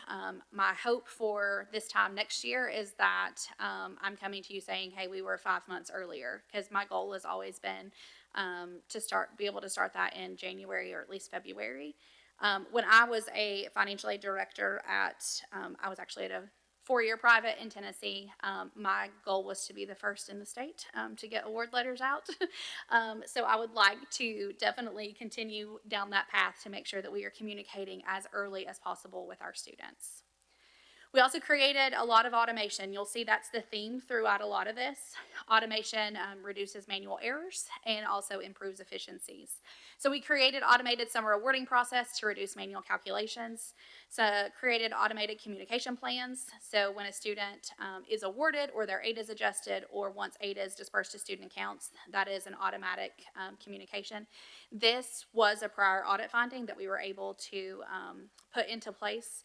It will not reflect in this audit because of the timing in which we did it, but it has been corrected moving forward. We've created automated communication plans letting students know when they're ineligible for financial aid, mainly due to satisfactory academic progress or if a student is, for some reason, in default. We've also created a communication plan to allow a student to accept loan funds if they've been awarded loans and they still have a balance but they haven't accepted those loans. It's a communication that says, hey, you have a way to pay your bill, just accept these loans. We've built Title IV authorizations. That's a fancy word that the Department of Education loves to throw around, and it's a federal requirement. We built those within Self-Service 9. They were not there prior to that. So that was an area in which they were out of compliance that we were able to fix. Automated daily file import-export using a job scheduling software system. So this replaced about 10 to 15 hours of manual work per week alone, just by automating this import process. And early on, we were helping complete reconciliations for the 23-24 academic year, and we recovered over $1 million in Pell and federal direct loans that had been awarded to students but had not yet been requested from the Department of Education. This is probably what I am most proud of, and we created a scholarship algorithm to automate merit scholarship awards. So as you all, I'm sure, have heard in the past, the scholarships are last dollar here, meaning that the merit scholarship awards pay after everything else is paid. This was a 100% manual process. If I could go above 100%, I would, to say how big of a burden this was on the financial aid office. You're talking, you have probably 1,500 students at least that are receiving some type of institutional scholarship. And every time they drop or add a class or aid is changed or anything is adjusted on their account, that is a manual touch and a manual calculation that was required of the financial aid office. So for example, here, quick numbers. This is not real math by any means about what tuition and room and board is, but if someone had total charges of $8,000 and here was their aid adjustment, so $36.98 in Pell, $22.50 in a Hope scholarship, then their TSU full scholarship would be $2,052. Say a student dropped a class and it changed their tuition fees down by $1,000, that TSU full scholarship would need to be adjusted accordingly by that $1,000. That was a manual calculation and a manual touch that the financial aid office had to do, whereas now this runs nightly and is able to calculate that. and automatically update. Another example of that, same original package on the left-hand side, but you see here that this student received a private dollar scholarship on the right. So that actually reduced the TSU full scholarship to 0, meaning there was no additional tuition fees that needed to be covered, so that student actually did not need that full scholarship. So by creating this scholarship algorithm, it was able to cover their balance using that private scholarship and recover, so to speak, $2,052 that originally the institution would have been covering. So these are lots of numbers on this screen for sure, but so federal direct loans paid from this point to last year, as I know Mr. Grady had spoke about in his presentation, the purge worked. It did definitely allow students to do what they needed to do faster. It did definitely helped with positive cash flow early on, and you can see that even here just in the terms of numbers. So at this point, as of 9/15 last year, there was $11.2 million that had been paid in federal student loans. At this point this year, there is 14.2, so that's an increase of almost $3 million. And that is really just due to the fact that students are accepting their loans earlier and doing what they need to do faster. You will see the Pell Grant amount has went down. That is strictly due to the decrease in enrollment. So you see student count decreased by almost 300 students there. Scholarship amounts, as you see, has also significantly decreased. So at this point last year, we had dispersed $16.3 million with a student count of 1993, whereas at this point this year, we are at $13.9 million with 1772 for the student count. A lot of that, I do believe, is due to the algorithm being in place, making sure that aid is appropriately awarded, and there's not manual adjustments that have to be created. Private loans, fairly consistent numbers between this year and last year. We have seen a large increase in the number of students who have completed a FAFSA application. So from 24 to 25, first-time freshman students who completed an app was 1,633 last year to 4,426 this year. That is a massive increase in the number of students who are actually filling out the application, which tells me that had we got packages out sooner and actually communicated with the students further in advance, I do think we can definitely help increase the enrollment goals for the first-time freshman numbers because they are filling out the FAFSA. Same with all students who submitted a FAFSA. In 2024, they were at 8167, and we're up almost 3,000, to 11,097. We have significantly increased the number of students that we have packaged within the financial aid office as well, meaning more students are completing their FAFSA and doing what they're supposed to do so that they can receive a financial aid application, which is a direct correlation to the communication plans I think that we put in place in early spring. Finance, we had closed out over 1,600 old and open purchase orders that still had almost $22 million in encumbered funds. As Mr. Grady talked about earlier, I know that this is impacting the ability to accurately forecast and to show you some budget to actuals. We did baby steps in the process. We rolled over only active purchase orders for 25-26.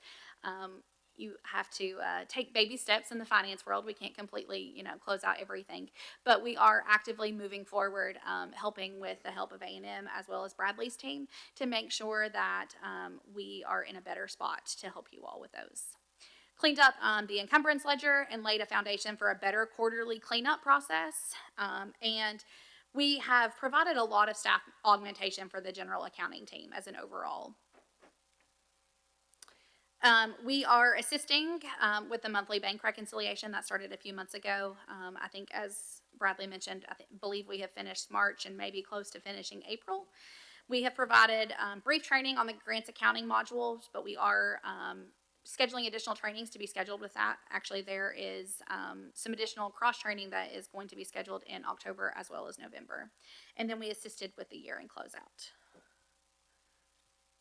In human resources, we launched and refined some self-service features, such as allowing the faculty and staff to actually update direct deposit, address, and emergency contact online. This was a paper form prior to this, so now they're able to log on and make those changes.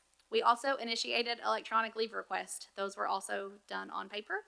And we have been doing ongoing cleanup of jobs and position records, closing out hundreds of obsolete positions. This goes back to 2007 that we have been cleaning up positions that are actually vacant. Continuing to work on a people admin integration. So people admin is the software that houses the actual employment application, and working to be able to move that banner integration so that they're not rekeying data.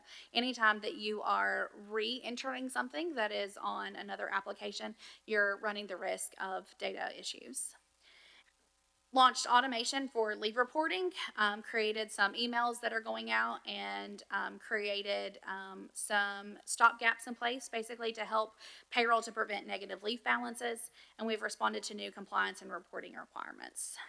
Made some adjustments in coordination and just some changes across the processes that we were doing. Working on duplicate IDs. This is a major problem, not only in human resources, but across the campus, and helping to work through those issues. Working on data entry inconsistencies. As you can see, data integrity is something that has been mentioned on, I think, every slide so far that we're working on.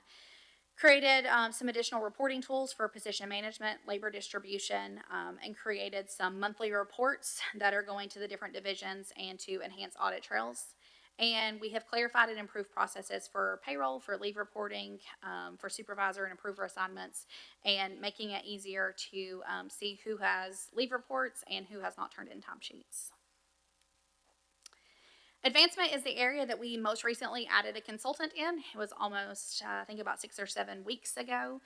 So we added staff augmentation to replace gift processors. And we have provided training on the gift feeds from banner advancement to banner finance. Scheduling a business process review with advancement, finance, and payroll to continue those further conversations. But to date, 780 gifts have been processed for a total of 1.2 million. And I think that's the last slide I have. That's a lot. I know. It's a whole lot of information that I just threw at you. Questions? We have a lot of systems. So is this just the one new king of them all system that we're going to use, or are we integrating things, or what's? So your main overall system is Banner, right? And you've been on Banner for many, many, many years. Slate is what is called, it's a CRM. So it's basically just for the admissions office. And so it is replacing what you formerly had was called Admission Pros. Banner alone does not do everything that you need, right? There are some ancillary products that you have to bolt on to that. And so, but overall, you're using Banner, you're still using Banner. We're just making it better. I have a quick question about the reporting of an I and then it changes automatically.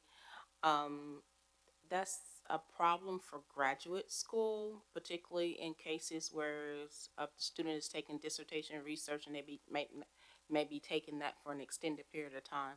So is it the same process for undergrad and graduate school when reporting that I, and if so, that might present a problem or an issue? It is, and we can discuss that and figure out what we need to do. There's probably some underlying procedures that we need to put in place better for that. It is a federal requirement that that grade is updated, so we need to figure out why is it an I, or how do we need to make those procedural changes so that we can bring it into compliance. If they're receiving federal aid, it is an issue.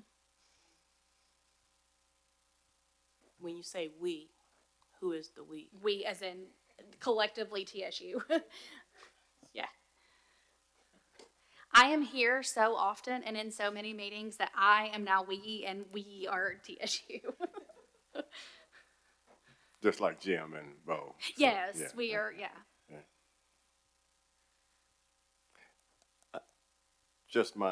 I put a bow on it.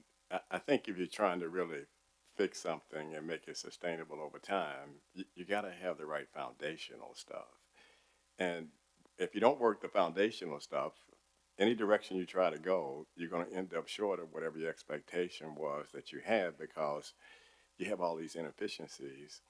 and then they're creating customer service issues, in this case for the students in financial aid, it's requiring a difficulty around, if it was in the Olympics, you'd have to get a perfect 10 on some of these things in financial aid because you can't really train for some of those things. And onboarding somebody when they come new is very difficult when you do things like the last dollar and how that really works. So it's a big drain in terms of resources, efficiency, and then more importantly, if you build anything on top of that, you're just making that problem a lot worse.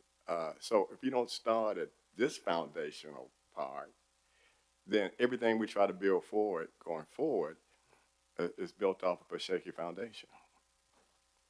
So we appreciate the work that you're putting in.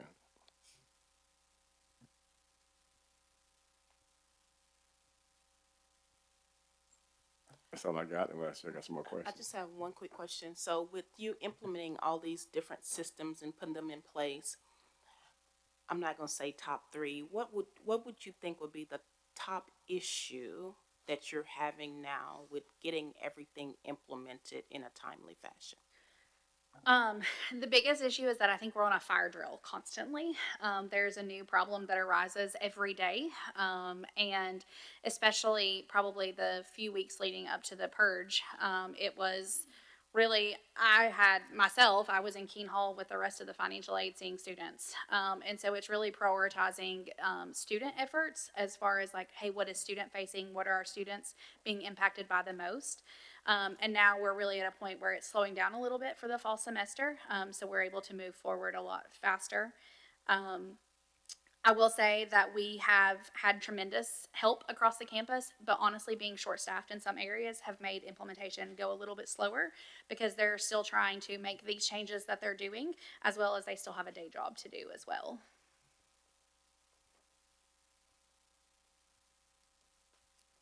Just one more last point. So if you're doing transformational change, part of the problem is that most of the people who are there only can see this. So the other thing that's also important as we make this journey is getting the right people in the right job so they don't fight the changes that we're putting in place to ensure that the work gets simple. We can have better conversations about financial aid to students, moving the culture piece to make sure that people aren't fighting this change is also important to making sure we continue down the right path. Yes.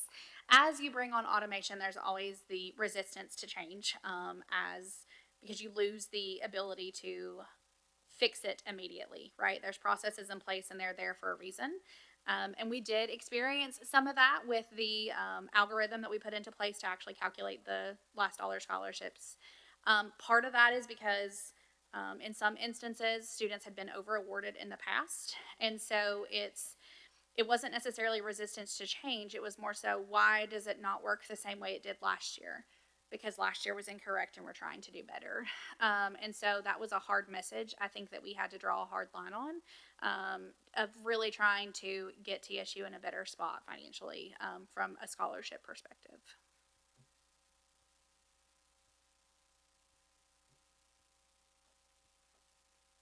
Any other questions for me?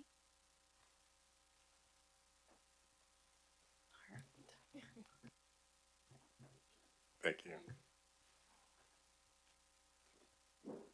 And with that, we can, do we even need a motion? Because this really wasn't even a committee meeting, so. No, but I do have Thanks. a Oh, go question ahead. before we leave. I Yes. mean, I realized that some of the material that was in the appendix, they were not presenting, but I did have a question for research and updating the IDC. And what is our IDC? It's quick there. He's gone. Is he coming back tomorrow? We can bring it back, but if you want to talk about, I think athletics, I think Mickey's still over there. Is he still over there? Do you have any questions for? He answered all my questions. Okay, so it's just quick. Yeah, and just a basic overview from the Title III, but I can always follow back up with. Title III. Dr. Tyler's here. Do you have some specific questions about Title III?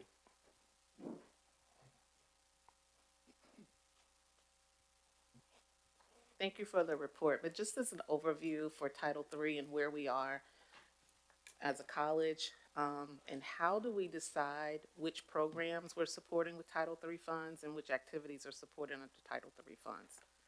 Yes, thank you so much for that question. Hello, everyone. I'm Andrea Tyler, the Executive Director of Title III.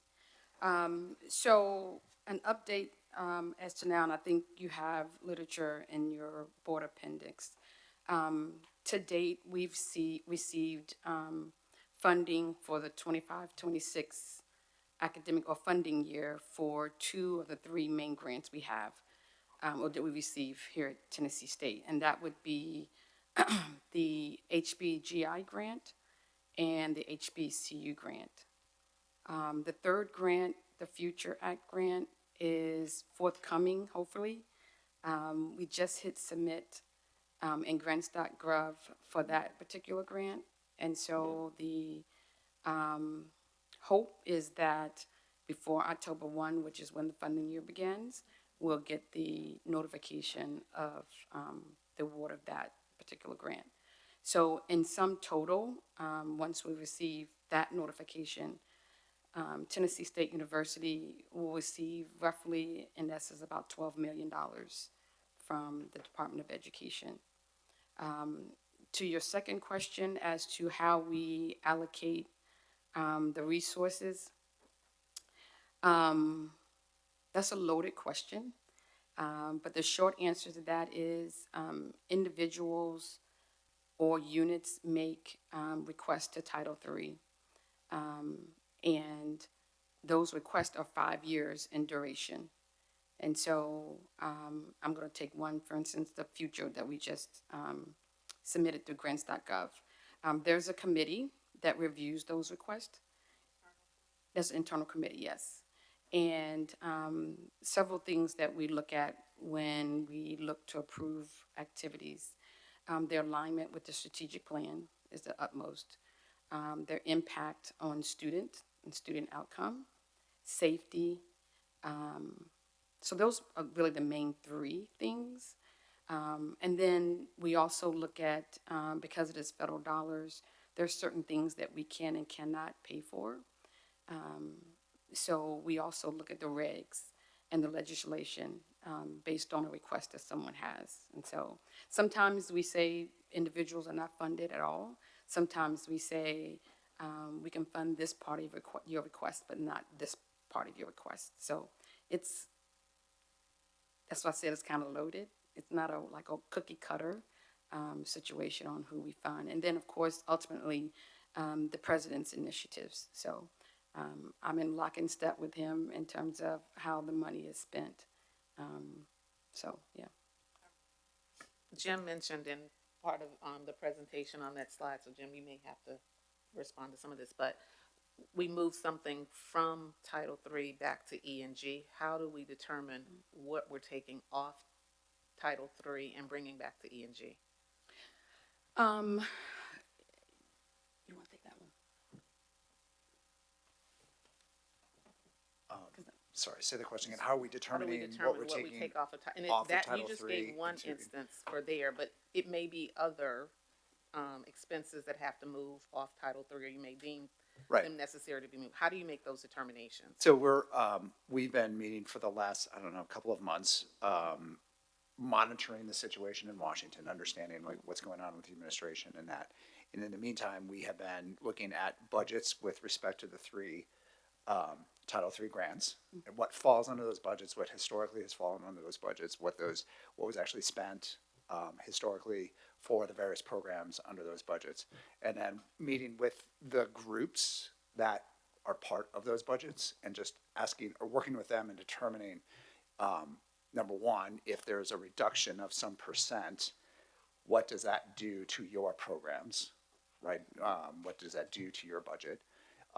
If by chance your budget goes away, what are the top, what's the most critical, second most critical, third most critical item in your budget that we need to continue on with, for example? Just to clarify, Dr. And the item that was in the budget, I don't remember the story. That's right. Actually, I wasn't sure what you said. It was the employee assistance. is it employee assistance program? Educational assistance. Okay. I don't remember exactly the detail why we pulled that into E and G. Yes. That was Sorry, what was that? The employee assistance was those costs that were charged with federal grants that were not allowable. So we had to take those and move those to unrestricted E&G. Okay, yeah. Yeah. So let me also add to that is, again, as Jim said, because of the temperature in Washington, and because of the late notice on our awards, we did try to take a proactive approach and prioritize the things that are on Title III, and to sort of look at those things to say, if in fact we're not funded, what are the priorities of the things that we would fund and what things would need to go to the E&G. But luckily, we were funded, so. And 12 million is the total that we have per year, roughly? Roughly. But that's, year over year down, I think about 2 million. Yeah, well, actually, it's about 1.5 million down from last year. So the steps we were taking sort of helps Absolutely. pushing that 1.5. Absolutely. Yes, yes. But it's still roughly 12 million Yes, in essence. per year that we have to spend on the three. Across the three Three grants. grants. But know that that number can fluctuate. Of the 3 grants, 2 of them are discretionary, and only 1 of them is mandatory. So it's written in legislation that we must receive Future Act. The other 2 are discretionary, and it's up to Congress every year to appropriate funds. Yes. Thank you. Yes. Any more questions? Any other questions for the cabinet? See you all tomorrow. Thank you. Thank you.